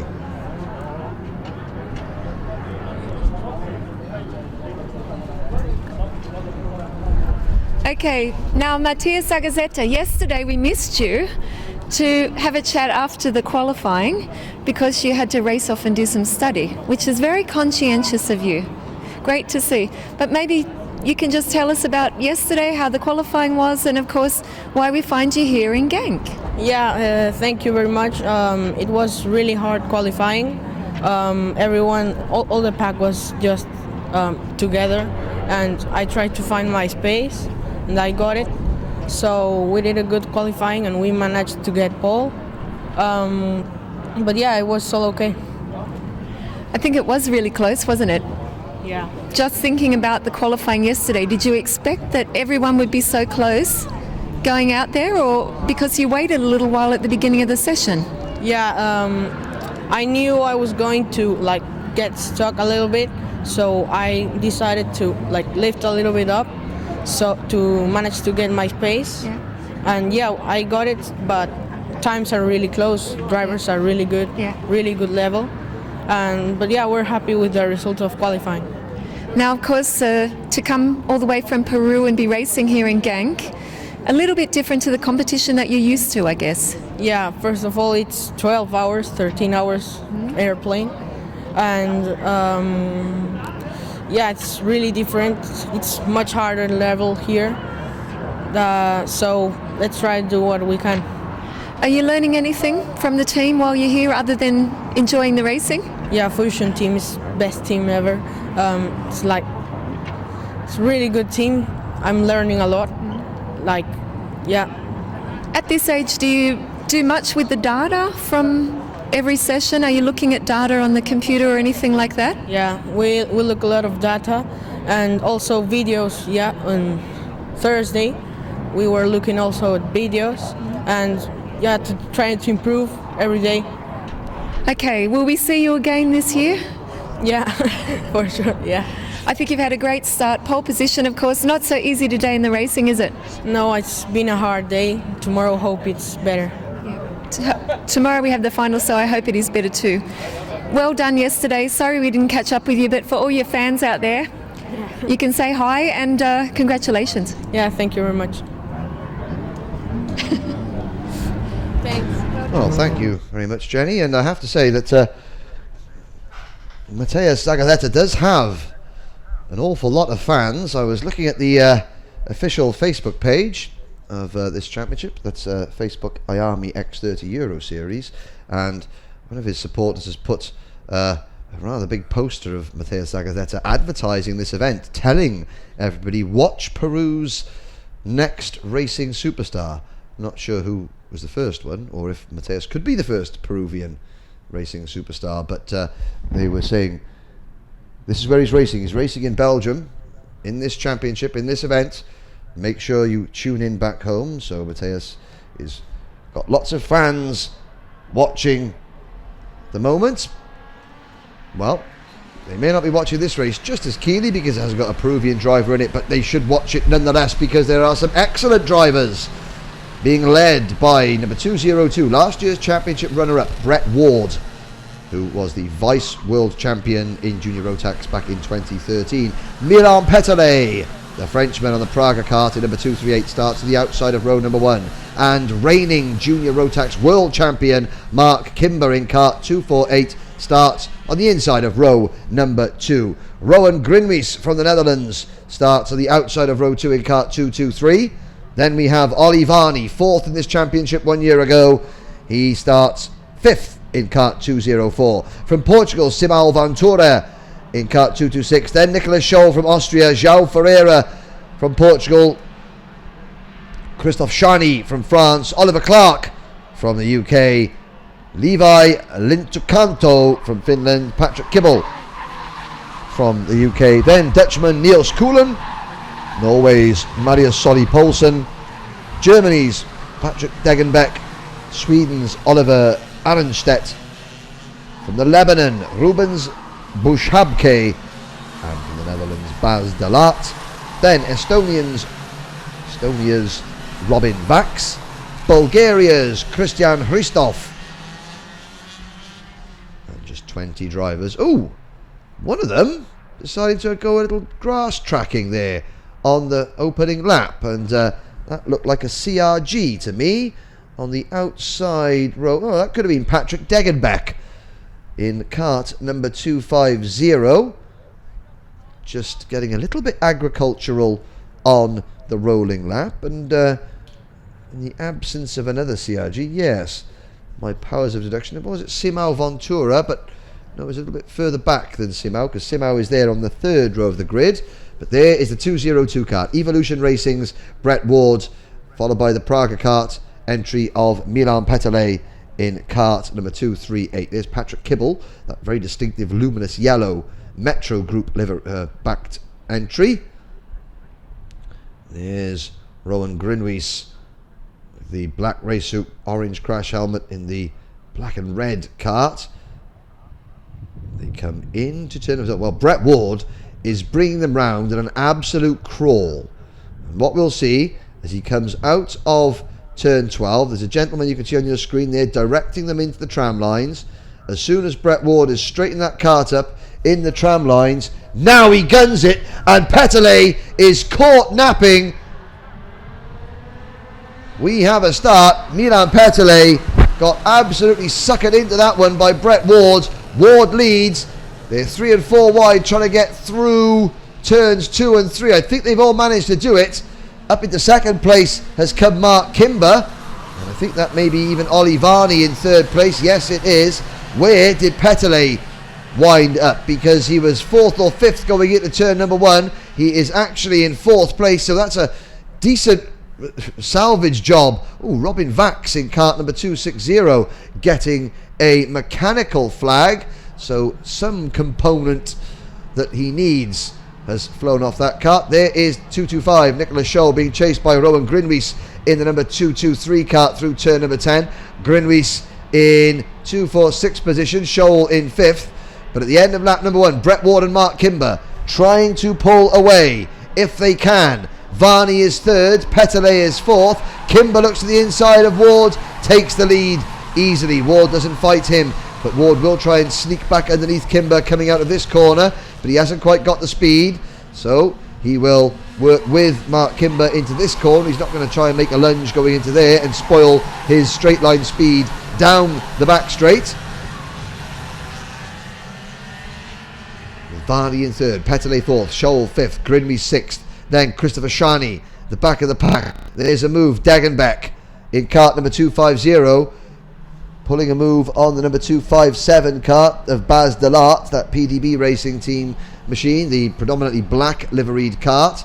Behind them is Christian Christoph in kart number 315. Oh, and a move there, that is the other CRG in this race going through, picking up a place. That looked like Simao Ventura, who was down in 8th. I think he's now moved past Christoph Shani into 7th place. Oh, change for 3rd place. Oh, Brett Ward getting very close to Mark Kimber, almost giving Mark a little bit of a nudge as they try and pull away. Peterle has passed Varney for 3rd into turn number 5. Ward, will he get himself locked onto that rear bumper? There's Nicholas Scholl passing Ollie Varney, and Varney's going to lose another place to Rowan Grinwees if he's not careful rather. But it's Kimber from Ward in the top 2 positions. Will Ward fight back into turn 9 this time? No is the answer. He stays dutifully behind the race leader. Oh, there's number 269, the privateer driver Rubens Bushabke, the Lebanese driver, making a move, and that puts Rubens into 15th position at the expense of number 260 Robin Vax. I haven't seen anybody come into the pits yet. There is still the mechanical flag showing 2 backs.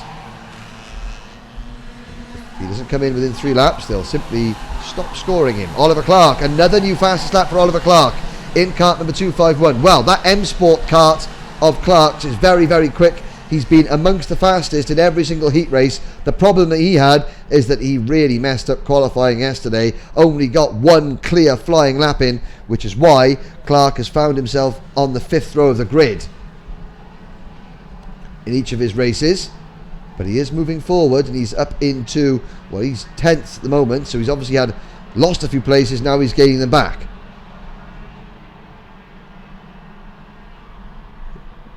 Across the start-finish line come the leaders. Brett Ward ducks out behind Mark Kimber, and as cool as you like, takes the lead of this race. Kimber doesn't fight it. He may have another look back at the inside going into turn number 5. He may choose not to and choose to wait, but without question, Kimber is quick enough to pass Brett Ward, just the same as Ward is quick enough to pass Mark Kimber, with the aid, of course, of the all-important slipstream.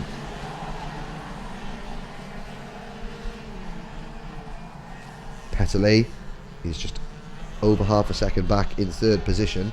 So Ward and Kimber, they know that they haven't got this race to themselves, that Petelet and Nicolas Scholl both still in with a very realistic shout of victory. We're on lap number 5, just coming towards its conclusion now, out of 11.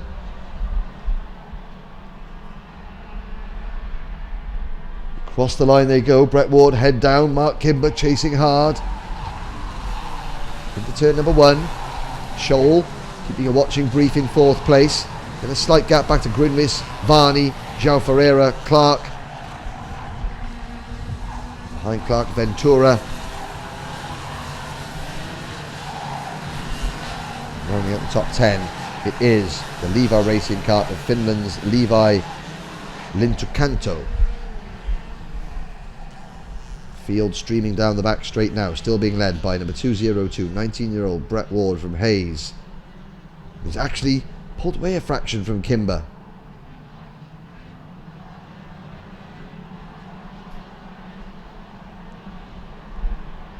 There's Ollie Varney going through.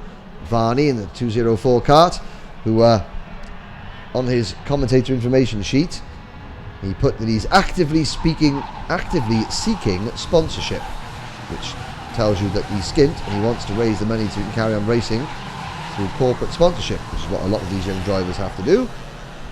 And Ollie is one of them. Race leader Brett Ward, 55.957, fastest lap of the race so far. That is helping him keep Kimber at arm's length. Kimber's in the best lap of 56.072, which is a bit slower than Milan Petelet behind him. So Petelet not out of this one yet either. Through turn number 8, Kimber's on a good lap. I've got to say, Kimber looking strong on this lap.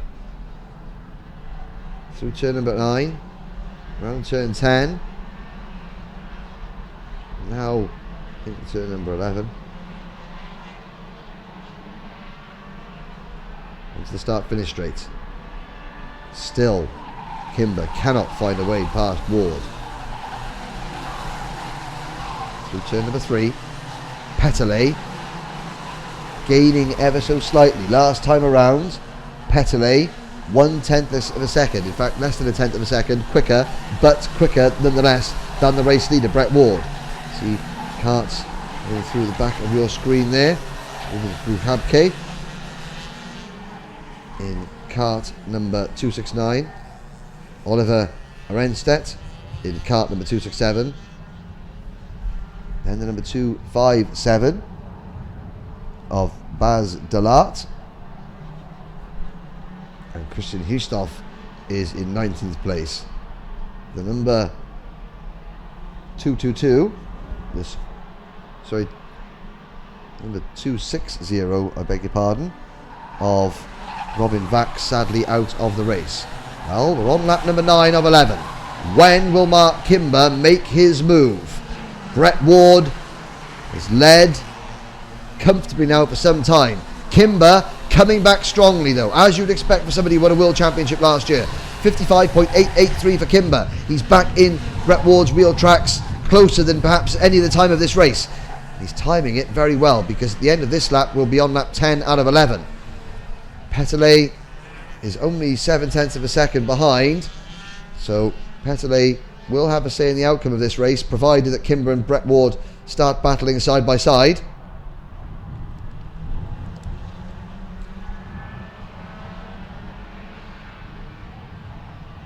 Through the final corner, the field stream across the line. Brett Ward just adjusts the air mixture to cool the engine a little bit as he goes down the main straight, and Mark Kimber takes advantage, opens the door, passes Ward for the lead, and Brett Ward knows still a lap and 2/3 to go, maybe a lap and a half to go now. There is still time to repass Mark Kimber if he wants to, I'm sure he does.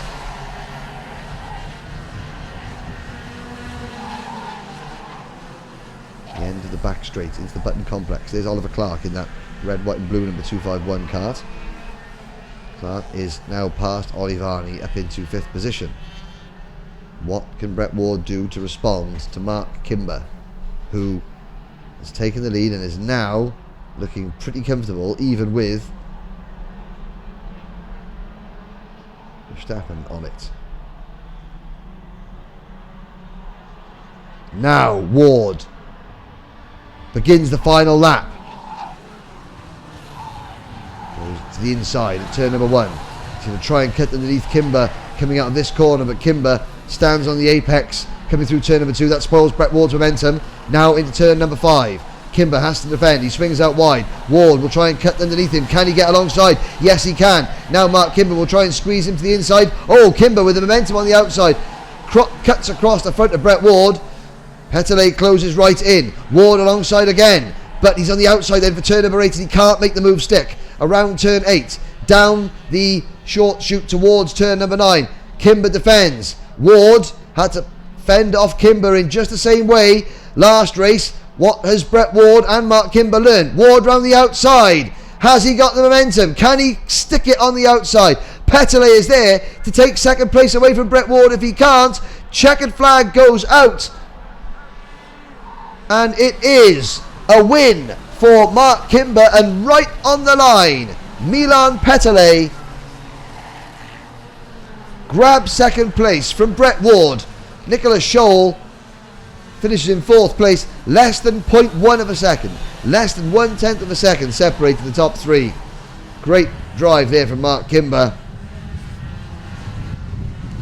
Petelet, Ward, Scholl and Oliver Clark round out the top 5, followed by Rowan Grenwis, Yao Ferreira, Levi Lutocanto, Patrick Kibble rounding out the top 10 ahead of Niels Coolen. Good result for Niels. Don't forget, Niels only in his 3rd year of driving. That's why he's got Joey Van Splinteren acting as his mentor. Christopher Shani finishes in 12th place, followed by a good solid 13th place result for Rubens Bushabke, then Simo Ventura, Patrick Degenbeck, Oliver Aronstedt, Maria Solly Poulsen and Christian Christoph with Bas de Lat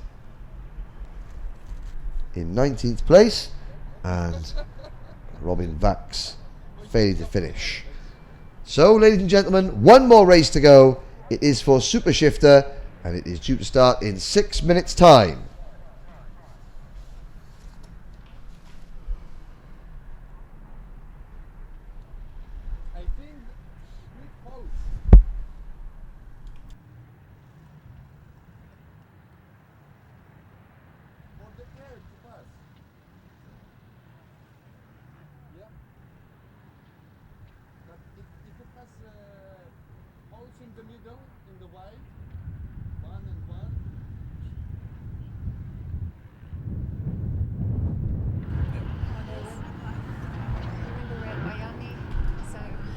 And before we get to the next race, the last race of the day, Jenny Wade has found somebody to chat to. He's got a Red Bull coat on, but he's not Max Verstappen. He's busy this weekend. Go on then, Jenny. Take it away. Okay, Stampex. Yes, it is bigger than last year. That's what we're talking about, the championship.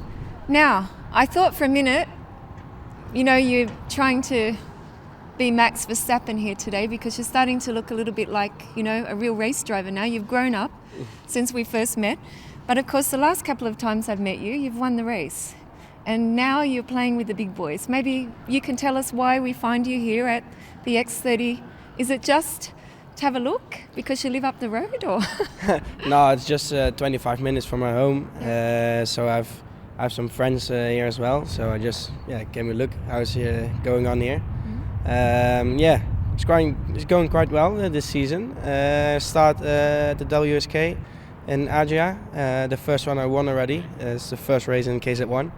It starts very good. And in the second week in Adria, then I broke the engine. Otherwise, I podium as well. So it's quite good this season. It's very good, I think. You can't complain. Of course, last year you really were pushing these guys hard. But now you're playing really at the top level with your brother Jorrit, who we also know. Yeah, that's true. We have both a good speed. I think we have a good package. All the guys in the front have the same speed, so you must driving very well to win a race and to be in the front and be on the podium. I think it's going quite well. Yeah. Now, how do we find a young driver like yourself, you're always here, you know, with Jorrit, with Max, all your friends. How do we find you, not so much find you, but now at this level, how are you different? What have you learned? What's important? You know, for a young driver looking at you saying, okay, you're really up here, you can win at WSK against guys like, you know, Baz Lemmers and all the champions, world champions, European champions. What have you got to do to get from where you were to there? Well, of course, driving a lot of races. Also, I'm really hardworking to have good material, also with the engines and stuff. I work like nearly all day with go-karting, and I learn a lot from my brother to drive with him, especially in KZ. I think there I learned a lot, and the speed was there from the beginning, but just not the experience in KZ. It's completely different because it's so close. So every little thing, helps, you know. So, I think my brother helped me a lot. Yeah. I think he did too. Now, just to give everyone an idea, when you say about you work a lot, you're working every day with karts, we know this now, also with engines and everything. How many days a week would we have seen you and Jorrit and Max on the track on an average when you were growing up? How many days every week? Always 2 times a week, and most of the time 3 times a week. Yeah, I was driving also on Wednesday and Saturday, Sunday, so then we had no school, Wednesday afternoon, so always on track then. So this makes a big difference, and then driving obviously with someone a little bit older, more experienced. Yeah, that's true. That's helped a lot, and also with 3 people or 4, I've with my older brother as well, and even Jos was driving with us. That helped a lot to make our own race, and then Jos learn us our tricks and give us. That must a lot have been of tips. crazy, huh? Yeah, well, then we go sometimes off track, of course. We bend some chassis, but you learn a lot from it, and then going into the race with more experience, and then first driving against Jos and Max and my brother. Where you looking to, and then to the other boys, it's like, no, I can win this, and I can do this, and it's good. It's good for you. Yeah, one of the team managers told us today it's about the confidence, and when you get that confidence, then you can really be there at the top. Yeah, that's true. When you look to a driver like, I need to drive to him. He's good. No, that won't work. We better watch this race, or we'll be in trouble. Yeah. See you. Bye. Well, thank you very much. Good to hear. And good to see that I'm sure he'll be doing very well as the season progresses. But as pit reporter Jen Weeds goes to find another good-looking young man to stand next to for the next interview, then the action heads back to the track for the 15th and final heat race of the day. It is race 3 for Super Shifter. We save the fastest and most spectacular karts of all until last. At the end of this race, subject of course to post-race scrutineering, we will have the grids for the pre-finals. Can Sten Dorian Pirimagi make it another race win? He has had 2 out of 2 so far. We've seen Jordan Brown-Nutley do a clean sweep. We've seen Chris Lulham do a clean sweep. There's one of the 4 drivers looking to try and stop Sten Dorian Pirimagi. That was Miko Lane in the Haas kart, and we spoke to Mr. Haas earlier. Well, I didn't. Jen did. And he's watching one of his drivers on the Haas kart. There is number 611, Thierry Delray. Thierry, 2012-2014 IAMI World Champion, 2012 and 2013 IAMI European Champion, 4 times a Belgian national champion. But he can't beat the 20-year-old from Tallinn. Sten Dorian Pirimagi today. Standing start, 0 to 60 in just over 3.5 seconds, 120 kilometres an hour on the straights. The fastest 6-speed gearbox karts we have here.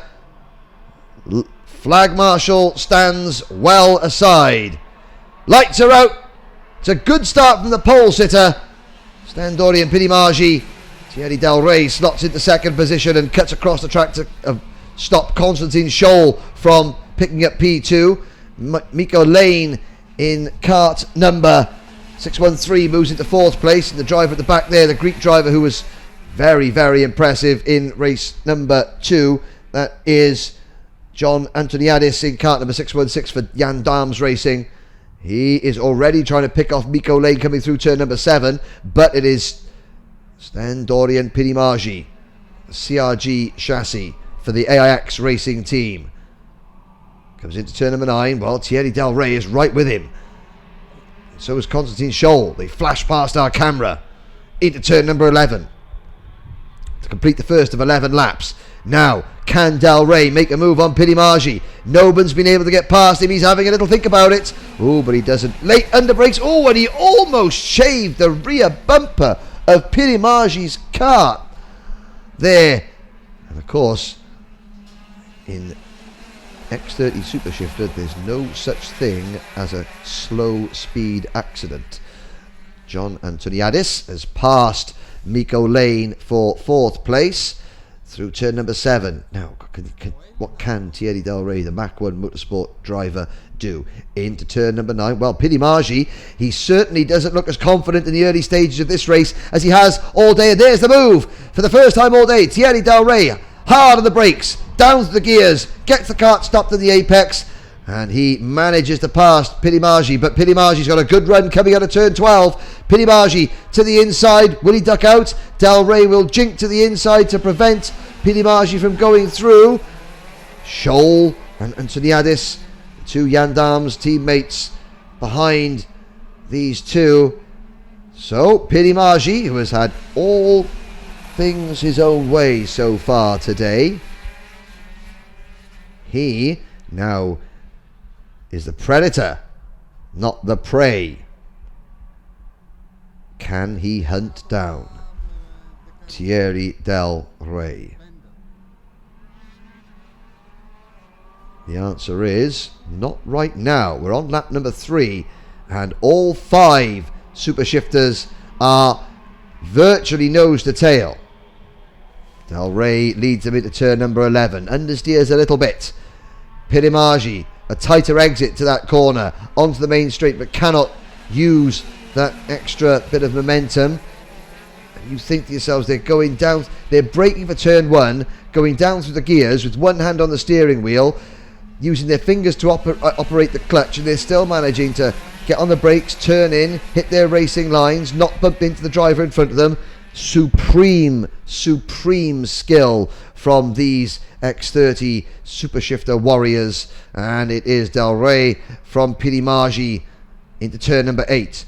Then it's Scholl and Antoniadis, and John Antoniadis looking to the inside of his teammate Constantine Scholl, doesn't block him. I think Constantine, who is the least experienced driver of gearbox karting, I think he realises, well, I might do better to follow my teammate. I got Miko Lane behind me.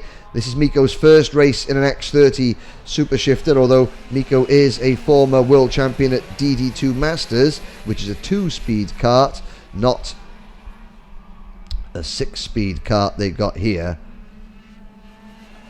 Pinimagi, the race leader, sets the fastest lap of the race, 53.350 seconds, as he tries to close in on Del Rey. But behind him, with the red race suit and black crash helmet, Antoniadis, the 37-year-old Greek driver from Athens, is closing in on Pinimagi as we run lap number 5 out of 11. Del Rey continues to lead. Pinimagi closes up in the braking. There's Miko Lane on that predominantly white Haas kart. And he can't make the move on Constantine Scholl, but all 5 drivers within 1.9 seconds of each other on lap number 6. Pinimagi getting closer and closer. That was a strong lap from Pinnacle. A stronger lap though from Del Rey, 53.317.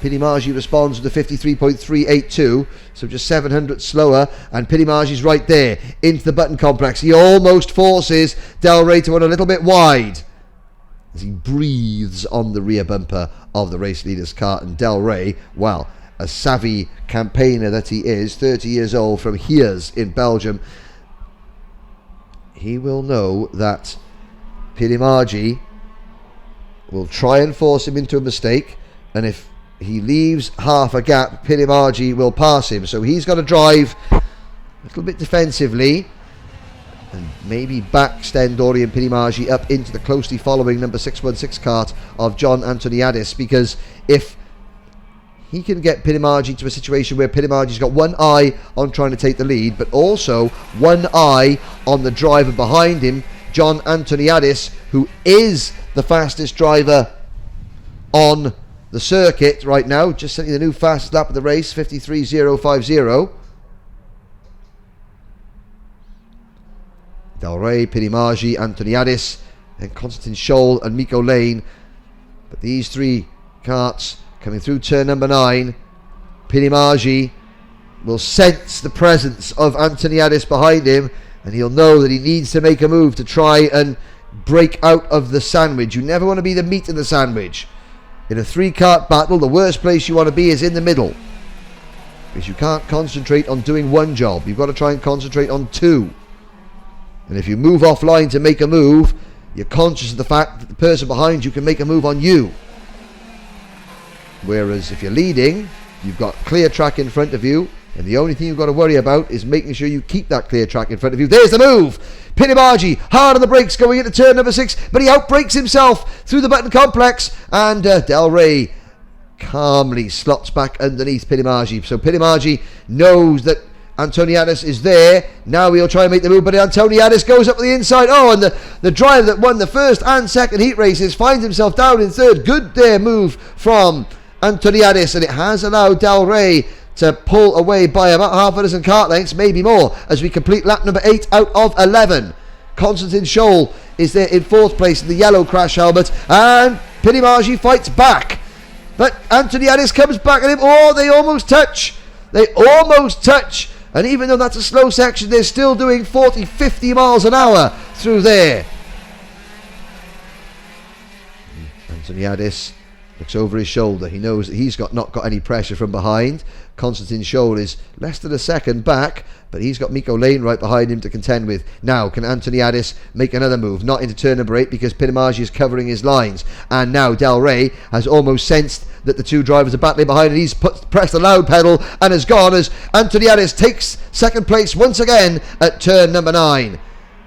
Now, can Pinnacle fight back down this main straight into turn number 1? Let's see. The gap between first and second was 0.8 of a second. It's actually grown to over a full second now, as Antoniadis there and Pinnacle just behind him continue to trade places. They almost traded number stickers at this point 1 lap ago. Such was the ferocity of their scrap, but they've emerged unscathed down the back straight into the button complex. Thierry Del Rey on lap 10 out of 11, leads by a full second. At the moment, he is a fraction quicker than Antoniadis through sector number 1, and a 10th quicker than Pinnacle. We go through sector number 2, and Antoniadis is actually quicker than Del Rey through sector number 2. Has the 37-year-old Greek driver John Antoniadis left it too late to mount a challenge for the race lead? I think he has, because we've started the last lap. Thierry Del Rey, 611 for the Mach 1 Motorsport team, comes through turn 3. You can see the dark line of rubber that's been laid down. That's where the grip is. It's another new fastest lap for Antoniadis. He's throwing the kitchen sink at Thierry Del Rey in his attempt to close in, but I think he may come up a lap or 2 short. Look at all that rubber that's been laid down. That dark area of the circuit, that's where the grip is. If you move offline, it's not as grippy, and Thierry Del Rey knows that through turn number 9. Antoniadis will not catch him, and Belgium's Thierry Del Rey will break Sten Dorian Pinibagi's unbeaten streak here at the start of the first ever X30 Super Shifter Euro Series Championship. He wins heat number 3 by over a second, turns over his shoulder, just has a look to see, as if to say, well, what happened to you all? You were right there. Come on. But he'll be happy with that. So Thierry Del Rey getting a thumbs up from the marshals, obviously a driver that the circuit staff here at Genk know well. He takes the win. Pinimagi has to make do with third place, and it's another strong drive from John Antoniadis to finish in P2, with Constantin Scholl in fourth and Mikko Lane in fifth. Less than 3.5 seconds covering the entire field at the end of the race. And looking at the provisional grid points, Pinimagi doesn't need to worry too much. He's still done enough to secure pole position for the pre-final. Del Rey second, Antoniadis third on the grid. And I have to say that tomorrow's pre-final and final look very exciting in this Super Shifter class. And so that concludes the on-track activity for the day here at Karting Genk. As you can see, the late afternoon sunshine is still beaming down, not, well, the occasional little fluffy cloud overhead. But it's been a fine day over the circuit. It's been a fine day on the circuit as well. A big thank you to the marshalling team who have been there all day through thick and thin. A big thank you to pit reporter Jenny Wade, who has been speaking to the various personalities watching here this fine Saturday afternoon. I have a couple of paddock announcements to make shortly, so for those of you watching back home and think, well, that's irrelevant to me, don't forget this commentary is going out not only across the globe. Oh, Jenny Wade has found Mark Kimber. Well, she's found a world champion to chat to. Take it away, Jenny. What's Mark got to say for himself? Tell him he hasn't filled out his commentator information sheet yet, the scruffy little oik. He said, Henry, you don't need the sheet because you know everything he's done, and I think he's a really big fan, Henry, but he always wants you to do that commentator sheet, you know? Yeah. He said he's going to do it tonight. Okay, now Mark, quite a good weekend so far. We were just talking about the fact that now you're in seniors. It is quite competitive, but you've always been fast, so, you know, maybe you can tell us a little bit about your weekend so far. Yeah, obviously there's a lot of experienced drivers, but we know we've got the pace, so I think we've been quite good so far. Mm-hmm. You've been right at the front there. Is there any doubt in your mind that when you came into the seniors you could be running right at the front and leading the race against this level of competition that you face? You know, some of the guys are really pushing and they're not giving you an inch. Yeah, well at first we weren't sure if we'd quite have the pace, but after the first round and now this weekend so far, it's been quite good. Mm-hmm. Okay, now last year of course we saw you very, very competitive as a junior. What do you think is the main thing now that you have to do? Of course you can be fast, but when you're racing, you know, a lot of experienced drivers, what are the sort of things that go through your mind when you're out there and you know, okay, this corner, the slipstream, all these things? Yeah, well, last year was a bit different, but this year with the more experienced drivers and everyone has a pace, so it's really close and you just have to be good in the racing. I guess you don't really think about it, do you? No, not too much. Okay, now looking at tomorrow, 2 long races. Do you have any strategy? Do you work anything together with other people, with different drivers, you know how they drive? Is there anything tonight that you'll think, okay, I need to focus on this tomorrow? Not really, but we've got teammates, so I think we're okay. Mm-hmm. Do you find any of the teammates are probably the ones to beat? Or do you think there's some other guys out there that could be the one that's going to give you the most pressure? I think everyone's really good and it's close, so it's hard to catch people. So it's close. I think it's going to be good racing. Yeah, I think so. All right, you're going to go now and have a good rest. And Yeah. of course, we'll see you tomorrow on the grid at the front, I'm sure. Yeah, thank you. Thank you. See you. Well, thank you very much to Jenny and to Mark. And it's been a wonderful day's racing here in the northeast corner of Belgium. A big thank you, as I said before, to all the circuit staff here at Genk. A big thank you to all you guys and girls back home for listening. I know that we have had viewers from Europe, from America, from South America. I'm sure there are viewers watching Jacob Ang in the Philippines and in Australia as well. 26,000 of you watched the Winter Cup at Valencia, and I'm sure that there will be just as many, if not more, this weekend. Don't forget, the clocks go forward an hour tonight here in Europe, so everybody loses an hour's sleep. We'll be back on track tomorrow for the pre-finals, the repechage in senior, and of course then the all-important finals themselves. If you want to find out a little bit more about the X30 Euro Series, go to Facebook, like the IAMI X30 Euro Series page. If you want to know a little bit more about the company bringing you the images you are watching, please go to Facebook Telemundi Media or www.telemundimedia.com. If you want to know more about the organisation that is bringing you this race meeting, go to www.rgmmc.com and see the range of services that RGMMC provide, including bringing top-line kart racing to a global audience. If you want to tweet us to say, do this, do that, shut up. Wait, I won't shut up because I'm paid to be here. But if you want to tweet us to say who you're cheering for and where you're cheering them from, go to @RGMMC. And please keep up to date with Facebook this evening. We have the daily report that will be written and will be posted with some of Racebox's photographs later on tonight. We also have the daily roundup clip that myself and Jenny Wade put together along with the crew from Telemundi Media. And on that note, if you have finished first or second, if you are going to be on pole position for your pre-final, or if you think you're going to be second, please do not leave the circuit. We need you in your race suits. We will interview the winners, or we will interview the pole sitters for the pre-finals tomorrow. We will interview the pole sitters for the pre-finals tomorrow.